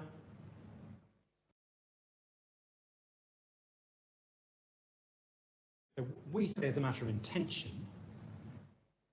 a matter of what's implicit in the agreement. Implicit that for GMGHS to provide the services, it needs to be licensed to access the TPA. That much is clear in the recital. And I should just say, by reference to the recital TPA is part of the agreement, and that's expressly provided. And it's implicit because of the background negotiation in respect of exclusivity that OIC would have a 51% share. Now, just in terms of the inclusion of the recital within the TPA, that's clause 1.2.4 of the TPA reference F2054. Now, as a matter of contractual interpretation, one has to look at the factual background. One also has to look at the UA law of construction. I'm aware that your Lordship will be more than familiar with that law. Essentially, it's Article 258. So construction is by reference to intention, and the Ministry of Justice commentary makes clear that words are mere moulds for meaning, and that you're looking to ascertain the intention of the parties just by the formal, literal meaning of the words, but also construing it by reference to the context. And picking up at Article 265, it's an inquiry as to the mutual intention of the parties without stopping at the literal meaning of the words, and the court may have guidance and draw guidance from the nature of the transaction and the trust and confidence between the parties. So the court is therefore faced with an inquiry as to how the wider transaction was intended to work, and to do that, in my submission, against the relevant background in terms of UAE law. Looked last week at Article 420 in terms of conditions. So a condition is a future matter on the materialisation of which the binding force of the contract either commences, in the case of a CP, a conditional precedent, or ceases in the case of the condition subsequent. Pausing there, as we've discussed, the BUPA clause was not, in our submission, worded as a condition, but it's clearly dealing with a future matter, that's to say the non-approval by BUPA, and in circumstances where that is not achieved, then the fee structure would be up for renegotiation. We say to the extent that there is no agreement pursuant to that renegotiation, then essentially the GMGS couldn't then insist on the existing fee structure. It's implicit in that the transaction would cease to have binding force until the successful renegotiation in terms of the fee structure. Now, that was clearly, the BUPA clause was clearly perceived by OIC as a condition, and that's why Ms. Fuddle, when pushed to agree that there had been an amendment to the TPA and that it applied from signature, denied that precisely by reference to the BUPA clause. And as I say, it's also implicitly in our submission recognised by Mr. Saliba when he says that the BUPA clause was included by the parties to protect themselves, precisely because they would be able to renegotiate a fee structure. The reference to that is day 2, page 63, lines 19 to 23, reference 156 to 186. And my learned friend this morning rightly teased apart, or teased the various strands of the argument in respect to conditionality. And just to refine his analysis a little, essentially we say that the MOU and the TPA require to be read as part of a global agreement, and that's clearly part of the conditionality. One can't stand without the other. The contents of the MOU need to be satisfied before there can be any questions provided under the TPA agreement. Secondly, the inherent structure and wording of the TPA support that conditionality. 12 in that respect, delayed commencement of the TPA. Thirdly, the parties' actions in leaving the date at clause 12 blank establishes an intention that the TPA was not to commence until satisfied. And fourth, there are good and commercial and economic reasons why the parties structured their agreement as they did. And obviously, when you're interpreting, when you're trying to ascertain what's implicit in a contract, you can look at commerciality and you can look at what makes sense. And in our submission, that's part of, similarly, the UAE law in terms of reference to the nature of the transaction and the trust and confidence between the parties. Now, firstly, in terms of the global agreement, if you like, they are both agreements part of one transaction which couldn't have commenced without the other. There would be no point in sharing ownership in GMGHS if it didn't proceed to provide TPA services to OIC, and there's no reason to give GMGHS exclusive position as a TPA if OIC wasn't benefiting from the profits, and that in turn required the license. Mr. Khatib explained this directly. He said the TPA would not have happened if we were not part of the company. That's day 3, page 72, lines 19 to 20, reference L156188. The TPA was annexed to the MOU, so it was actually Appendix 1 to the confirmed by Mr. Tulloh. The fee structure referred to in the MOU, in the BUPA clause, we say is clearly that in Schedule 7 to the TPA, not Annex 2. Annex 2 is referred to in the MOU as an agreed projection, or as agreed projections, not as a fee structure. Sees that at F2099. There is further evidence that TPA and MOU have to be read together because they plainly could have been part of one agreement made by all the parties.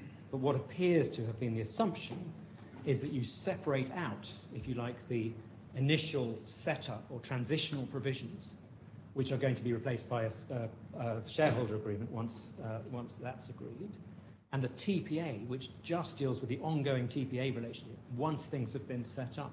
That appears to be the reason why the BUPA clause is in the MOU and not in the TPA agreement, even though on its face it refers to the fee structure to the TPA agreement.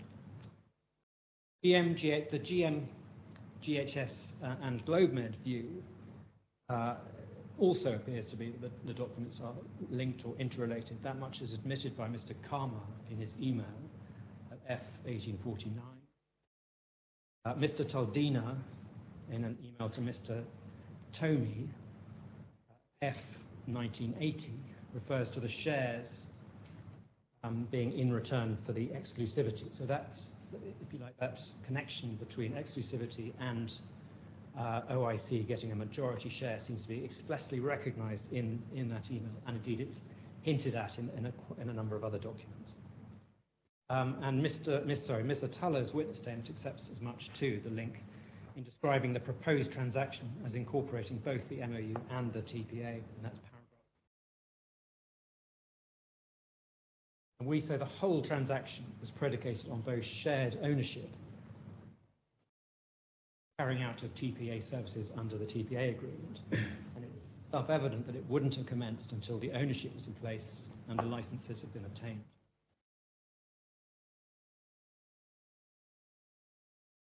Our second strand, if you like, that the TPA is drafted in such a way that as it envisages commencement after signature, clearly the date in clause 12 was the commencement date.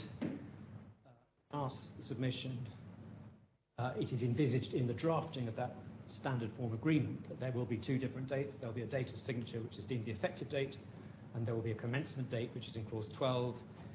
That date is left blank, and the assumption must therefore be that there may be a condition precedent and there may be a delayed commencement by reference, for example, to conditions precedent. We say this is precisely that case. That is why we say the standard form GLOBEMED agreement appears to have Article 12 blank. If commencement was always as at signature, then one would expect Article 12 to refer to the date of signature, or indeed to refer to the effective date. We say the leaving blank was intentional. We say, and insofar as there's certain difference in views as to whether what was agreed or whether it was agreement, we don't have to allege, and nor does this court have to find, that there was an allegation of lying. It may simply be that the parties were at cross purposes. It may be that they misunderstood each other. But Mr. Tuller's evidence and Mr. Saliba's evidence was that they had a discussion about it just prior to signing. And we do, if that had been the case, and if the OIC participants had indeed made an agreement to that effect, then it's in our view, inconceivable that such a heavily negotiated aspect of the documents would not be reflected in the clause or in Article 12 being filled in. Just to make a comment here, for me, it's very hardly to find it intentionally lifted out the date. I might consider this if the entire document has no any date.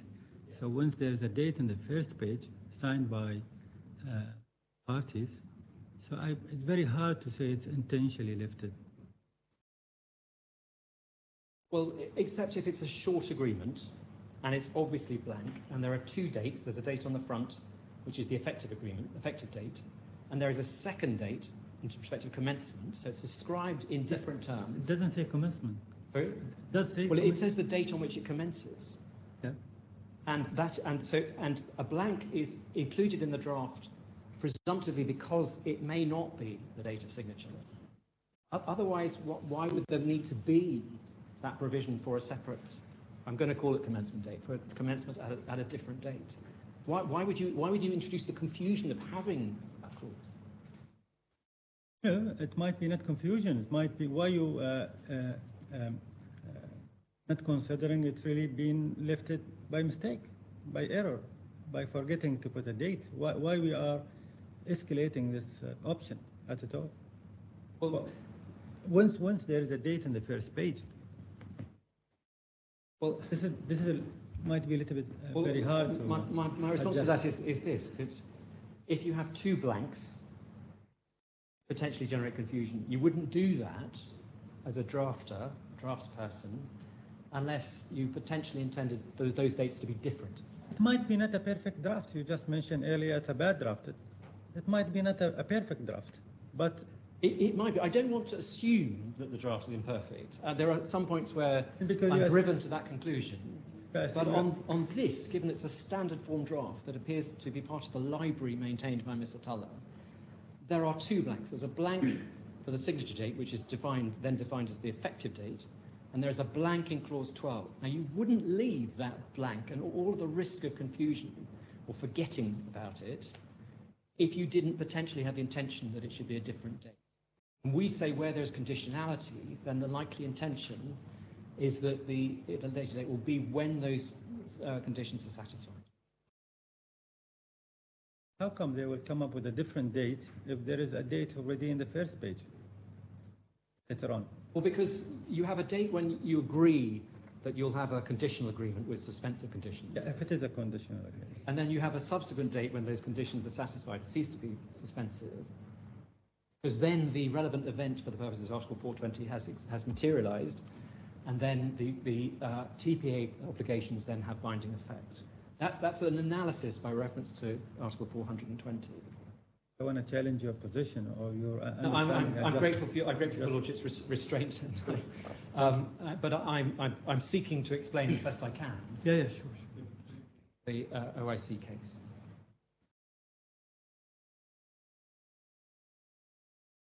And I should emphasise to you that those are the two conditions precedent, and your Lordship sees in the course of that email correspondence what Ms. Fuddle says. No, it's not binding on signature because there is the pupa clause. So she, insofar as the burden that my learned friend has is to show that the parties had agreed to it being binding on signature, quite clearly in terms of her intention, those of and that of Mr. Khatib, their understanding, their intention was that it shouldn't be binding on signature because it was still there was still the requirement for BUPA, and to the extent that BUPA didn't approve, then there was an ability to a right to renegotiate. And she's one of those signature. She's one of those people who No, signed. she's not. Your Lordship's entirely right. She's not a signatory as such, but she is one of the OIC team who are at the. And in terms of reflecting what the OIC intention is, it's clear. I mean, I don't think you can suggest that her email is constructed or is she's got it under legal. She is just setting out what her understanding of the contract. I would assume this is her own understanding, but the people who signed those documents, they didn't come up with these comments. Well, they weren't on. I think Mr. Schoffel, for example, may have been one of the signatories. They've been CC maybe in the email. She was expressing the OIC view. Mr. Khatib clearly felt that she was expressing the OIC's understanding of their team. And as we saw, that was the basis on which he felt it unnecessary to add his own comments. She has said. So we say Clause 12 was intentionally left blank, and we say that, as I say, it's inconceivable that they would have, that Tala and Mr. Saliba would have forgotten to include, if there had been such an express agreement by all of the parties to the TPA. I just want to clarify, Mr. Schoffel was not in fact copied in on that email exchange. Yes, thank you. Important point. Mr. Tuller initialed every page, so the blank, we've all initialed documents many times at the bottom of a page. There's only so much of the, I mean, you clearly have to turn the page up to do that. The blank was in the bottom half of the page. In my submission, she clearly would have seen it. And if it had been genuinely an error in leaving blank, it would have been obvious.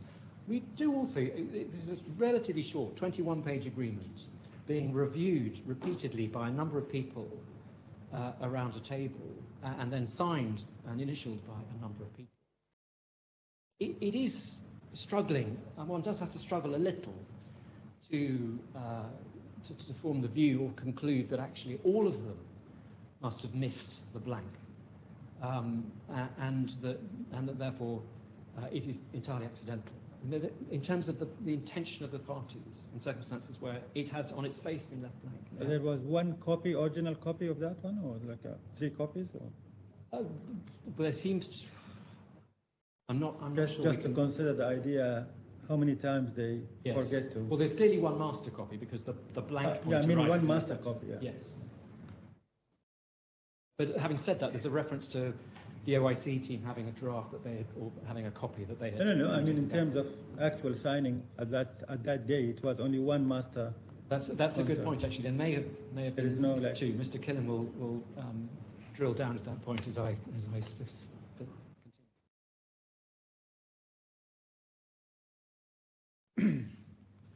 Yes.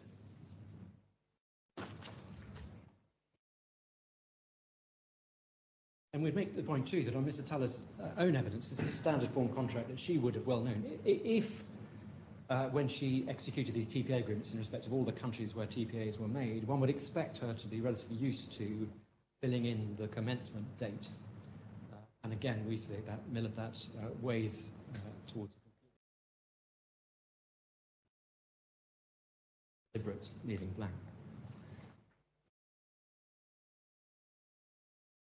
And we would repeat the submission that there is no acceptance by silence by either Mr. Fadel or Mr. Khatib, because Ms. Fadel had clearly stated their position, disagreed, and there was no point, she saw no point in continuing to disagree. Grateful for your lordship taking the same view. And that the way to deal with this was pragmatically to remove the issue by simply doubling down and getting on with trying to achieve the approval of UPA. And the last strand, if you like, it relates to the commercial economic sense of the transaction. Clearly, this is a new business. Clearly, there's risk involved that it may not be able to provide the services, and in those circumstances, one can see why one would want those conditions. Mr. Tulloh accepted that there was a risk of no license, so it was clearly something that was present in people's minds, in the parties' minds. That's at day 2, page 94, lines 4 to 8, reference 156, 147. So question, notwithstanding those efforts, the risk remained you wouldn't get the licenses, or that they would be conditional, and the risk remained that BUPA would not give its approval, to which she answered yes.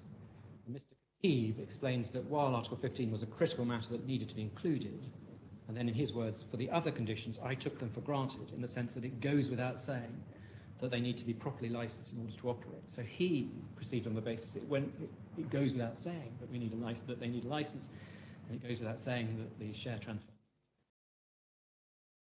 That's reference L156187.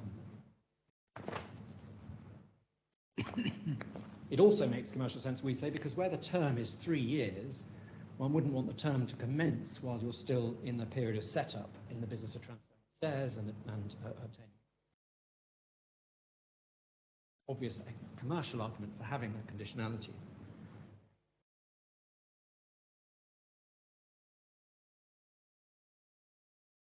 And as I intimated earlier, the difficulty in this case arose because the initial period of risk of essentially a month was extended because of Ms. Fadel's express reservation of the position in F22542. And Mr. Saliba, in fact, confirmed that he understood the email to be such an express reservation, and that's day 2, page 5 to 150, reference 156160 to 156161. I questioned to Mr. Saliba, this is a key email. She's telling you that for 3 weeks the teams have been hard at work, but BUPA has not yet made a no-go decision. And she says, at this point we see no need to reopen any discussions in the MOU in terms of Section 15. Quite clearly, she thinks there's an issue. She thinks she may need to exercise the Section 15, Article 15 rights, but she reserves their ability to do so by saying, at this point. Doesn't need to answer yes, and then question, and you accepted that that was her position. Answer, the message is very clear. So it was assumed that new licenses would be obtained immediately. One sees that, for example, at F2036 in respect to the DH license. So it's suggested that the application would be made by the 22nd of January for new license, which would be valid from the 15th of February. So everyone was working on the assumption that it would be February. In respect of the Abu Dhabi license, there was an initial approval which was valid until the 8th of March 2015, and that would be renewed from then on. So again, in respect of Abu Dhabi, it was assumed the license would be in place from mid-March. The reference for that is F1960. So there was no reason, and similarly I should say, there was no reason to believe that the share transfer would take any significant amount of time. We've seen the task list at F1451. The assumption was that the share transfer would be concluded by the 8th of March. And indeed, Ms. Atala's own legal procedures document, which we see in a number of places in the bundle, that's a document she prepared on the 11th of January 2015, just before the Beirut meeting. And that's the Lordship's reference at F2116. That's a document that's 2 pages long and contains 10 steps in terms of the transfer of shares. And similarly, it was believed that BUPA approval could be obtained within a number of weeks. F1925, we have Ms. Fuddle, 6th of January, that BUPA approval should ideally happen next week. At F2326, on the 29th of January, Ms. Fuddle again, the deadline internally is Thursday next week, either 5th of February. F2324, again Ms. Fuddle, on the 2nd of February, referring to the BUPA visit, which would end the wrap-up session where she imagines that confirmed. So there are implicit conditions that would need to be satisfied. GMGHS to be the new TPA, the relevant regulatory hurdles, and the share transfers would need to be completed. Relevant GML group, GLOBEMED individuals, essentially Messrs. Helu, Karma, Farron, and Nasnas. So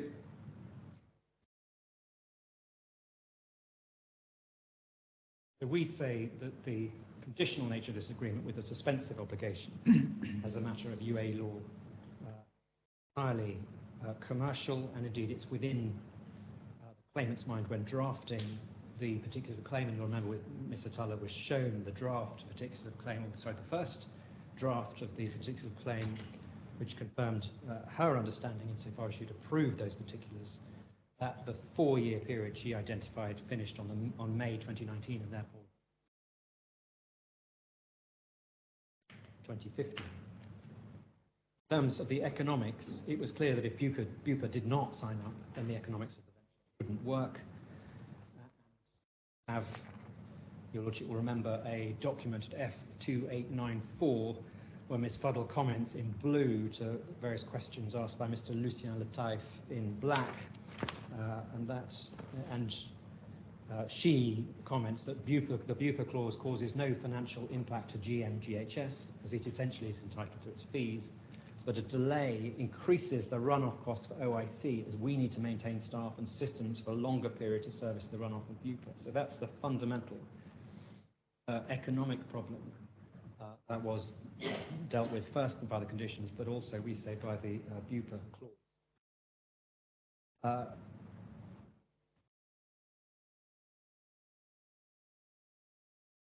Well, that's what we say in terms of reality.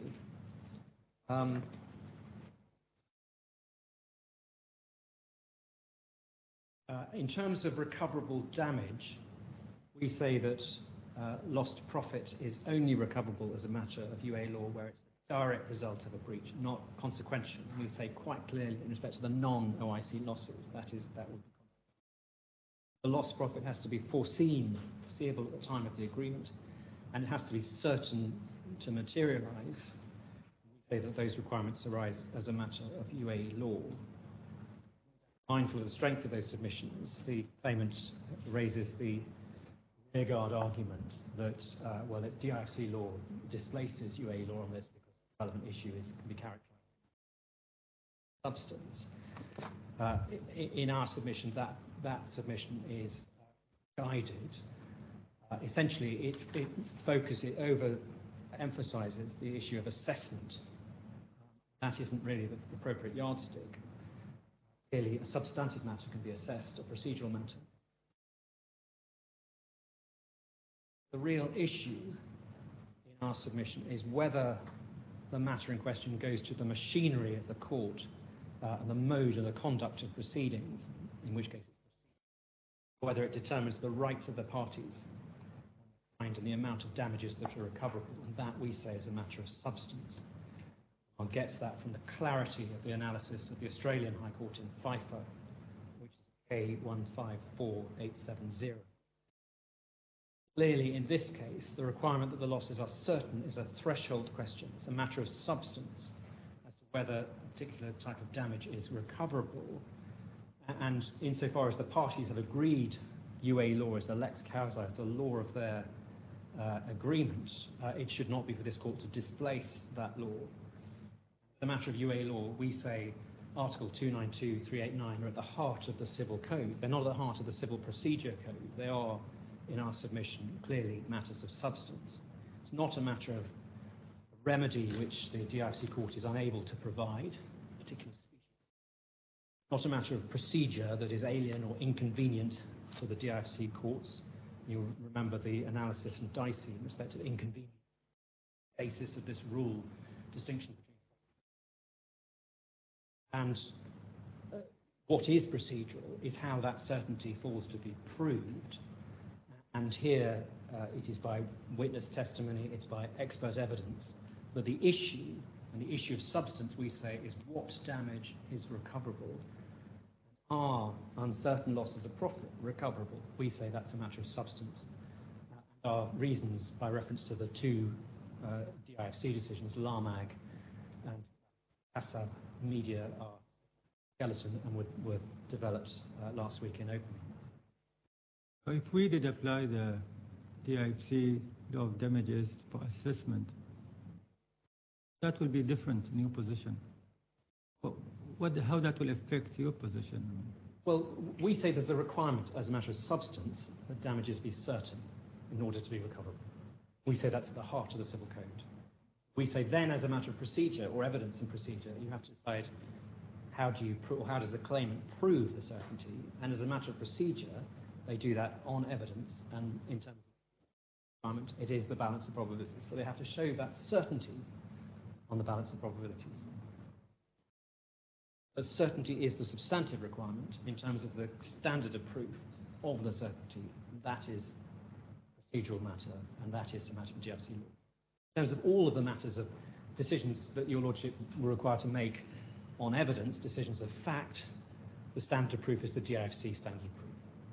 So we say certainty is such a factual determination. It will also be determined on the DIFC standard, common law standard of proof, but the substantive issue, we say, is...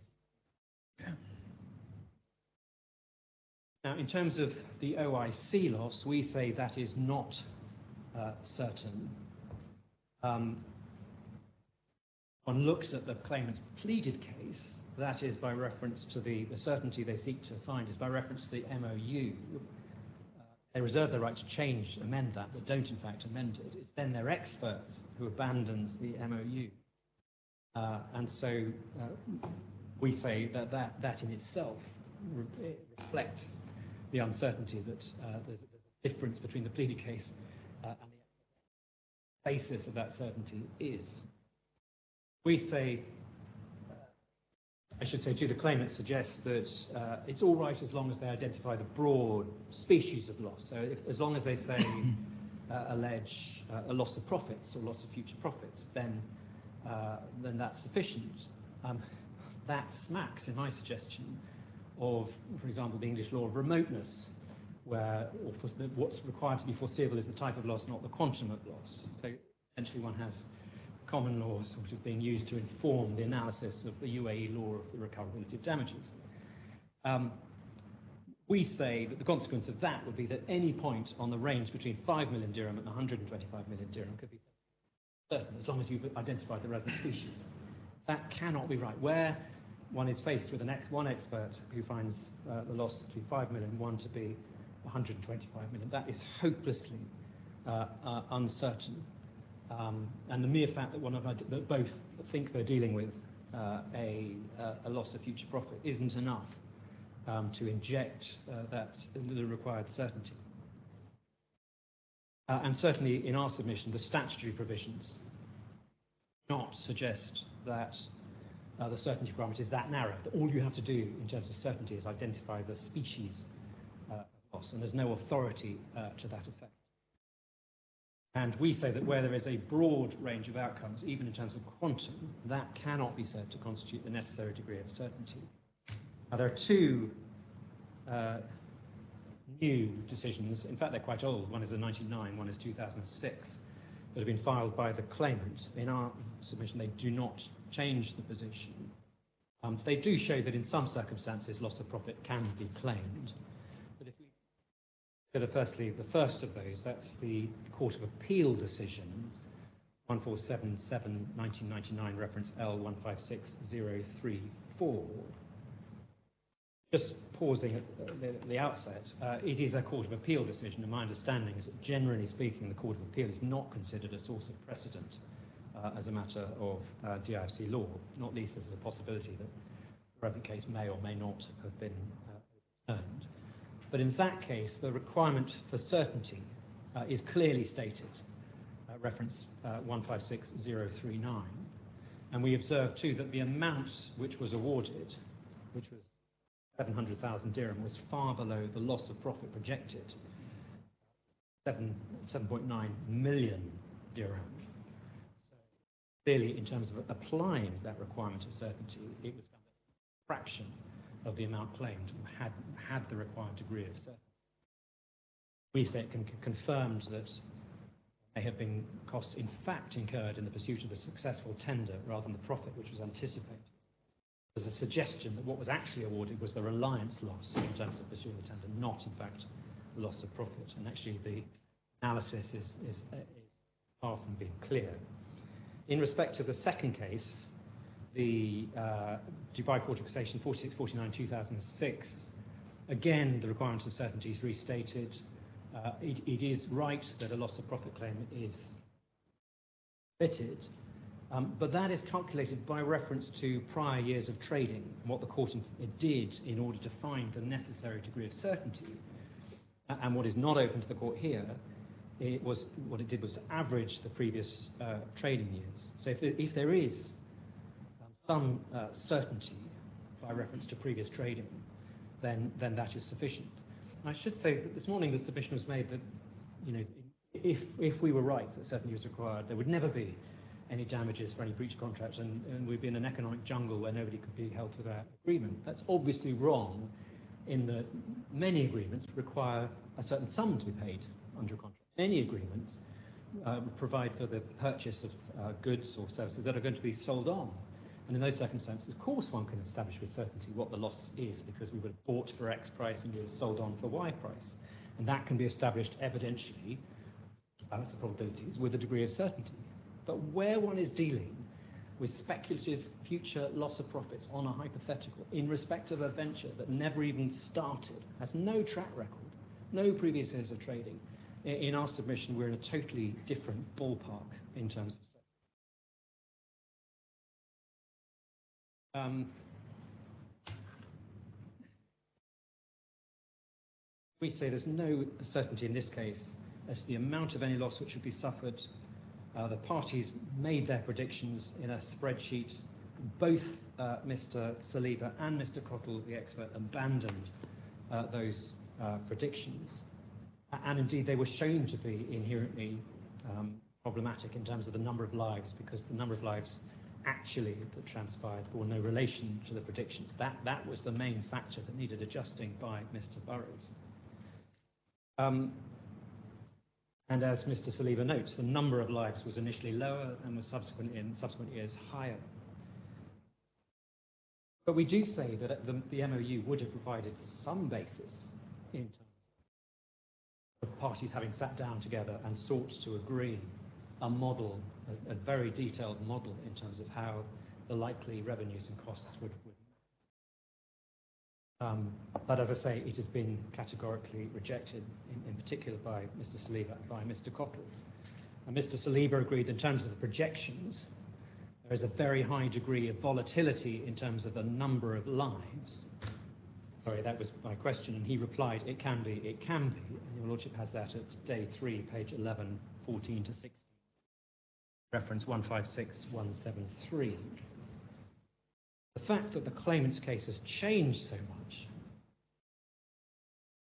one has so many potential numbers. So the MOU and Appendix 2 projects profit over 3 years. As you know, I forgot to make the point, and should have done, that actually, in terms of the number of years, the MOU Appendix 2 projects over 3 years. It doesn't project over 4 years, so we'll come on to that one. So 8.3 million in the MOU. The letter of claim claims lost profit of $6.5 million. The claim now stands at $36 million, so it's gone up from the letter of claim to the claim itself. And the experts, there's a difference of 90 million dirham, as we've seen between them. The UAE law in our submission does not support predictions and modelling in this sufficiently reliable to generate the necessary certainty to support. We do refer, leading case on this in our submission is the Dubai Court of Cassation decision 371 of 2004, reference 154953, and that suggests that the future occurrence of damage must be inevitable, and the mere prospect or potentiality of damage is not enough. And while the Appendix 2 provides predictions, we have no way of knowing how those predictions would have panned out. Volatility in respect of the number of lives. So far as Mr. Cottle seeks to produce his own model in replacing that of the Appendix 2, he is required to do so on the information and assumptions that have been provided by Mr. Saliba.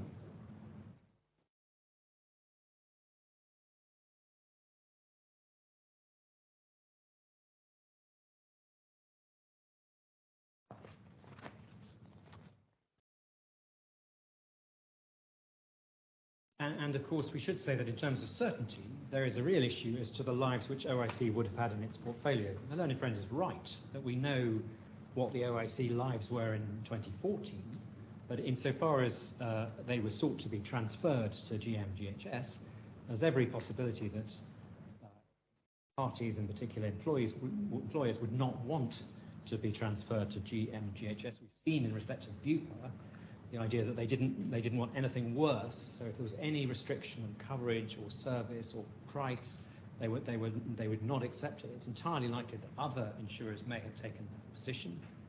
And we've seen too that the very reason for the number of lives being quite so volatile is there appears in this market to be a very high degree of churn, that's to say turnover. So employers who are astute on renewals to get the cheapest rates they can in the market.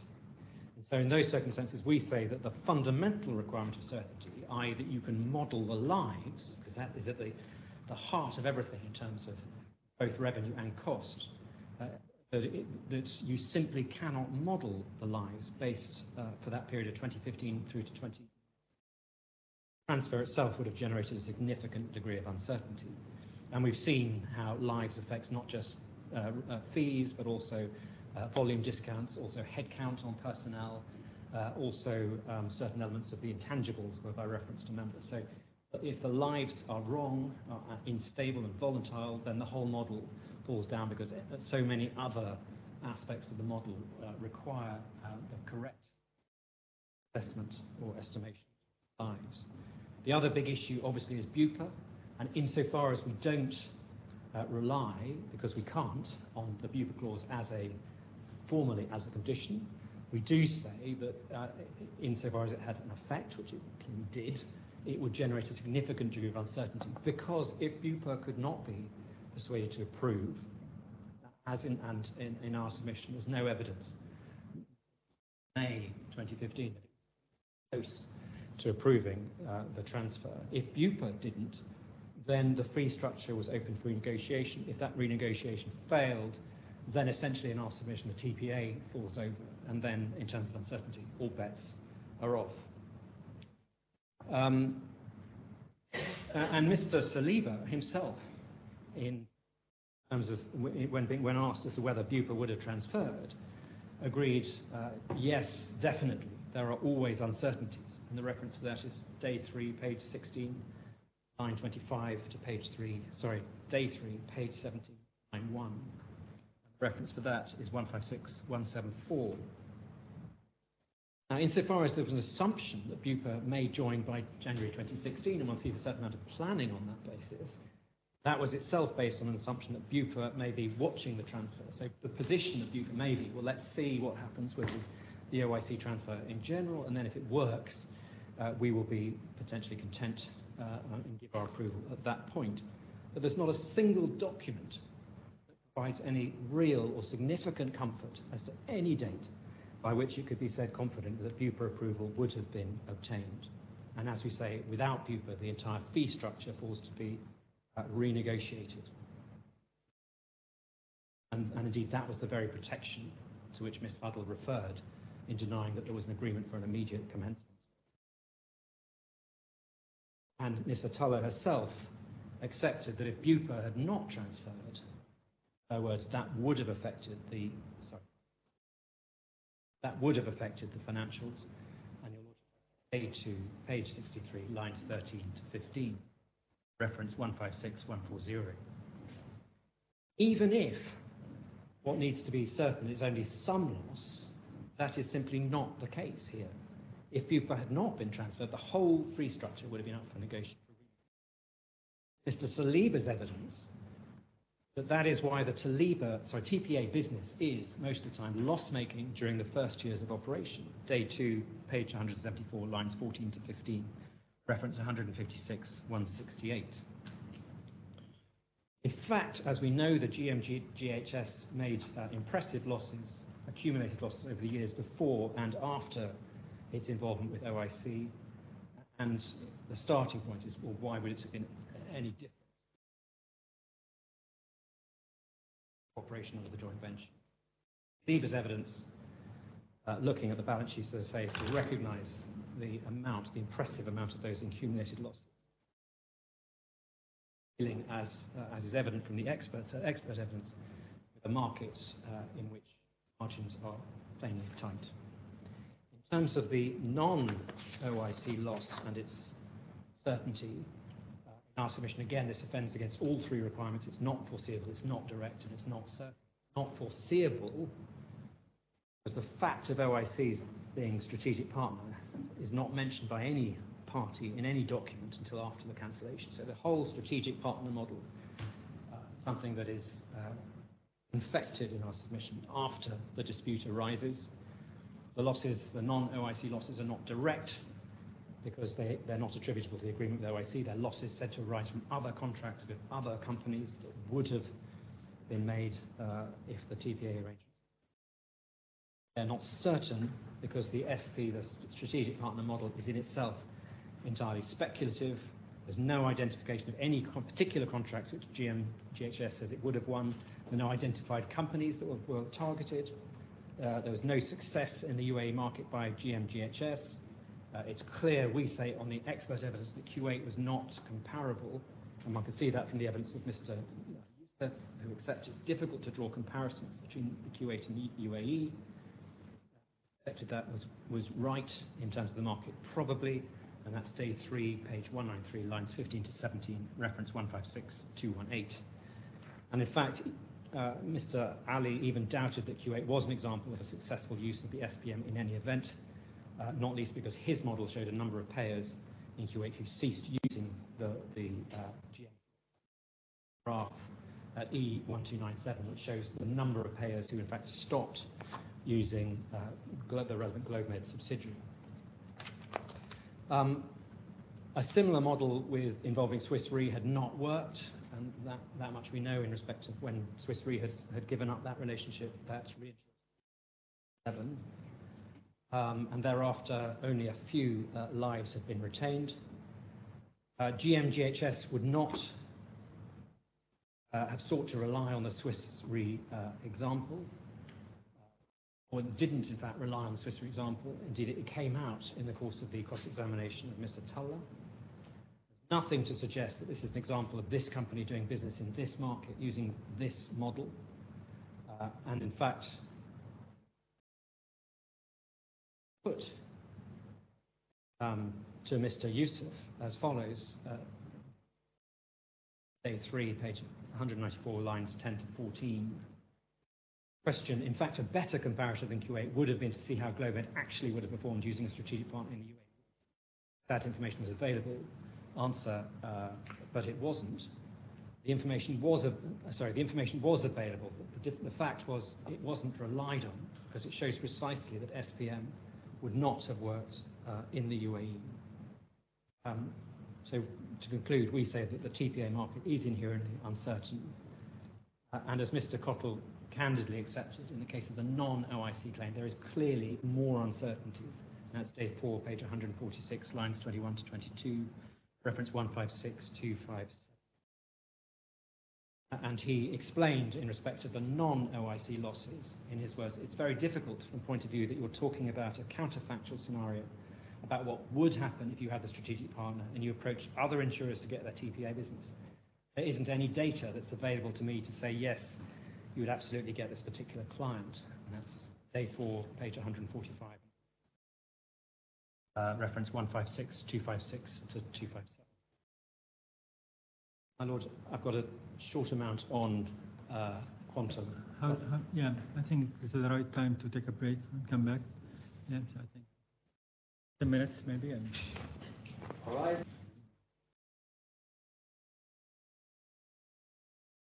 Okay, Mr. Reid, quantum. My Lord, I'm grateful. Before I start on quantum, could I just move back to one point? Your Lordship asked about third-party outsider rights in terms of the nullity of a contract. Yes. And I do just want to refer you very briefly, if I may, to case, the Dubai Court of Cassation decision 548 of 2017, which is at the relevant passage is at K 155136. If I could pick up the first new sentence. So the said memorandum of association and any amendment made thereto can be enforceable vis-à-vis third parties. It shall be registered in the commercial register as a competent authority. If a company is engaged in activity, its existence as a de facto corporation shall not be affected by the non-existence of a written version of its memorandum of association, as it shall be a general partnership whose existence may be proven by all means of evidence. In addition, any third party may, in their capacity as debtors of the said company, insist on its nullity if this is in his favour, or insist on its existence and prove this by all means of evidence. The company may not invoke its nullity as evidence against third parties. However, any partner in the company may invoke the nullity of the memorandum of association of the company for not being established in writing vis-à-vis third parties. Prior to filing a nullity case, the memorandum of association of the said company shall remain unenforceable and produce its effect until the partner files a case for establishing the nullity of the company due to the non-satisfaction with the form prescribed by the law for the conclusion of the said memorandum of association. If the company rules for the nullity, if the court rules for the nullity of the company shall be null and void as of the date of filing the case. In contrast, a ruling of nullity based on a request of a third party shall render the company null and void from the date of its incorporation. So there you see, even where it's posited as between the partners, there will be a de facto company. The outsider still has his Article 9, or his rights under Article 9 of the 84 statute, to request a recognition of the nullity of the company from the date of its incorporation. A brief delay in terms of quantum.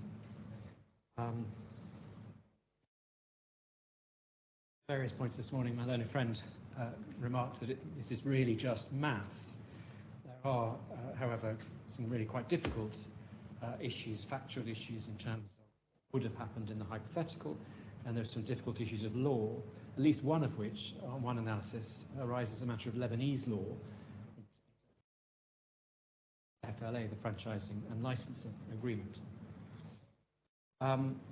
So starting with the non-OIC losses, as I say, we say that they are riddled with uncertainty, but in terms of the specific issues that exist in terms of quantification, we say the only foundation of this claim is Mr. Yusuf's evidence, and in our submission that is doubtful by reference to the reasons we've raised earlier in this. He doesn't address the right model because he's not looking at a corporate TPA. There's no convincing evidence of the model having succeeded either for GLOBEMED in a comparable market, not comparable, very different market, and nor is there convincing evidence of the model having succeeded for any other party in the UAE. party having a TPA having entered the market by having secured a prestigious insurer client from which it then leverages in order to. And there is no clear oversight, we say, on the number of lives that would have been secured by reference to the alleged strategic partner model, nor indeed the percentage of the market share at any particular time. No explanation of how the oligopoly of those established TPAs would have been broken, and there's no clear evidence as to the profit that would have been made. Now, it's worth, I think, going back to that table to which I referred in cross-examining Mr. Cottle, that's at 634. As your Lordship will be aware, essentially he's entirely reliant on Mr. Youssef. Summarises at page 632 all of the various estimates by reference to professional knowledge that Mr. Youssef made. And then when one looks down, so his analysis is just to ask, firstly, what was the Dubai population? That's the only figure that's got any firmness to it, any backbone in terms of public information. Thereafter, in terms of assessing the proportion of the population insured, the proportion of that insured population under management of TPAs, the proportion of the percentage of the Tier 2 market, of that market occupied by the Tier 2 TPAs, the estimated number of lives serviced by them, all of those matters are estimates based on percentages of percentages of percentages. In each case, the relevant percentage being essentially, in our submission, a guesstimate on the part of Mr. Youssef. A guesstimate made without any substantial backing in terms of any published figures, and estimates made by reference to his professional experience, without any real support. Well, that's what we say in terms of the non-OIC losses, and they're entirely speculative, indirect, and uncertain nature. Turning to the OIC losses, the letter of claim alleged a loss of $6.5 million. That has now been inflated to a claim of $36 million. We say the final claim is entirely speculative and exaggerated. Much of Mr. Cottle's evidence is based heavily on Mr. Saliba, and the sources of Mr. Saliba's evidence are themselves obscure. Many of the relevant documents on which he relies have been created for the purpose of the litigation. To that extent, they're self-serving. None of the underlying data has actually been reviewed and processed by Mr. Saliba himself. He has we and this court has a limited ability to interrogate the accuracy of information that has been provided by his finance team. The procedure appears to have been that Mr. Cottle identified the information he would need, and the information was then provided by Mr. Saliba, or subsequently then packaged in Mr. Saliba's witness statement. Now, Mr. Cottle bridled at this being described as backfilling, but in my submission, that's what this process essentially is. Now, in terms of the detailed issues that my learned friend identified, and if I may, I'll start with the 3 or 4 years, which is a point of some significance in terms of its effect on the total amount.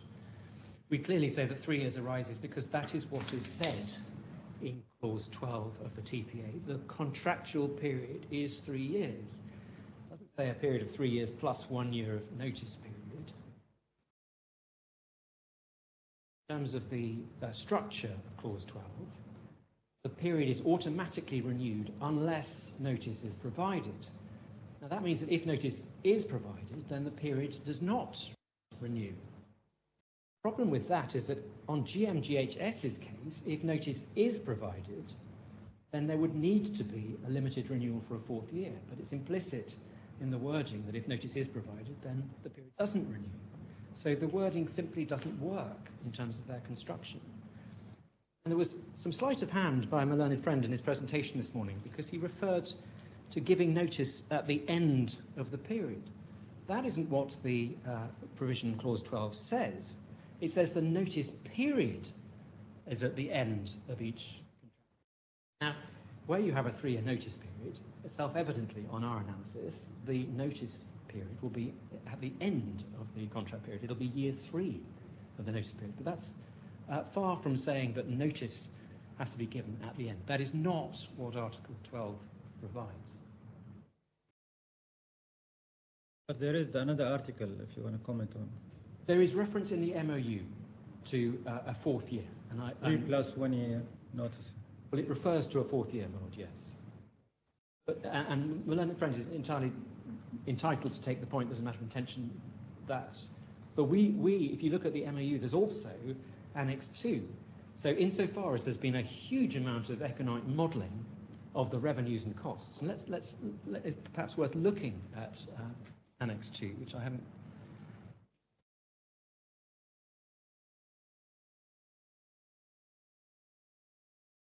105. So this is just the P&L for years 1, 2, 3. These are the years of the contract period that are modelled in a huge underlying spreadsheet. Now, all of the work on that spreadsheet is premised on there being years 1, 2, and 3. You know, I was thinking of what Mr. Smith already was showing me, or take me to the other article, I guess. Yes, well, that's, I think, 3 plus 1 year notice. One B. Well, yes, it refers to a fourth year. Now, I'm bound to accept that there are, in terms of the MOU, which is a separate agreement, and clearly the claimant's case in respect to the degree of separation varies as between the points being made. But Are you saying this is not relevant? Well, I'm saying someone who drafted that bit of the MOU believed there was a 4th year. Again, we are dealing with an imperfect contract that may have been drafted by different bits by different people. But where one looks at the wording of Article 12 of the TPA agreement, which in my submission is entirely reflects what happens in almost any periodic lease that I've ever dealt with, where you have a period, say a year, you have a notice period, 3 months, and if you wish to give notice, you give notice 3 months before the end of the year. You give notice at the end of month 9, that at the end of month 12, that you're going to now, so we say there is, in terms of evidence of intention, if there were an issue of construction, if Article 12 was sufficiently unclear that it required reference to the matrix of facts to determine what was intended, you do have that stray reference to the 4th year. We say it is a stray reference. When you look at the modelling in Annex 2, it's quite clear that there's a contract period of 3 years. And we should make the further point that if it's right, well, firstly, if you were going to say that the notice period needed to be after the contract period, you wouldn't say the notice period needs to be at the end. You'd say it needs to be after the contract. That is the natural form of words that would achieve that effect. And if that was what was intended, that notice should be after the 3-year period, then that would be highly uncommercial and unlikely, because that would suggest there's only 1 day in which notice could be provisioned. If you failed to give it on that day, there would be an automatic renewal. You couldn't give it earlier, because that would not be after. So it makes no sense in our submission, commercially or otherwise, for it to be required that notice be given after the relevant contract period. That's entirely, the drafting is entirely consistent with, for example, leases, where one has these sort of notice provisions and references to the relevant terms. It's entirely inconsistent with Annex 2 and the very detailed modelling. And one has, on the one hand, detailed modelling dealing with 3 years, which has obviously involved a lot of people over a lot of time, and on the other hand, what appears to be a relatively stray reference to a 4th year in another context in the MOU.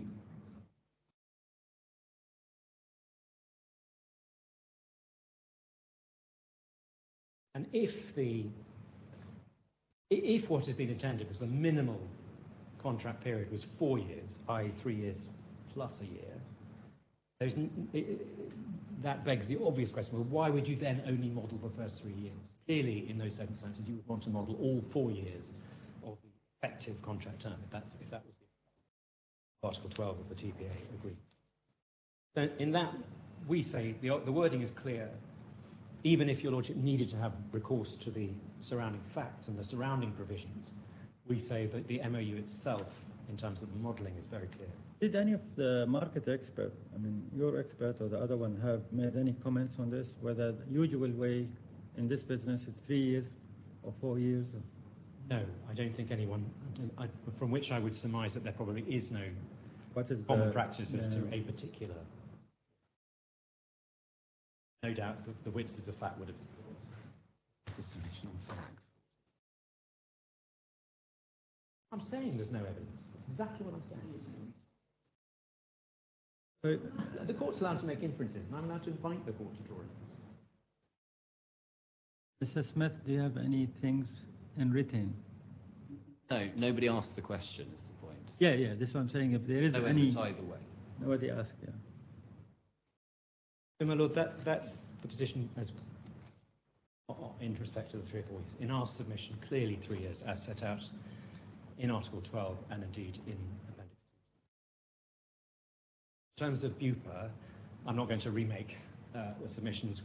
We say there's clearly no evidence that BUPA would have come across to GHS. In fact, in our submission, the evidence suggests to the contrary. As we've set out, as we've described in opening, there were 4 rounds of due diligence, the result of which seemed to be that BUPA intended to watch the transfer of OIC lives and went. There's no document suggesting any strong or firm intention to provide that approval. All that one ever can see in the email is ever further requests for information, etc. And the PSR, the Progress Statement Report of the 14th of May, right at the end of the proposed transition period, there's continuing delay even after all of those rounds of due diligence. That delay was no doubt compounded by the potential delay on the licenses.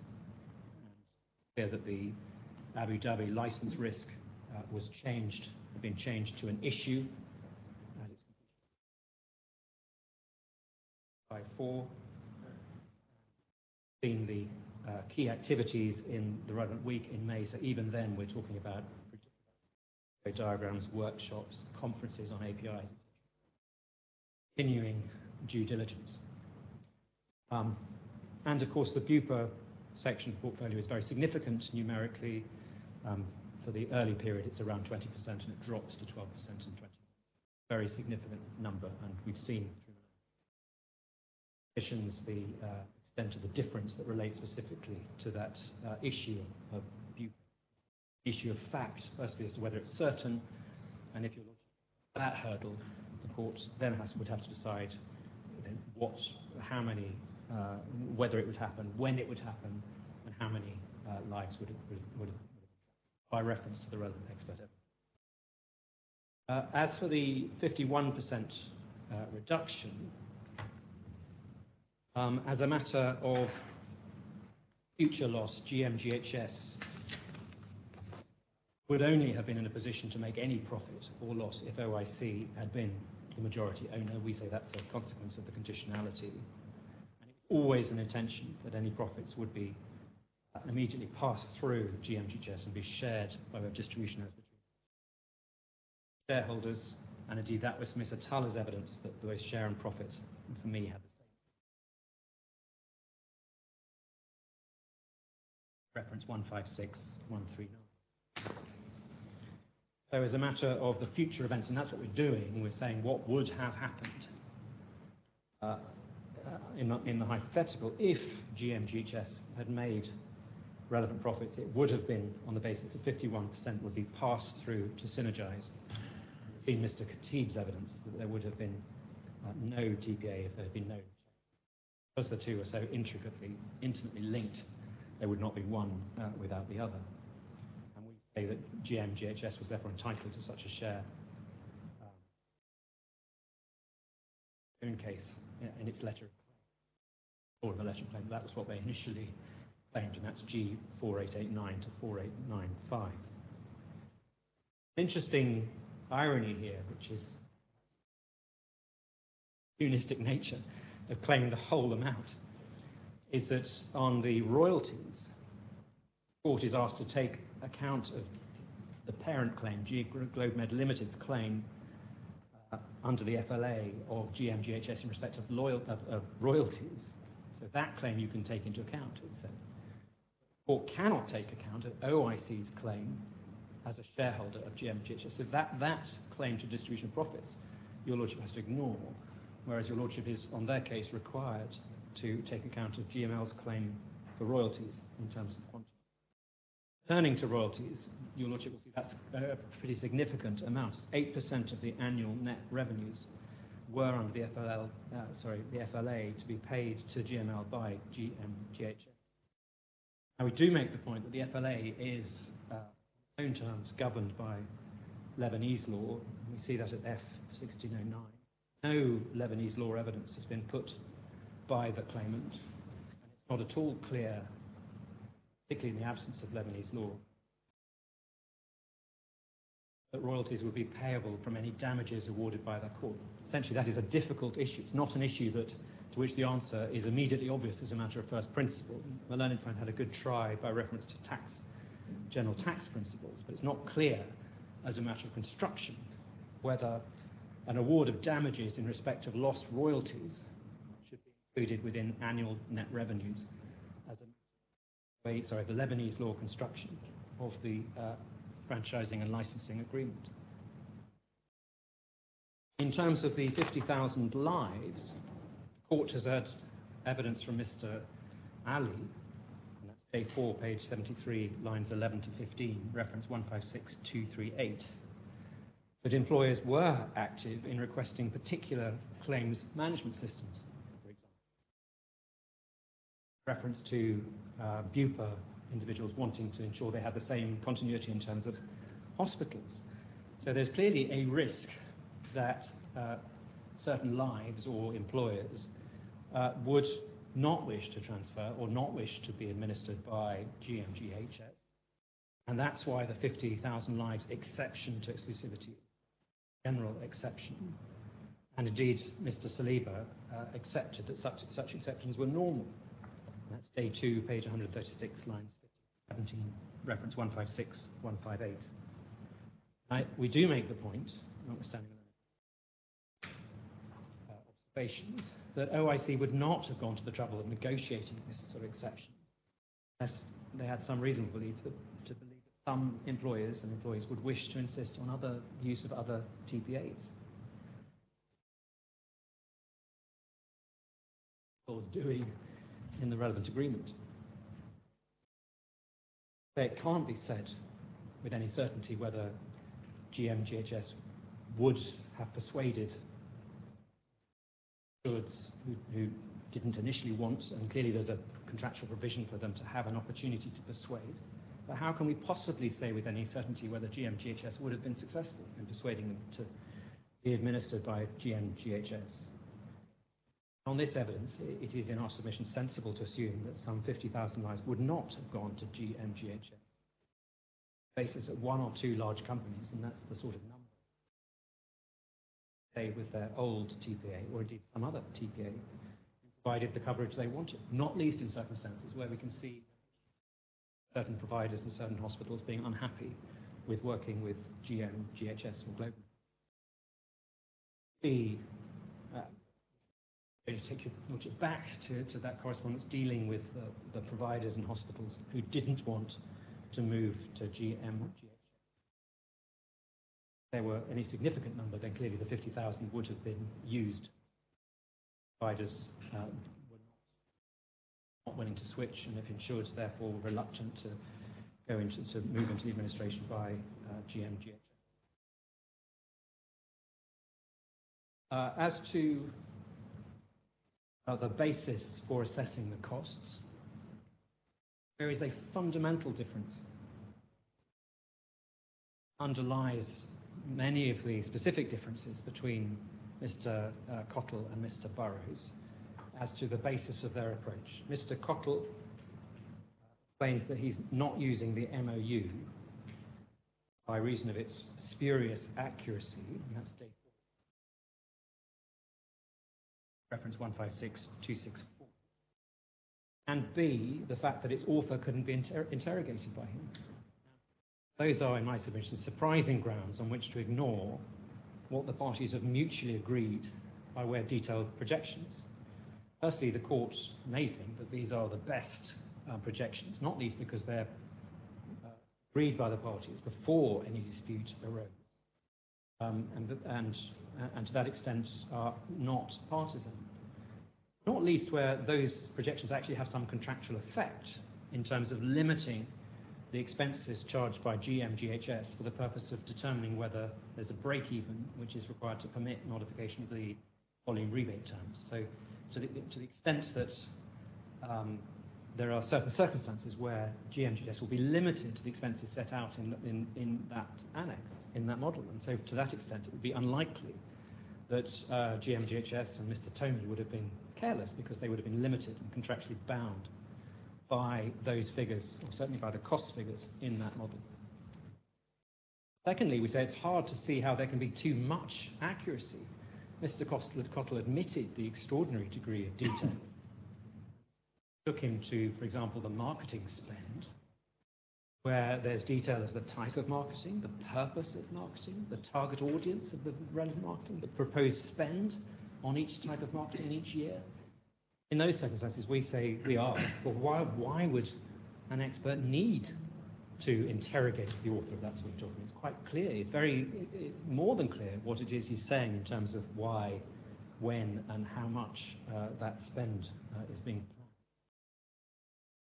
planned. The ability to interrogate the author of the model provides no good reason why Mr. Cottle should have rejected the very detailed model in the MOU, not have flexed it and made the necessary adjustments by reference to lives, as Mr. Burrows did.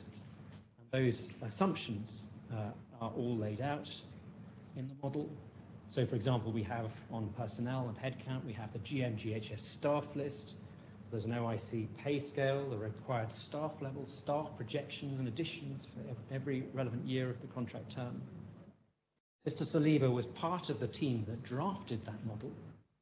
Get that from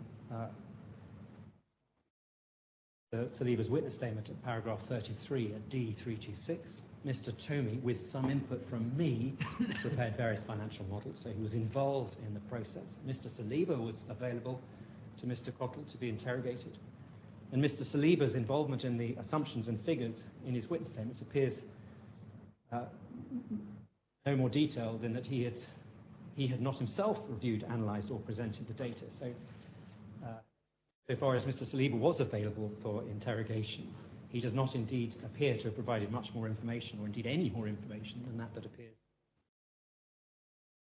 And we had the extraordinary example of the general operating expenses at paragraph 124 D352, where essentially Mr. Cottle relies on annual figures in respect of general operating expenses that had been provided to Mr. Saliba by his finance team. We say that where there is a dispute and difference between the parties, Mr. Burrows' approach with its reliance on adjustments to Annex 2 should be preferred to Mr. Cottle's approach with its high reliance on Mr. Saliba. In terms of the volume rebate, clearly we have the system of slabs, and clearly GMGHS would need to have achieved 16 million dirham of rebates before it got anything, and therefore the threshold was extremely high for there to be any profits to GMGHS by reference to volume rebate. We say that GMGHS's volume rebate rates or levels were simply unrealistic. Indeed, they appear to have been substantially based on the volume rebate levels calculated on a tiny, unreliable sample size from the joint venture. You remember that bit of Mr. Saliba's statement where he refers to the previous company's volume rebates.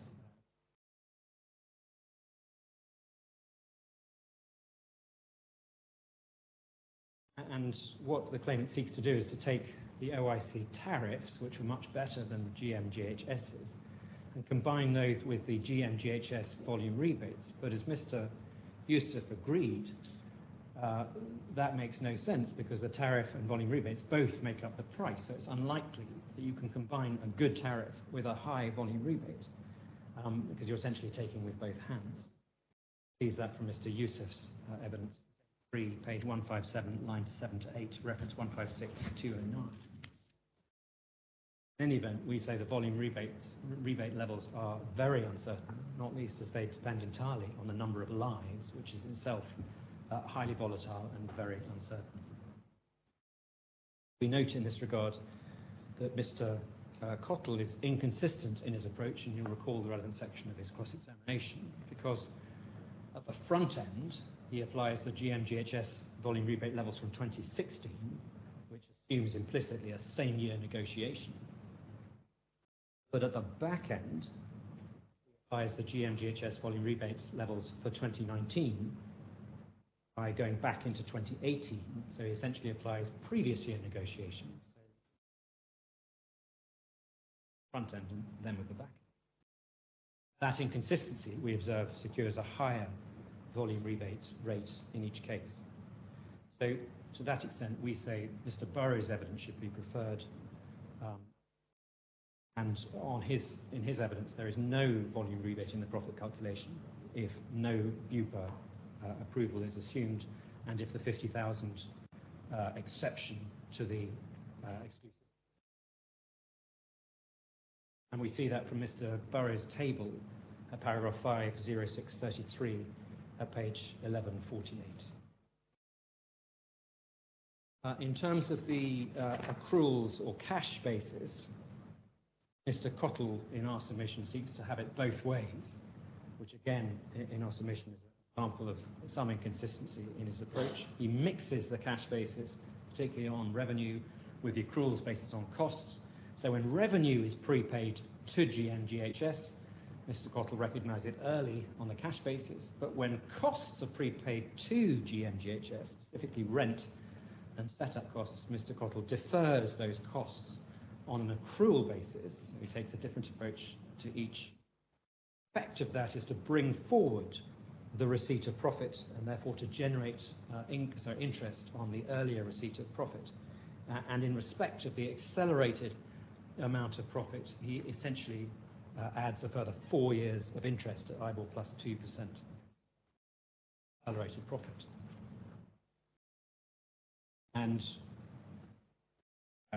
we also note the concern that where you are using the cash basis in limited circumstances, there are problems in assessing when cash could be said to come in. And we saw the example as put to Mr. Burrows that, for example, where an initial assessment has to be made of the fees, and then there's a true-up. It's very hard to predict when, on a cash basis, that those monies came in, whether the relevant true-up was made, when it was made, etc. So difficulty in assessing the timing of each cash receipt, particularly where there's an initial amount and then a true-up, and where we don't know the number of lives, where we don't know what payment bands the lives would have been in, when costs are incurred, and in what amount, etc. All of those are very difficult to assess on a cash basis, and that's why, as a matter of accounting, when you're seeking to apply the matching concept, when you're seeking to present a full and fair presentation, a true and fair presentation of the GM-GHS balance sheet, that's why EY, as the auditors, were using the accruals base consistently to both revenue and costs, and we say that would be an appropriate method in terms of quantum of this claim, if indeed there was any claim. In terms of depreciation and amortization, again, we say we find an inconsistency at the heart of Mr. Cottle's work, and that inconsistency is most obvious in the difference between how know-how or the network is dealt with on the one hand and how license is dealt with on the other. The know-how or network was sold back to GML in 2017 for 6.9 million dirham in carrying value, so that's essentially credit back to GM-GHS for the sale back of the network, and that's in direct contrast with the license which was written off also in 2017, 3 years early. So insofar as there was a depreciation, one has essentially 3 years of depreciation charged in one year, but it wasn't sold back and there wasn't carrying value returned by the parent to GM. So, and we should say that Hotel ignores both of those intangibles on the basis that they were incurred pre-TPA, and says, well, because they were incurred before the transaction, they are non-incremental. But the reality is clear that they were required for the purposes of the delivery of TPA services. They could only be, in our submission, sold back or written off insofar as they were no longer required. And in our submission, there is no reason why they could not have been sold back to GM pre-2017. It's said by my learned friend that raises duty. It's a matter of UAE law. Losses are required to be inevitable, and it's perhaps just worth quickly looking at the MOJ commentary on that. I think 115481.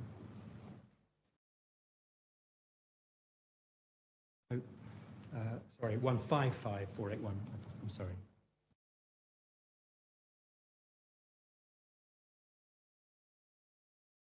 Yes, so could we go to the previous page? Thank you. So the commentary on 389, and then if I could pick up bottom paragraph, if the obligation is to, of the commentary, if the obligation is to perform an act, he must specifically perform it. If he does not do so, the judge may compel him to do so. If the source of the obligation is a contract, the contract shall come to an end. The person who suffered loss will be entitled to compensation for any loss and damage and loss of benefits sustained. The rule in positive laws is that a compensation is not assessed in the contract or by provision of law, then it is the judge who assesses it. And then over page, provided there's a natural result of non-performance or delay in performance of the obligation. Damage is regarded as being a natural result if it's not within the power of the obligee by making reasonable efforts to avert it. In general case of observations that have, also obligations that have their origins in contract, the obligor who has not committed a fraud or gross order is obliged to pay compensation only for the damage that could have been ordinarily foreseen at the time the contract was made. So the point there is inevitability. In this context, certainty, inevitability has the connotation of loss which is not within the power of the obligee by making reasonable efforts to avert it. So one gets essentially the principle of mitigation from the requirement of 389 as explained in the commentary. That is implicit damages under Article 3. And so to the extent, so it's therefore, if for the claimant to show that its losses, its alleged losses, are the natural result insofar as they are not within the power of the obligee by making reasonable efforts to avert it.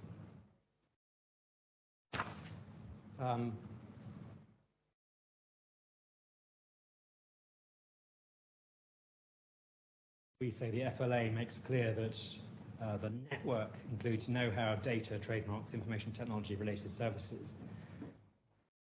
That's F1594.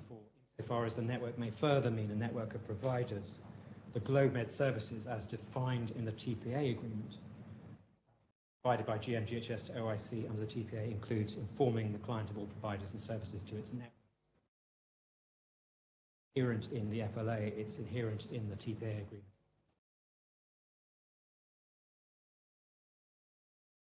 We say Mr. Burrows was clearly right in his approach to say that this was an asset used for the OIC contract and should have been sold back as soon as it was no longer required. And well, those are my submissions in respect of quantum on the OIC. Say by way of conclusion, this is a claim which should fail. Firstly, GMGHS is and always has been a nullity. It entered into the side agreement with the sole aim of circumventing an essential requirement of UAE law. By doing this, it made a company contract a sham. In those circumstances, it cannot come to the court now and ask for relief. To grant it that relief would allow it to benefit from its own clear contumacious breach of important rules of UAE public policy, rules which continue to be strictly applied, as we've seen in the most recent High Court of Cassation. Secondly, the transaction was not intended to commence and did not commence. It was obviously, in our submission, conditional in nature and subject to 2 suspensive conditions. Thirdly, the damage claim is very clearly damage which we say is uncertain. It's a claim for loss of projected profit in an admittedly inherently volatile market with low or no profit margins made by a company with no track record of by the profits of success in this market, whether before or after the JV. It was speculative, built on the sands of assertions made first by Mr. Saliba and then built on. Neither fails to reach the. All those circumstances, my Lord, we say.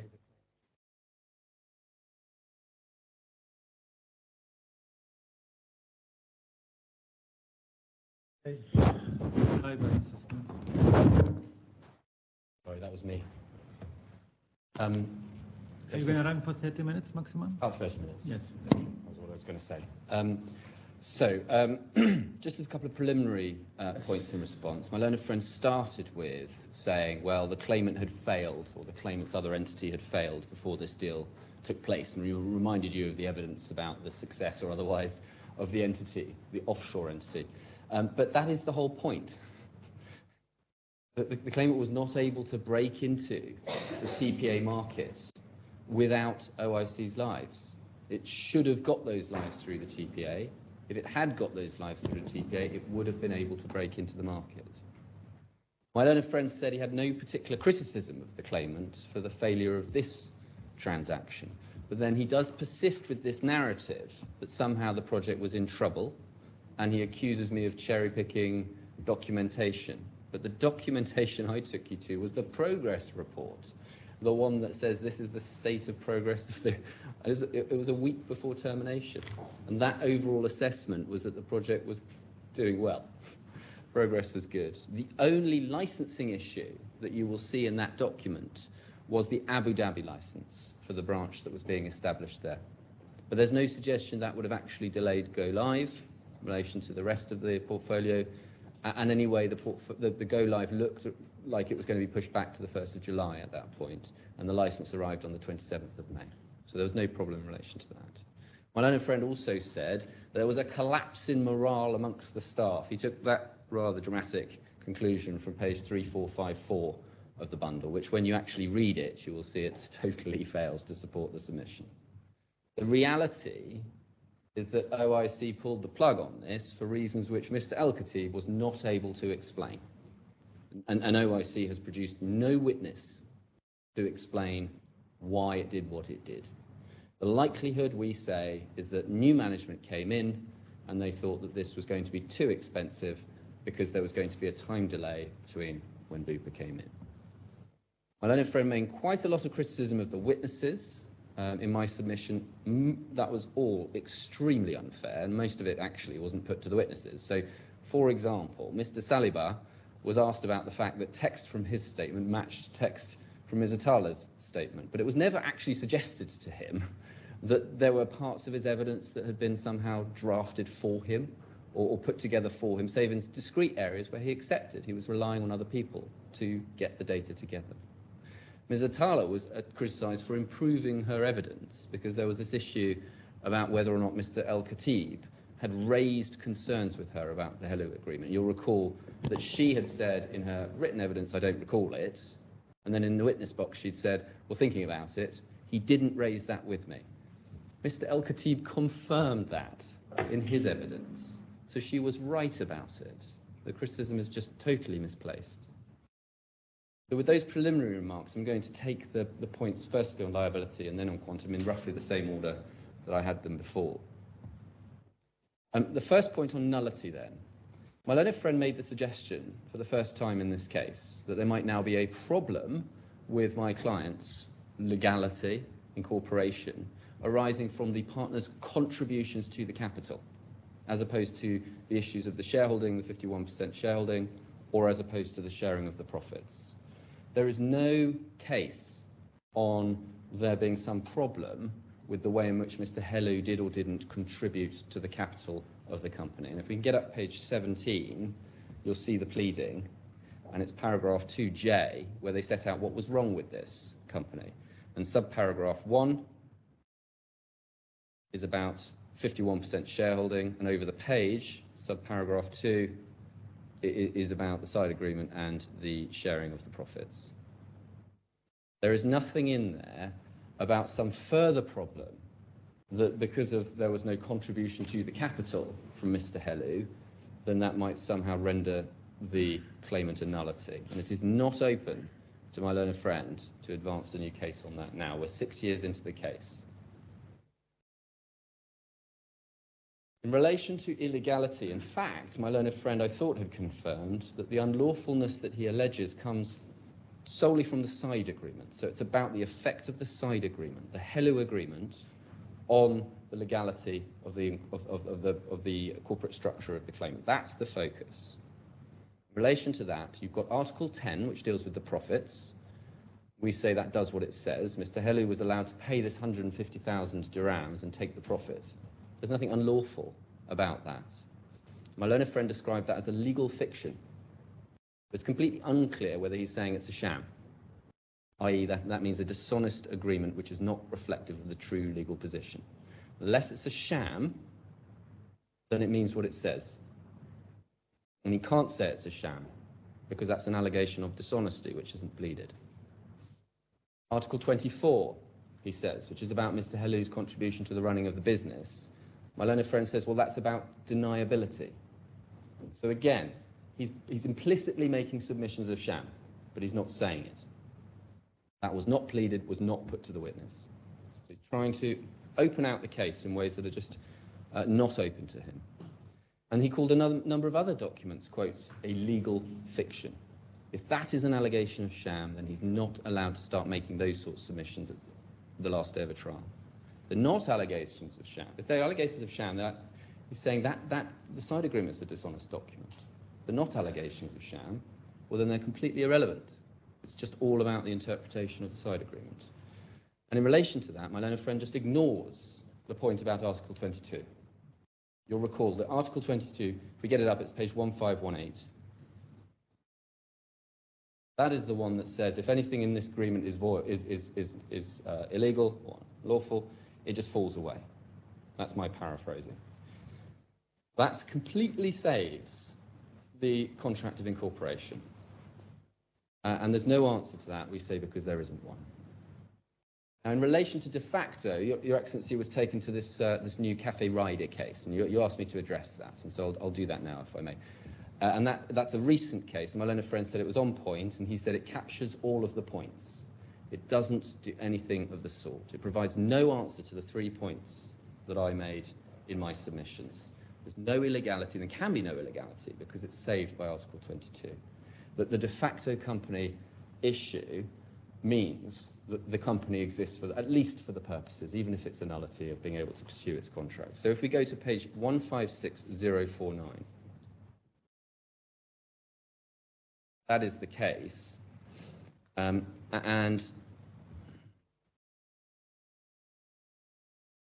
at page, I think, 152, is it?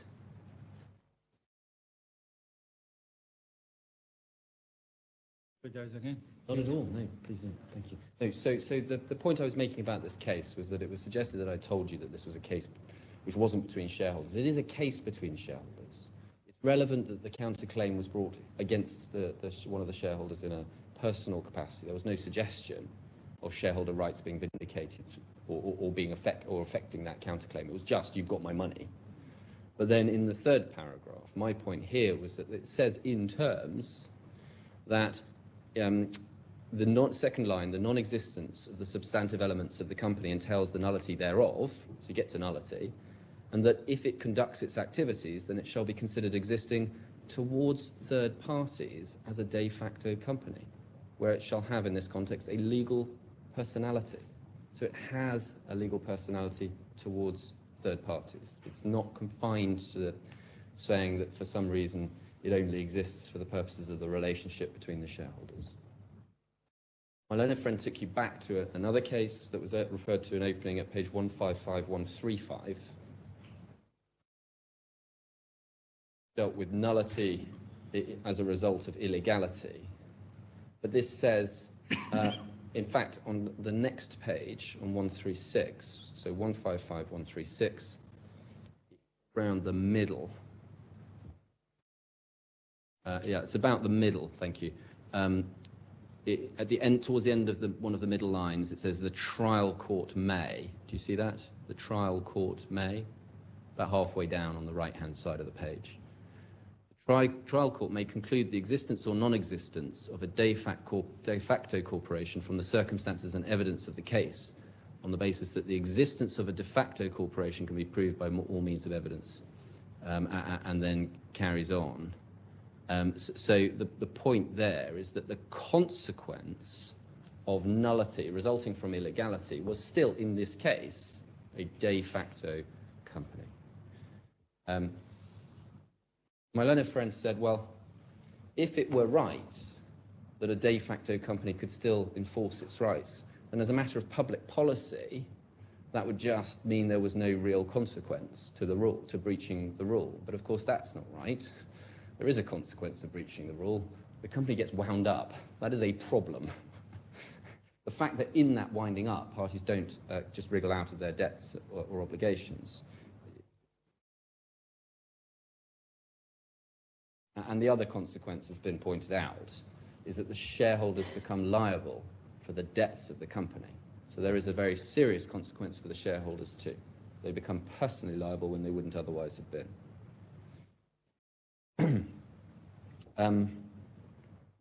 In relation to the third plank of my argument, Article 16.3, again, the new authority says nothing about Article 16.3, which I say says a debtor just can't do what my learned friend is trying to do.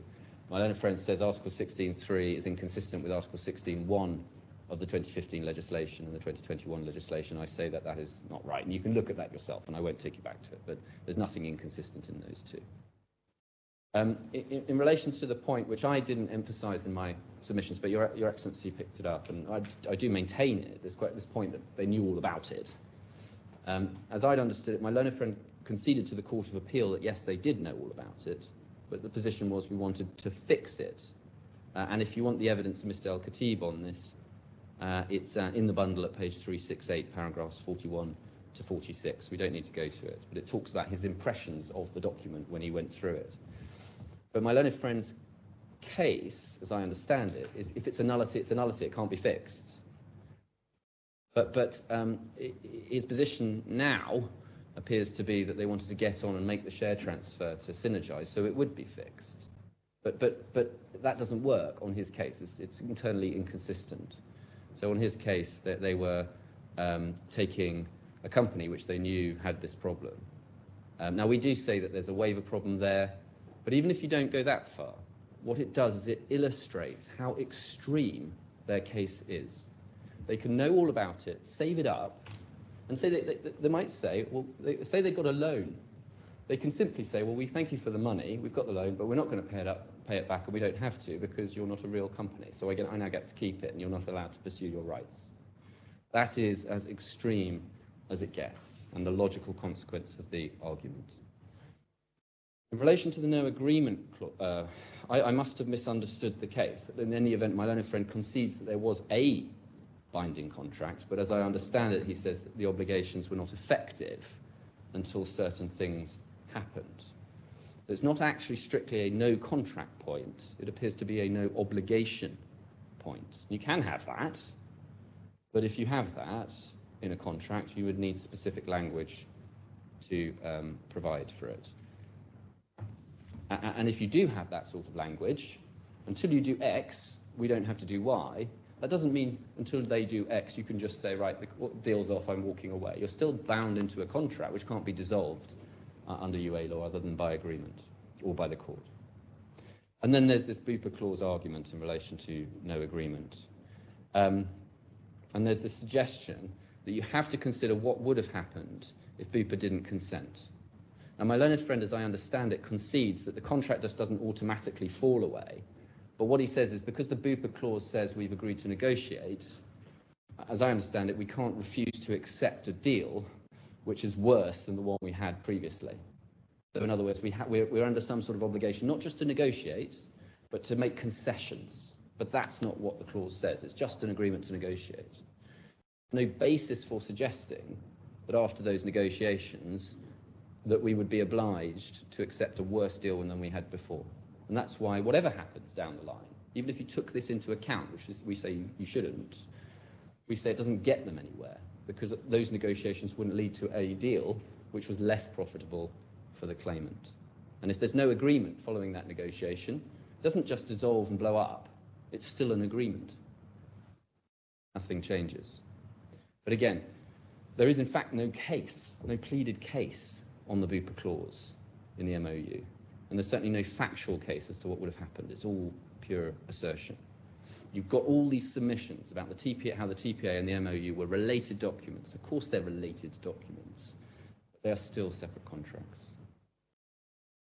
In relation to the TPA, just as itself, it was said it was all negotiated at pace in a single meeting. My learned friend's own witness conceded that before that meeting took place, the document was virtually in final form. That's day 3, page 59, line 23, to page 60, line 2. His words were, well, I put it to him that it was virtually the final document before the meeting, and he said yes. And as you rightly say, when it comes down to this question of the mistake as to the dates, you've got this date at the beginning, which says this agreement is entered on. You've got this is agreed on. Why would you have a document ultimately that says this agreement comes into effect on this date, but then later says it comes into effect on a different date? It would be inconsistent. And that supports the conclusion that it was all an error.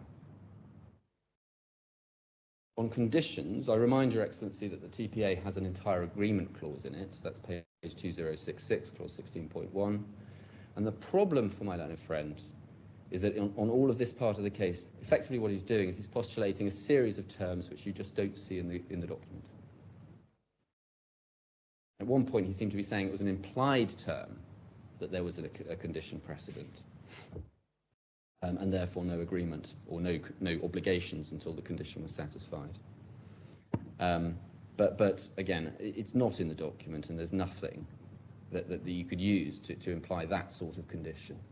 The fact that if I enter into a contract with a party to deliver services to them that is regulated and I need a license to do it, that doesn't mean that it's a condition precedent of the agreement that I have that license at all times, and at any time before I get it, they can just walk away. It may become a contractual term. It may become a representation on which the other party can rely if it's not true. That is not the case. That's all I was going to come back on liability. In relation to quantum then, briefly, I don't say that DIFC law displaces UA law, as my learned friend would put it. The point is that UA law never governs the way in which the court assesses loss in the first place. It governs what heads of loss are recoverable.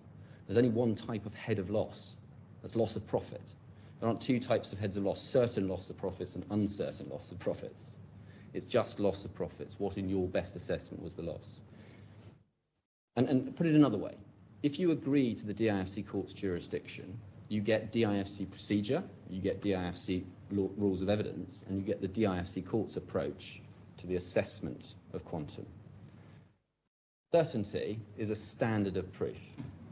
So once you agree that the standard is the balance of probabilities, it doesn't make any sense to say you've got to be certain on the balance of probabilities.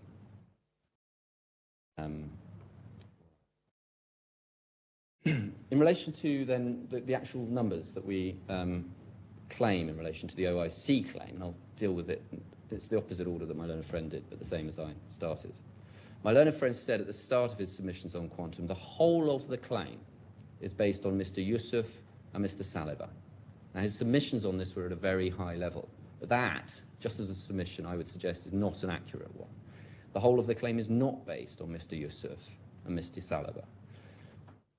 Mr. Cottle based his revenue assessment on lives and TPA.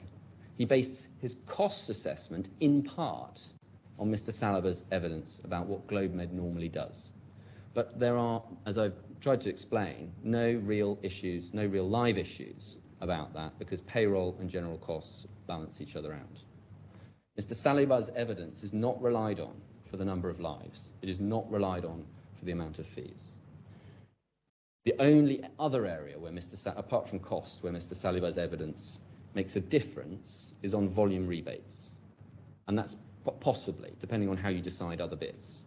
As I say, if you get the extra lives across, it doesn't make any difference. And also on rent, which I'm higher on anyway, because of it flows from headcount. Otherwise, it all flows from the number of lives and the other issues.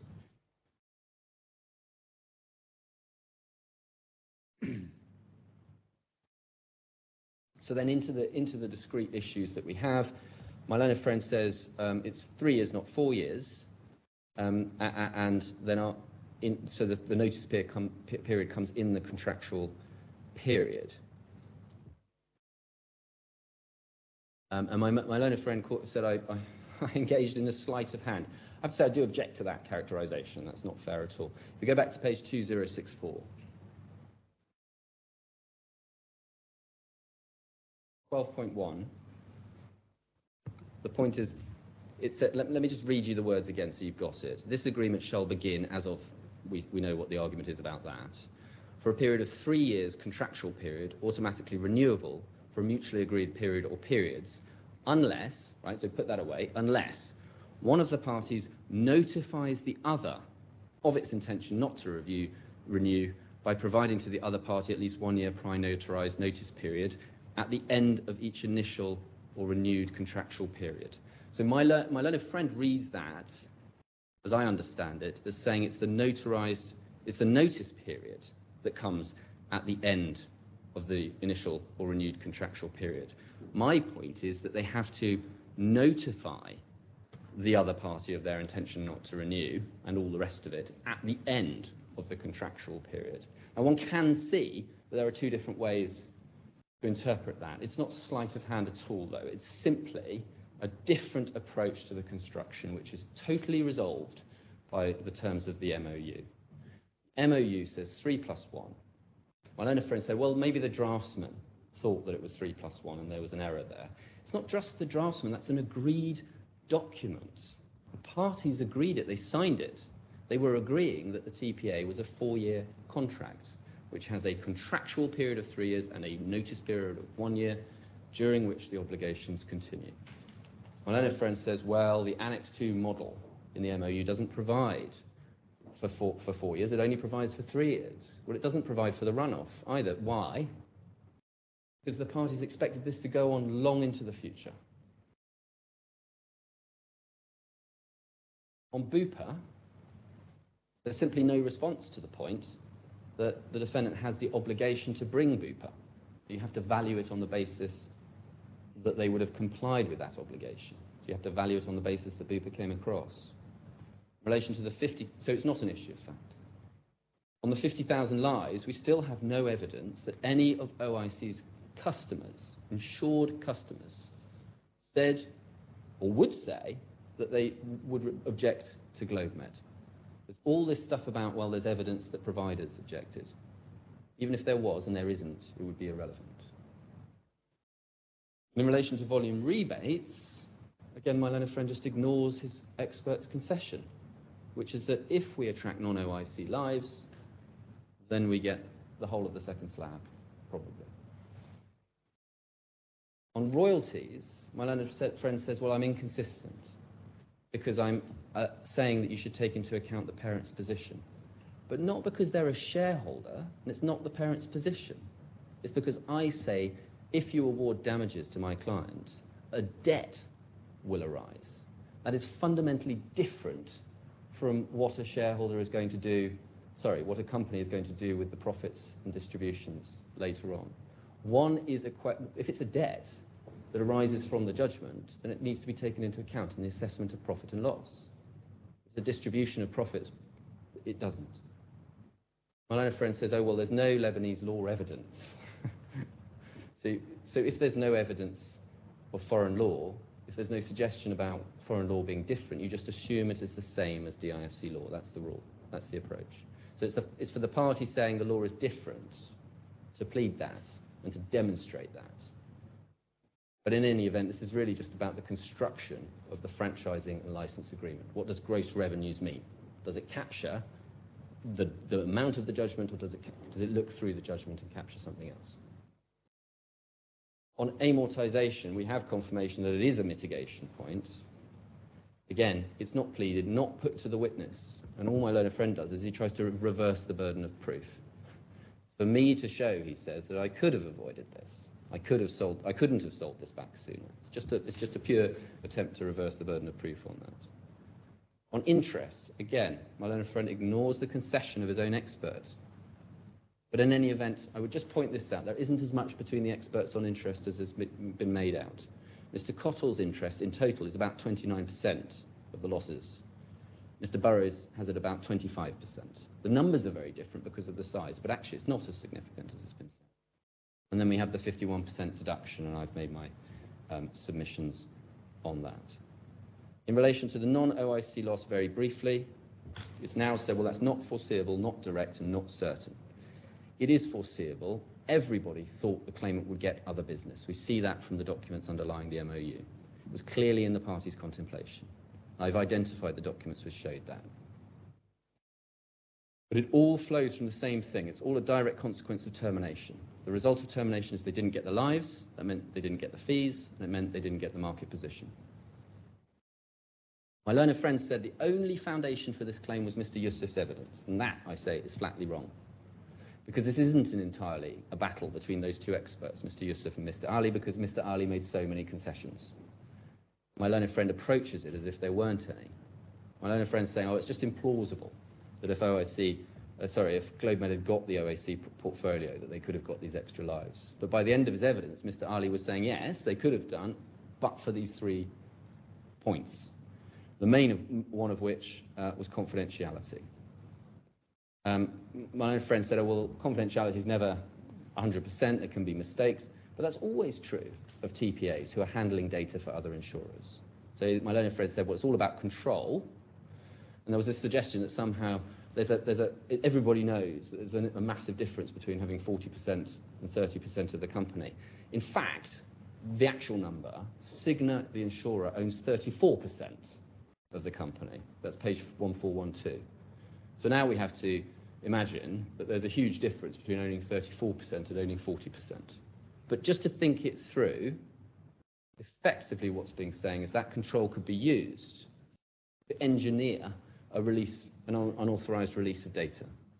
So how does a shareholder control companies through shareholders' resolutions? So essentially, is it being said that there would be concern that OIC would issue shareholders' resolutions forcing through the release of data?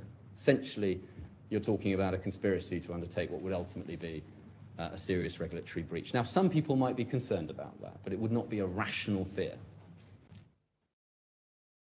And my learned friend took you to page 834, which talked about the offices. This is my last point, which talked about the offices and that they didn't want to use OIC's offices for GlobeMed because they might be seen as being an in-house TPA. But if you're an in-house TPA, there is a world of difference between that and being 51% owned by the subsidiary of an insurer. If you're an in-house TPA, you're part of the insurer. You can have Chinese walls within an organization, but you don't need them as such if you're just dealing with distinct legal entities. And so one can see why insurers might be reluctant to hand over their confidential information directly to another insurer. But if they're handing over it to a separate entity, then there is no real concern. Your Excellency, you'll be pleased to know that that is all I have to say in reply, unless you've got any questions for me. No, thank you. Other than thank you for bearing with us for such a long time over this week. No, it's, I would like to thank you, both of you. My Lord, could I just briefly make 2 points? If I repeat myself, and I'll take no more than 1 minute to do so, if I repeat myself, then Your Lordship will tell me to shut up and sit down. Very briefly, in terms of the, we say there's no requirement that a condition precedent be express. Conditionality can be implicit, and that can arise as a matter of construction. So we're not making a case by reference to any implied term. What we do say would need to be expressed would be a lock-in, i.e. that a party is required to give the other party a period of time in order to made that point in opening. And secondly, in terms of the lack of contribution to capital, we do make the point that emerged significantly from Ms. Atalla's evidence that essentially none of the shareholders provided any contribution to capital. So in terms of the egregious nature, we say, of that breach, it emerged as a matter of evidence. So to that extent, there is no pleading point, but in any event, we rely on nationality and profits. And my Lord, those are just the 2 points I wanted to add. Comments? Well, if my learned friend wants to advance a case on contribution to capital, no doubt he'll make an application, but at the moment there isn't a case. Anyway, that Otherwise, no. Yeah, thank you. I too am grateful for your Lordship's patience. Well, as you know, I have to reserve my judgment. This is something you will not, I have to go through. It's a lot of things. It has to be considered. But I would like to thank all the experts participated in this hearing, in-house counsels. I've been educated, to be honest with you, in this type of business. I'm not familiar with that much, but that raised my education level as well in TPA, and I cannot get it from my head until I hand down my judgment. And in fact, that worry myself, and I ask my management, does I have a valid life insurance? So my life insurance expired. But thank you, and thank you for transcript for coming today. And I wish both Mr. Smith and Mr. Reid remains friends. I will always be the case. Absolutely, absolutely. Thank you very much, and have a safe flight. And those who's staying in Dubai, enjoy your weekend. Appreciate it. Thank you. All right.